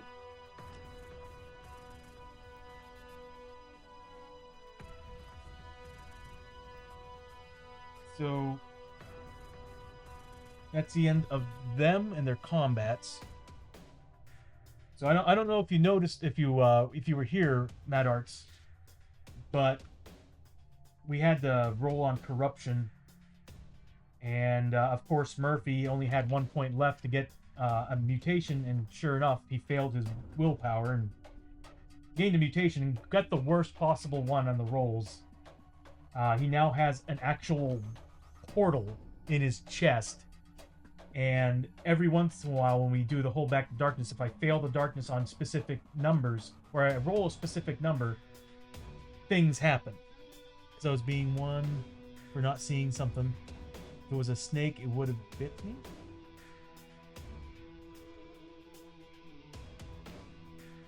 Yeah, so he's got a portal in his chest. And bad things, possibly a good thing, can come out of it at any point. Well, not any point, but during hold back the darkness. So that guy's got 1 wound left on him. First person to go up is Montana. She's not on the same map tile as him, not adjacent to him, so she's not taking any horror hits. Yeah, things like all of a sudden a bunch of monsters ambush us from the portal in his chest. Yeah. Yeah, good times with this. Yeah, chest portal is the name of the mutation. So on a roll of 11 or 12, I roll a d6. On a 1, 2, or 3, a low threat card ambushes us. On a 4 or 5, nothing happens. A 6, he reaches in and pulls out an artifact. Again, could be good, but the chances of it being bad are a lot higher. So Montana is going to take her 2 shots. Hopefully they both hit and one of them kills, and I can use the other one to do damage to the other person. So I'm going to roll the 2 hits. First, she's at max grit. So first I'm going to do 2 shots. She needs 4 pluses.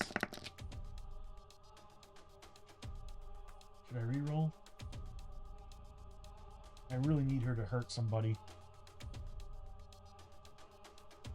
Oh, I also need her to heal. Yeah, I'm just going to have her heal this round. Like, these guys need help. So I'm going to have her just go with this. And it's not a crit, so it's just going to deal... They're going to get their armor save. He's got 1 hit point left, so it's going to be on him. So here's hoping she rolls really, really good. So it's -1 to whatever I roll, because she's getting a +2 to damage on this against that defense at 3. So -1 to what I roll. Dude, what the hell, man? So he makes his armor save of 3+. Doesn't make it. He's dead. Go away, So she gains how much? 15 experience? It's at 320. Next are the other guys. How far are away from him? 1, 2, 3. Not close enough. Unless I equip the halberd. But if I remember correctly, that's on... I think that's equipped to the... well, he's right next to Isamu. I could give it to Isamu, and Isamu could do something with this.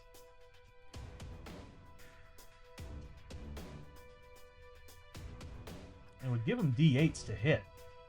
And damage.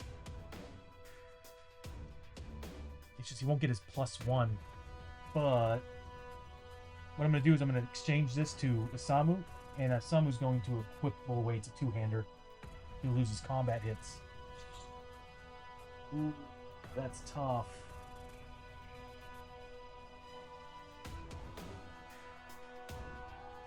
I'm going to keep this on the Prospector.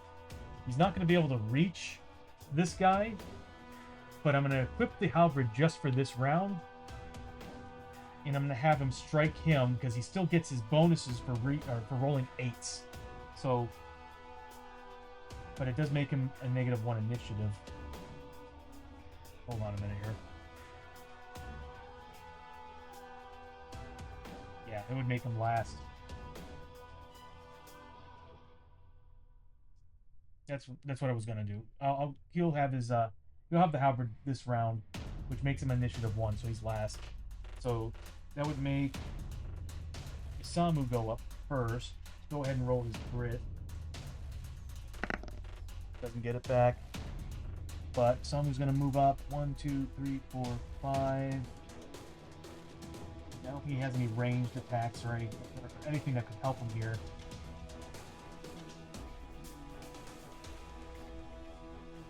No.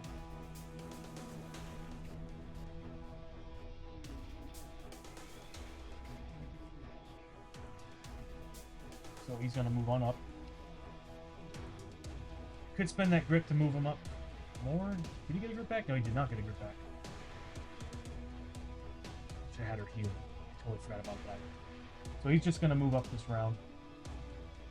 And then Murphy is gonna move up right beside him and attack him with the helmet.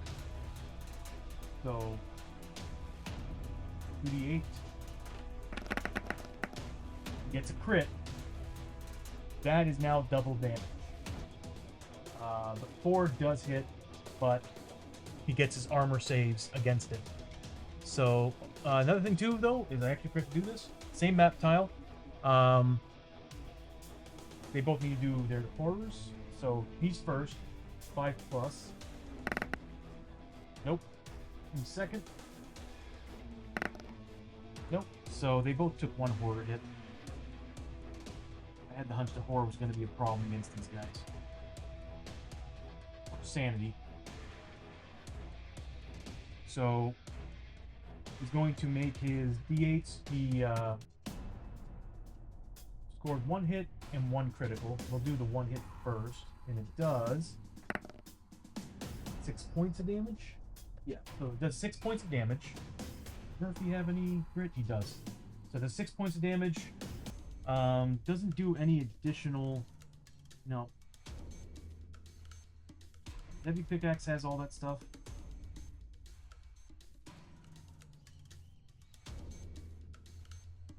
So... yeah, that's it. So... I rolled 6 for damage, -3, so 3 points of damage, 3 wounds, which he's going to make his armor against. Or the Wraith is going to make its armor against. I avoided 2 of those. It did take a wound. That gives 15 experience to Murphy. So he's at 445. Now Murphy's going to make his double damage attack with the halberd. Oof! Oh, Yeah, that's nice. That's 14 damage, minus 3. I think this leaves him once again with 1 wound, and it was also a crit. So crit rules is he doesn't get his armor. It just, we don't ignore defense. So 14 minus 3 is 11. They have 13 health, don't they? He only has 1 wound on him. Again, he has 1 wound left. But he does a solid. It's 14 minus that, so 11 points of damage. He's at 12 damage. Whoops, 12 wounds. Right, Sean? You're not an idiot, bro. The shot gets it. So, the 12 damage, or 12 wounds. Did 11 points of damage, so 11 times, so he did 100.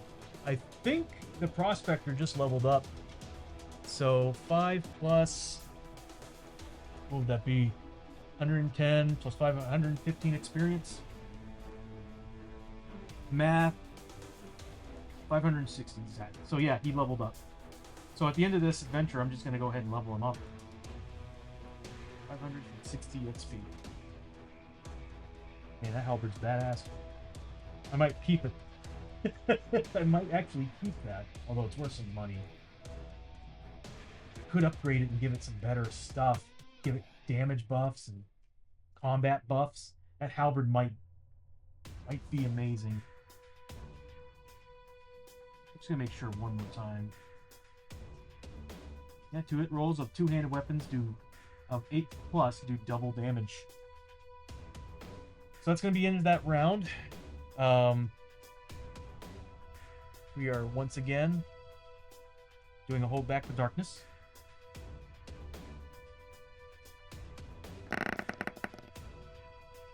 We passed it. We no longer have to worry about the lantern. That's gone. But we do have the guy with the pistol. And he does get to go first. But what I'm going to do first is I'm going to declare that the halberd is off of Murphy. I need to keep these all together. Murphy pretty much has everything on him. So I'm going to take the halberd away from Murphy. And I'm going to have him wear his pickaxe. So he's back up to a 2 initiative. But these guys go first. Well, this guy goes first.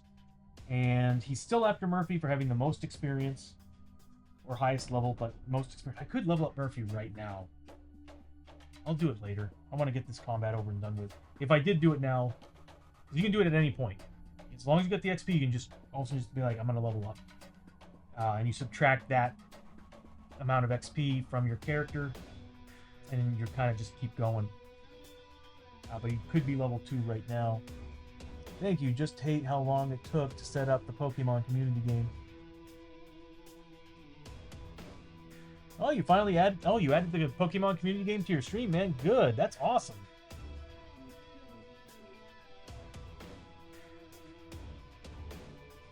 So he's going to fire 2 shots at Murphy.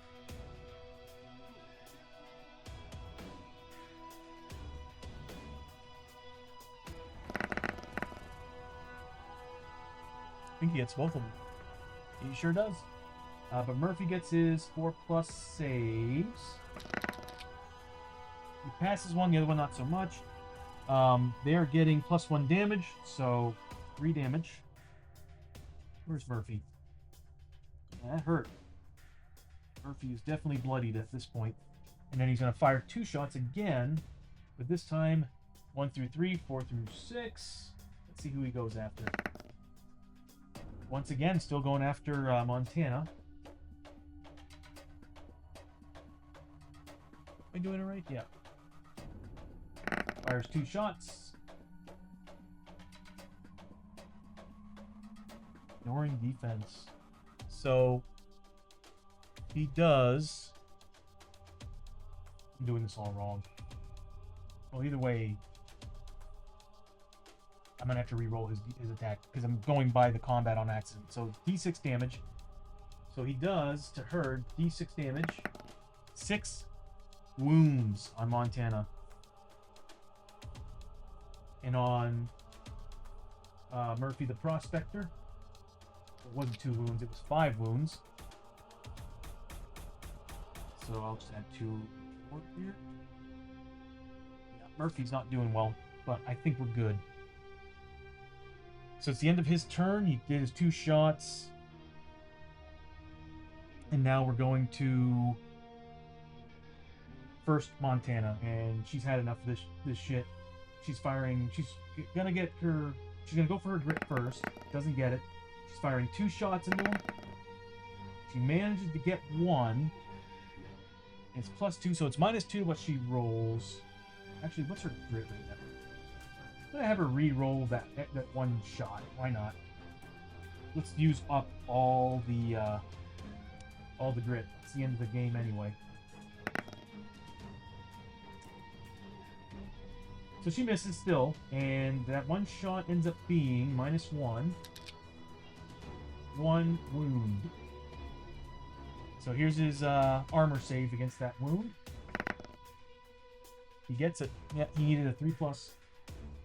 I was actually kind of hoping, I was like, man, if she could get this 1 hit, that'd be great. So that's her turn. They're now they're starting their turn. They're not adjacent to him, but they are on the same tile. I'm gonna have I don't want Samu to get some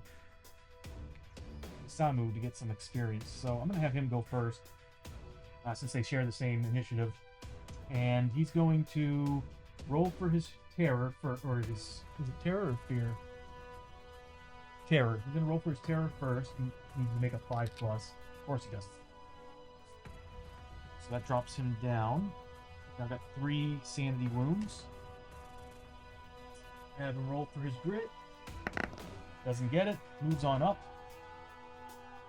And takes out his old-timer beating club. That's apparently what he likes to use it on. And he's getting 3 combat. It's Murphy.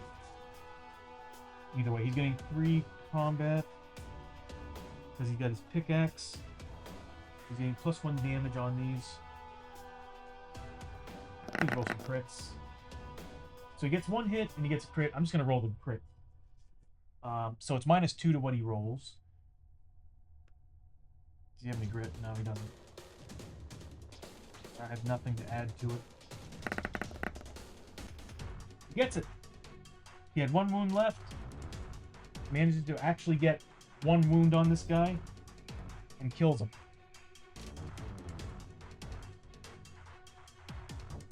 You're good, bro. You got it, and that's all that matters. Fuck yeah, I'm ready to catch Pokemon and cook them.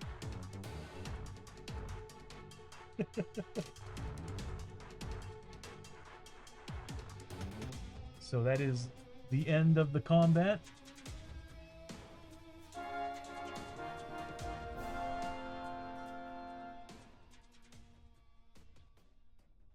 That fanfare will always be happening. And you know what? I will put on the creepy music. There we go.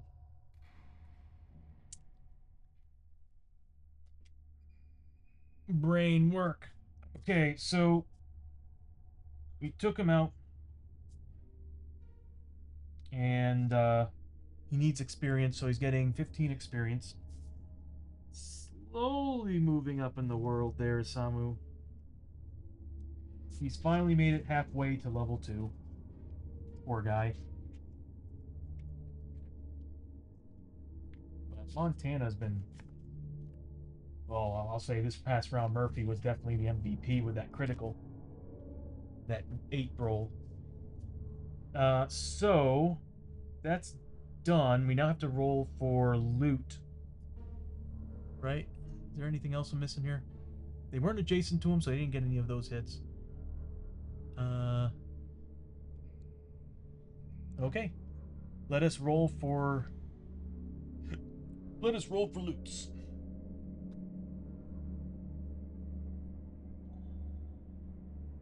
So Montana's first. Let's see what she gains. 25 gold and 30 XP. That's good. So she's got 350 XP and 25 gold. Next is the Prospector.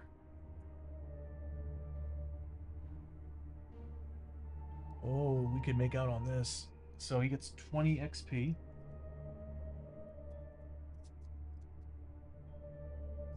And he's getting D6 times 25 gold. Of course I'd roll a 1. So he's going to be getting 50 gold because of his Prospector ability. That was lame.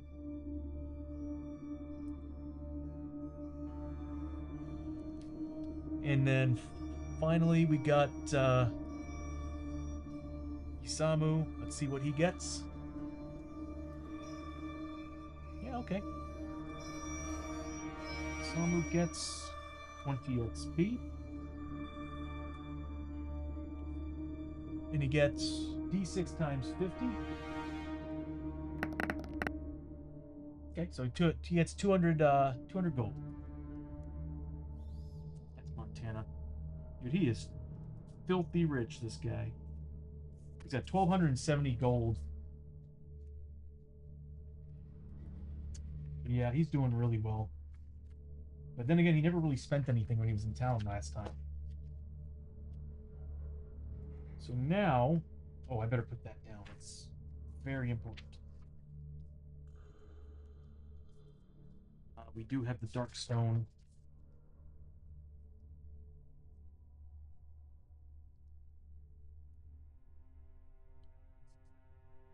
Dark Stone box.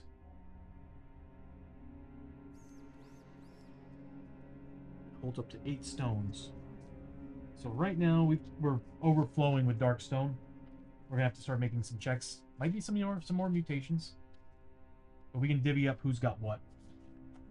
Because right now Murphy has 0 corruption on him. There's a part of me who wants them to be corrupted and mutate. Weird as that is. Although that portal's just not good. So first things first. Let's see what the victory rules are. We don't have to worry about town being destroyed at this point. But let's see what we get for completing this. Also, I'm getting really hungry and drinking.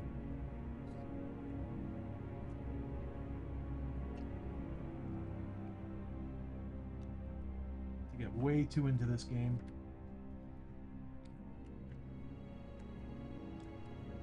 Okay, so what we gained, everybody got 50 XP.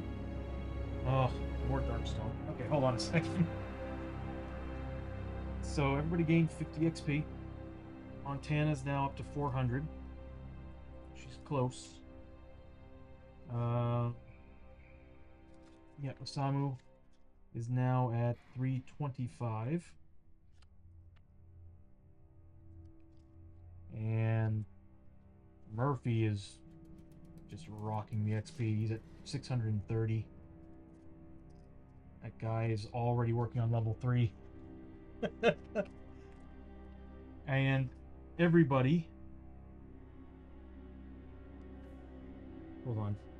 XP gained out of Darkstone that the heroes find in the deposit is based on the mission length. They choose before the mission began, as noted before. Each hero receives the reward for the completed mission. So, we're all getting a crap ton of Darkstone.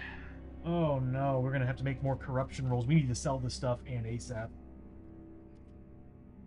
Or upgrade, do something with it, but mostly sell it. So everybody is going to be doing this. So Montana just gained D3 plus 1. She got 2 Darkstone. She's now at 4. Next is Murphy. Murphy gained 3 Darkstone. Oh god. He is sitting on 9 stack right now. And, oh, battery's getting low. And Isamu just gained 2. So yeah, we got too much Darkstone on us. So we've got, whoops. So we're good with this. We don't need it anymore. And we're pretty much reaching the end of the stream. Actually, we're past due, but that's okay. Part of me wants to continue to still do the travels and stuff, but there's a group of people who want to play some gone fishing. And so do I. Although I am burnt out from all this simple math. So we've got right now 13,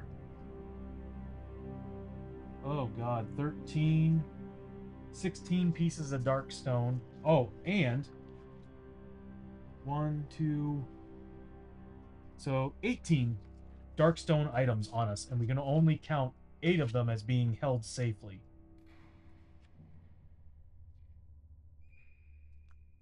For real? Good God, man. Hold on, did I do this right? 9, 15, 17, 18, 19. No, I did the math wrong here. So we got 9,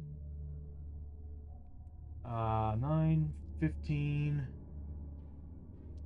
19, 21 pieces of gear and darkstone that are corrupt, and only 8 pieces can be put in the box. So we're looking at, I can do math. I know. I good God, I'm so fried. Yeah, I am fried. So we got what, 13 pieces? I think it's 13 pieces.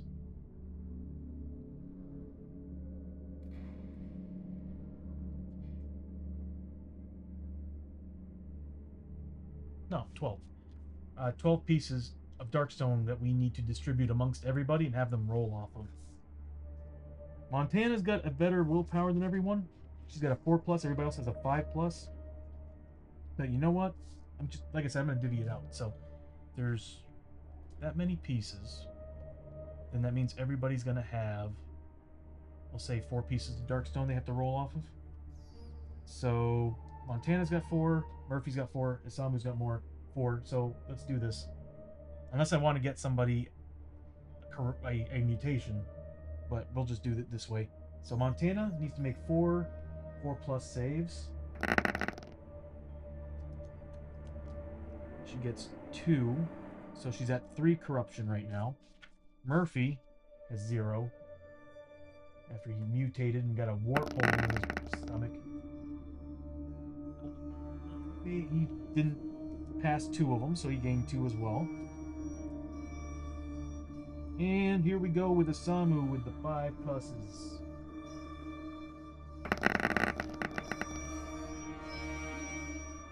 He did not pass 2 of them. He is 1 away from mutating.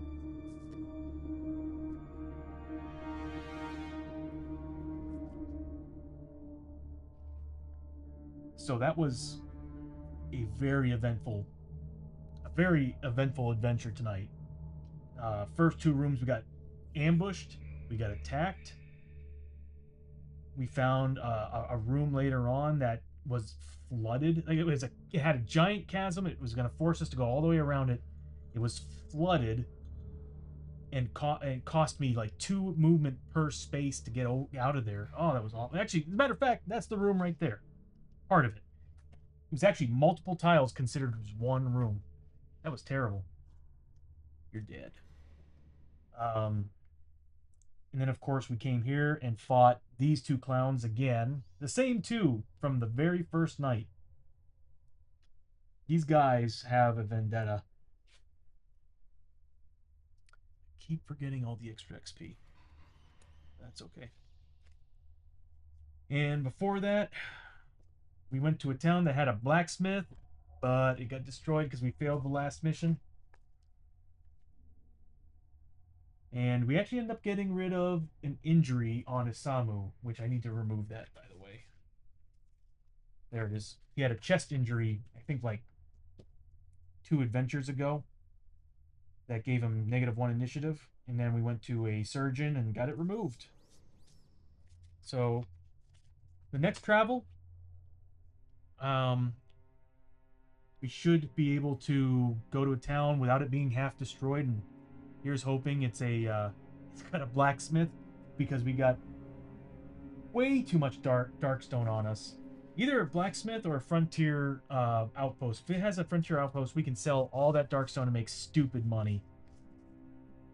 Even though we got plenty, we can buy some cool gear or we can upgrade some weapons. Like I want to put some stuff on that. Yeah, I'll be honest with you, I really want to keep that halberd.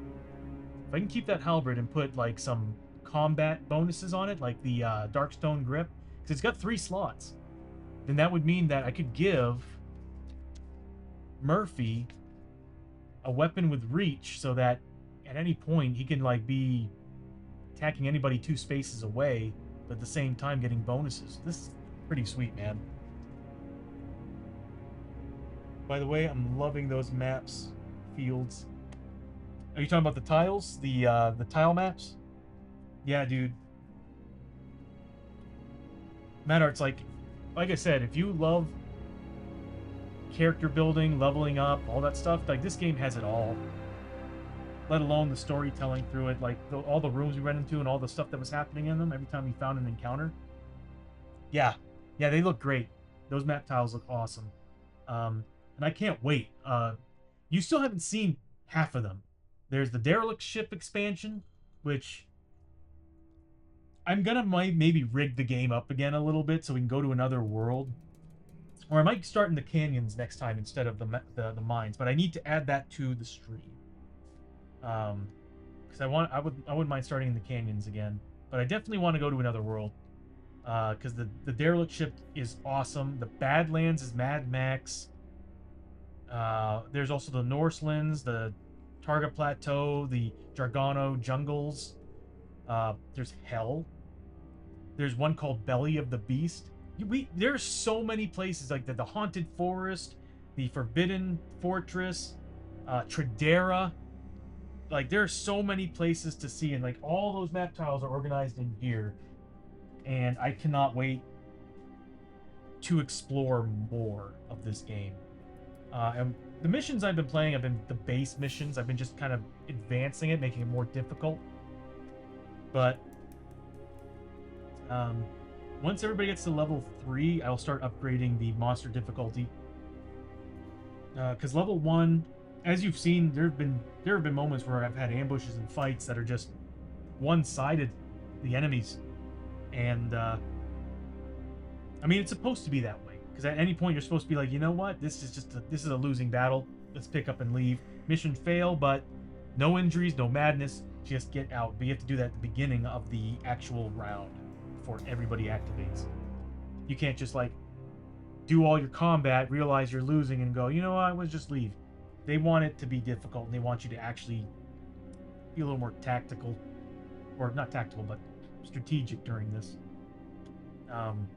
But one thing I need to do is get rid of that portal, that chest portal mutation, because that is gonna be bad on rolls of 11 and 12. So that means that when I roll double sixes, which is beneficial to me, it's bad. If it's if I roll an 11 or 12, bad things can happen. So we're gonna leave off here, and Tuesday we'll pick back up on the travel. We'll roll to see what size town. We'll roll to see the travel hazards, and yeah, everybody should be at max health, max sanity, and +1 grit right now. And then yeah, we'll go from there. We'll hit up another town. We'll see what happens there, and if we don't go to another world next turn, I am probably gonna rig up the exploration deck to get us to another world. Because as much as I love the mines, I do want to see other places. I want you all to see other places because there's so much more to this game than what you've been seeing. And I'm gonna what I'll do is I'll also level up. I'll level up Murphy at the beginning of the next adventure, and I'll give you an idea of how that works. There's like a whole upgrade sheet. There's like a skill tree. There's like 3 different subclasses you can choose, and you can kind of work your way down every level. You just keep going down those skill trees, and they give you so many bonuses. You know what? For example, um, Yeah, another chest portal. The chortle. What would we call it? Some of that chusi. Want some of that chest? No, it would just straight up be chest pussy, I guess, at that point, wouldn't it? We want some of that chusi. But thanks, Choco. Really appreciate it, bro. Yeah, it was a fun stream. I'm exhausted though. Like reading all this stuff, all the rules, kind of keep. I know I missed a couple things here and there. That happens. Chestussy. Chestussy. Yes. That'd be, yeah, wouldn't that be like a chest burster too? Chestussy? You don't yearn for the mines anymore? I mean, I do. Like, no matter what, I love the mines. There's a lot more. Here's the thing. So, there's all these other worlds, but the decks for their encounters and their tiles are a lot smaller. All these tiles are double-sided, as you can see. This is for the derelict ship. So basically, you can understand that there are so many more mine tiles than anything else in this game. So, and the beautiful thing too is that, specifically this guy, oops, got a phone call, not a phone call, but a text message. Give me 1 second here. So, where was I? So, each one of these tiles, these specific tiles like this one, their card actually has an advanced encounter on it. I want to start using these, but I have to remove. I have to go through all the encounter decks and remove all the advanced tile cards. I want to scan them so I can just pop them up on the stream instead of. Yeah, I think I might be able to link them so that if that card is drawn, it'll automatically pop the encounter on the screen. That would be awesome if I can do that. Another thing too is I want to move things around the screen a little bit more. So let me get rid of this guy here. I want to move basically all the universal cards that you see on the screen, like this guy, which we luckily got rid of him. He would have screwed me over a little bit. Actually, no, he would have screwed me over big because I wouldn't be able to get some of my double rolls. But I want these guys to be on the left side of the screen so that, I mean, yeah, it would be perfect if I put it over there. The only reason why I have it in the middle of the stream is because let's say I have like, let's say you guys join and you want your faces inside of these bad boys. Aha! Like, they would be overlapping y'all. So I'm like, it's the only reason why I put everything in the center of the screen is just in case. And I might be able to program it to actually move it based on stuff I'm going to have to think about later. Oh no, it's bursting from my chest to see. But anyway, oh, I love you guys. But, so yeah, there's like advanced rules on all these specific tiles, and I want to feature them in the game because they're just so cool. Like, they add a little extra flavor. I love running into encounter cards. I get all excited and giddy when I see them. Yeah, see, there's another one. Also has an advanced rule at the bottom. So I want more of these. See how many I would have had? Just makes it a little more interesting. Sometimes it's bad. Good, sometimes bad and good. So, again, we're going to leave it off here. Let me go full. So I'm going to go ahead and leave the stream off. There we go. I'm going to leave the stream off here. When we get back into the next adventure, first thing I'm going to do is get, Mad Murphy, and I'm gonna go ahead and level his ass up to level 2. I will tease you a little bit today. If I can find the player stuff, which right here. Whoops. So this monstrosity of a book. I'm right here.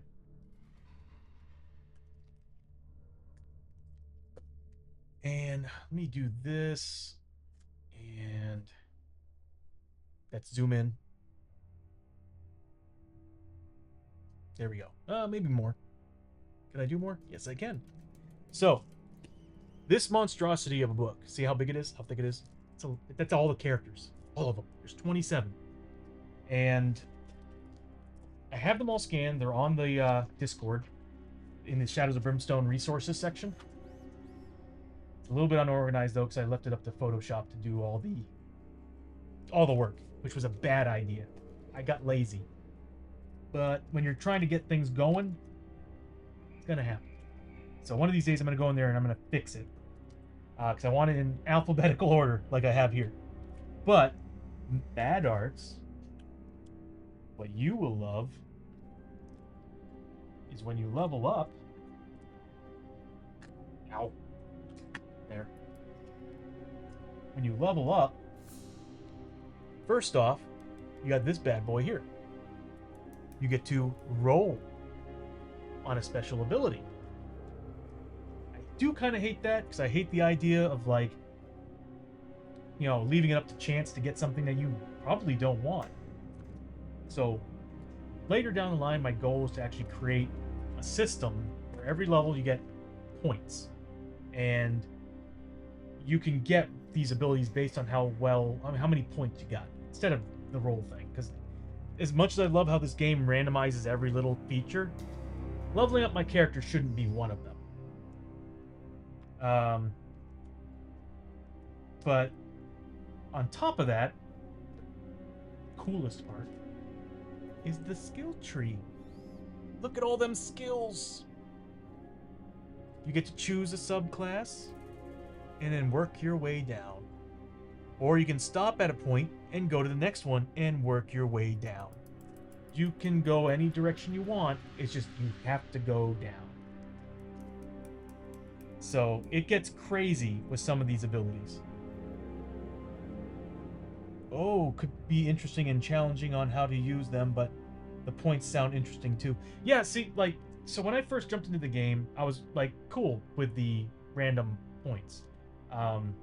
Because they can be beneficial. You know, upgrading your cunning, there's going to be encounter cards that are like, use your cunning to do this. Or some people hate some people who aren't using a spirit type character, when they start getting points in spirit, they're like, what the hell, man? Well, again, you can run into encounters where if your spirit's too low, chances of you survive or passing that spirit test are, well, bad. And some of these tests can be life or death. I mean, some can just straight up say, if you didn't pass, your character died. So I'm kind of with you on that, but I'm also like, there's part of me who's like, just give me some points and I can increase my ability scores maybe by a certain amount based on what level they're on.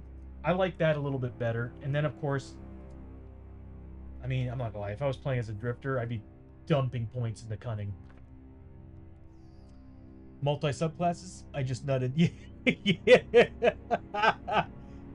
Let me allow that message, because I'm cool with that. I did, I did kind of I redid my maturity rating on the channel, and I don't know if I did sexual themes.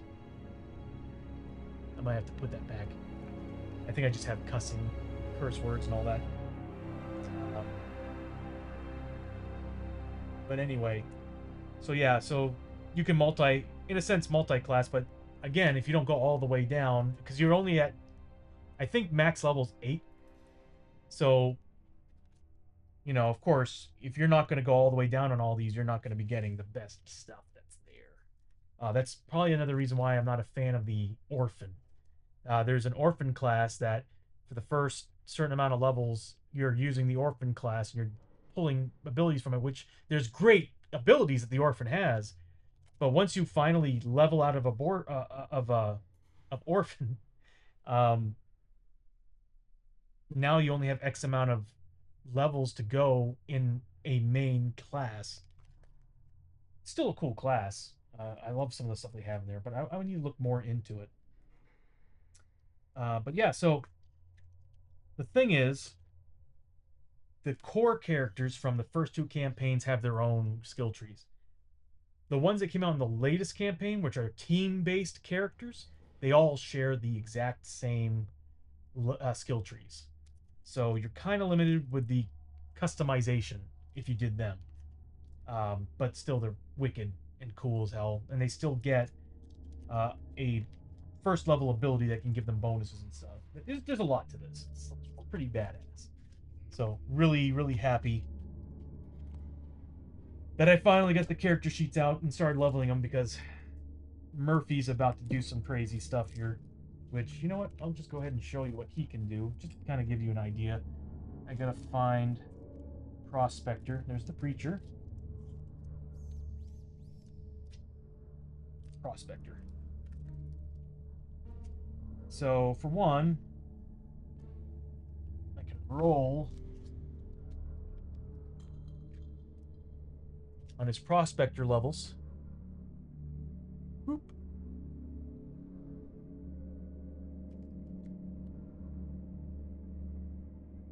He gets like XP. Like if I rolled a 2, he gets like XP bonuses on specific types of enemies. Gets an initiative bonus would be nice, to be honest with you. Hell, a move bonus would be nice. Strength and luck would be great. Also gaining a permanent health and sanity. Or even corruption resistance.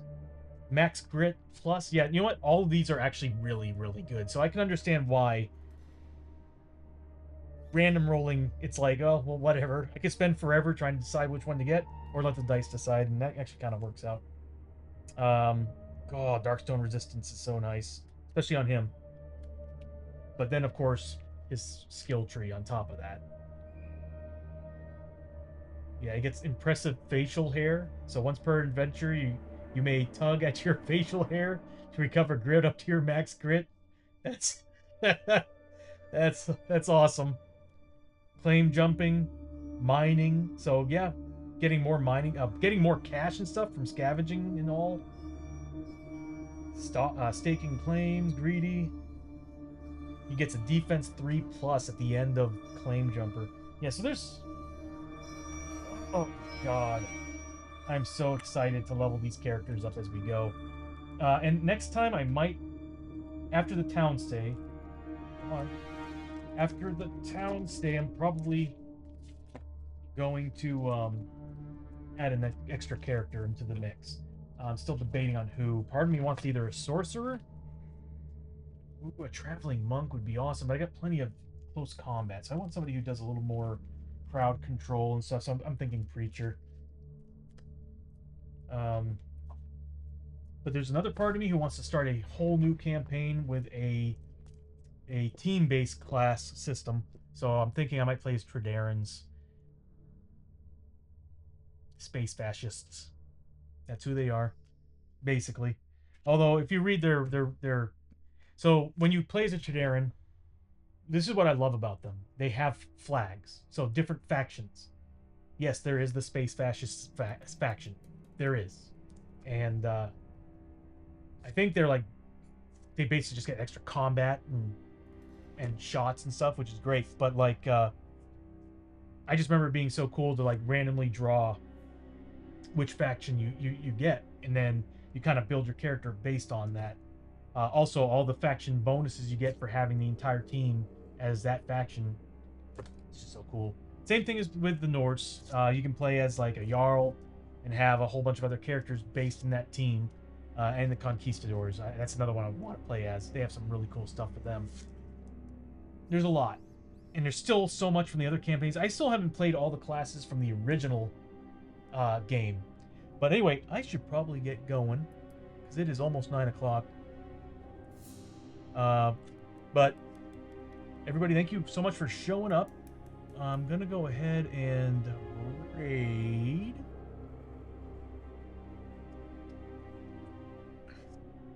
Let's see who's on tonight.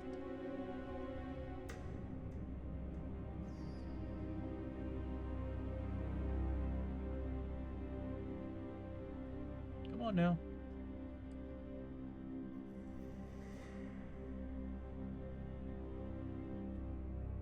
And I'm going to... Who's here playing board games? See if we can find something familiar. Oh, actually.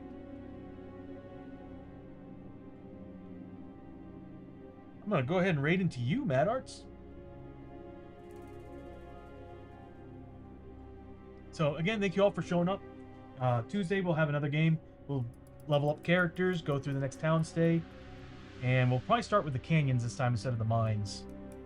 I really want to go into some of the other worlds so that we can actually go to like the feudal town and stuff instead of going to the old west town. But thank you so much for showing up. I'll catch you next time on Tuesday. I'm not sure what time I'm going to start it at. I want to start it at 2, possibly earlier. We'll see what happens. But y'all have a great Sunday, and I'll see you Tuesday. Oh, matter, your stream is ended. My bad.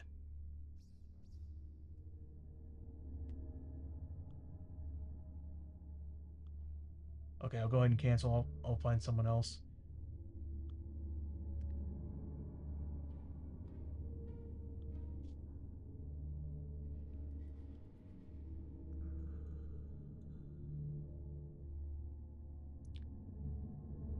Oh, what's this?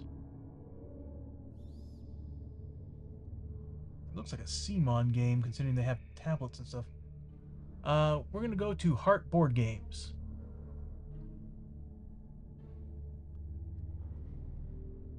I am not sure what they're playing.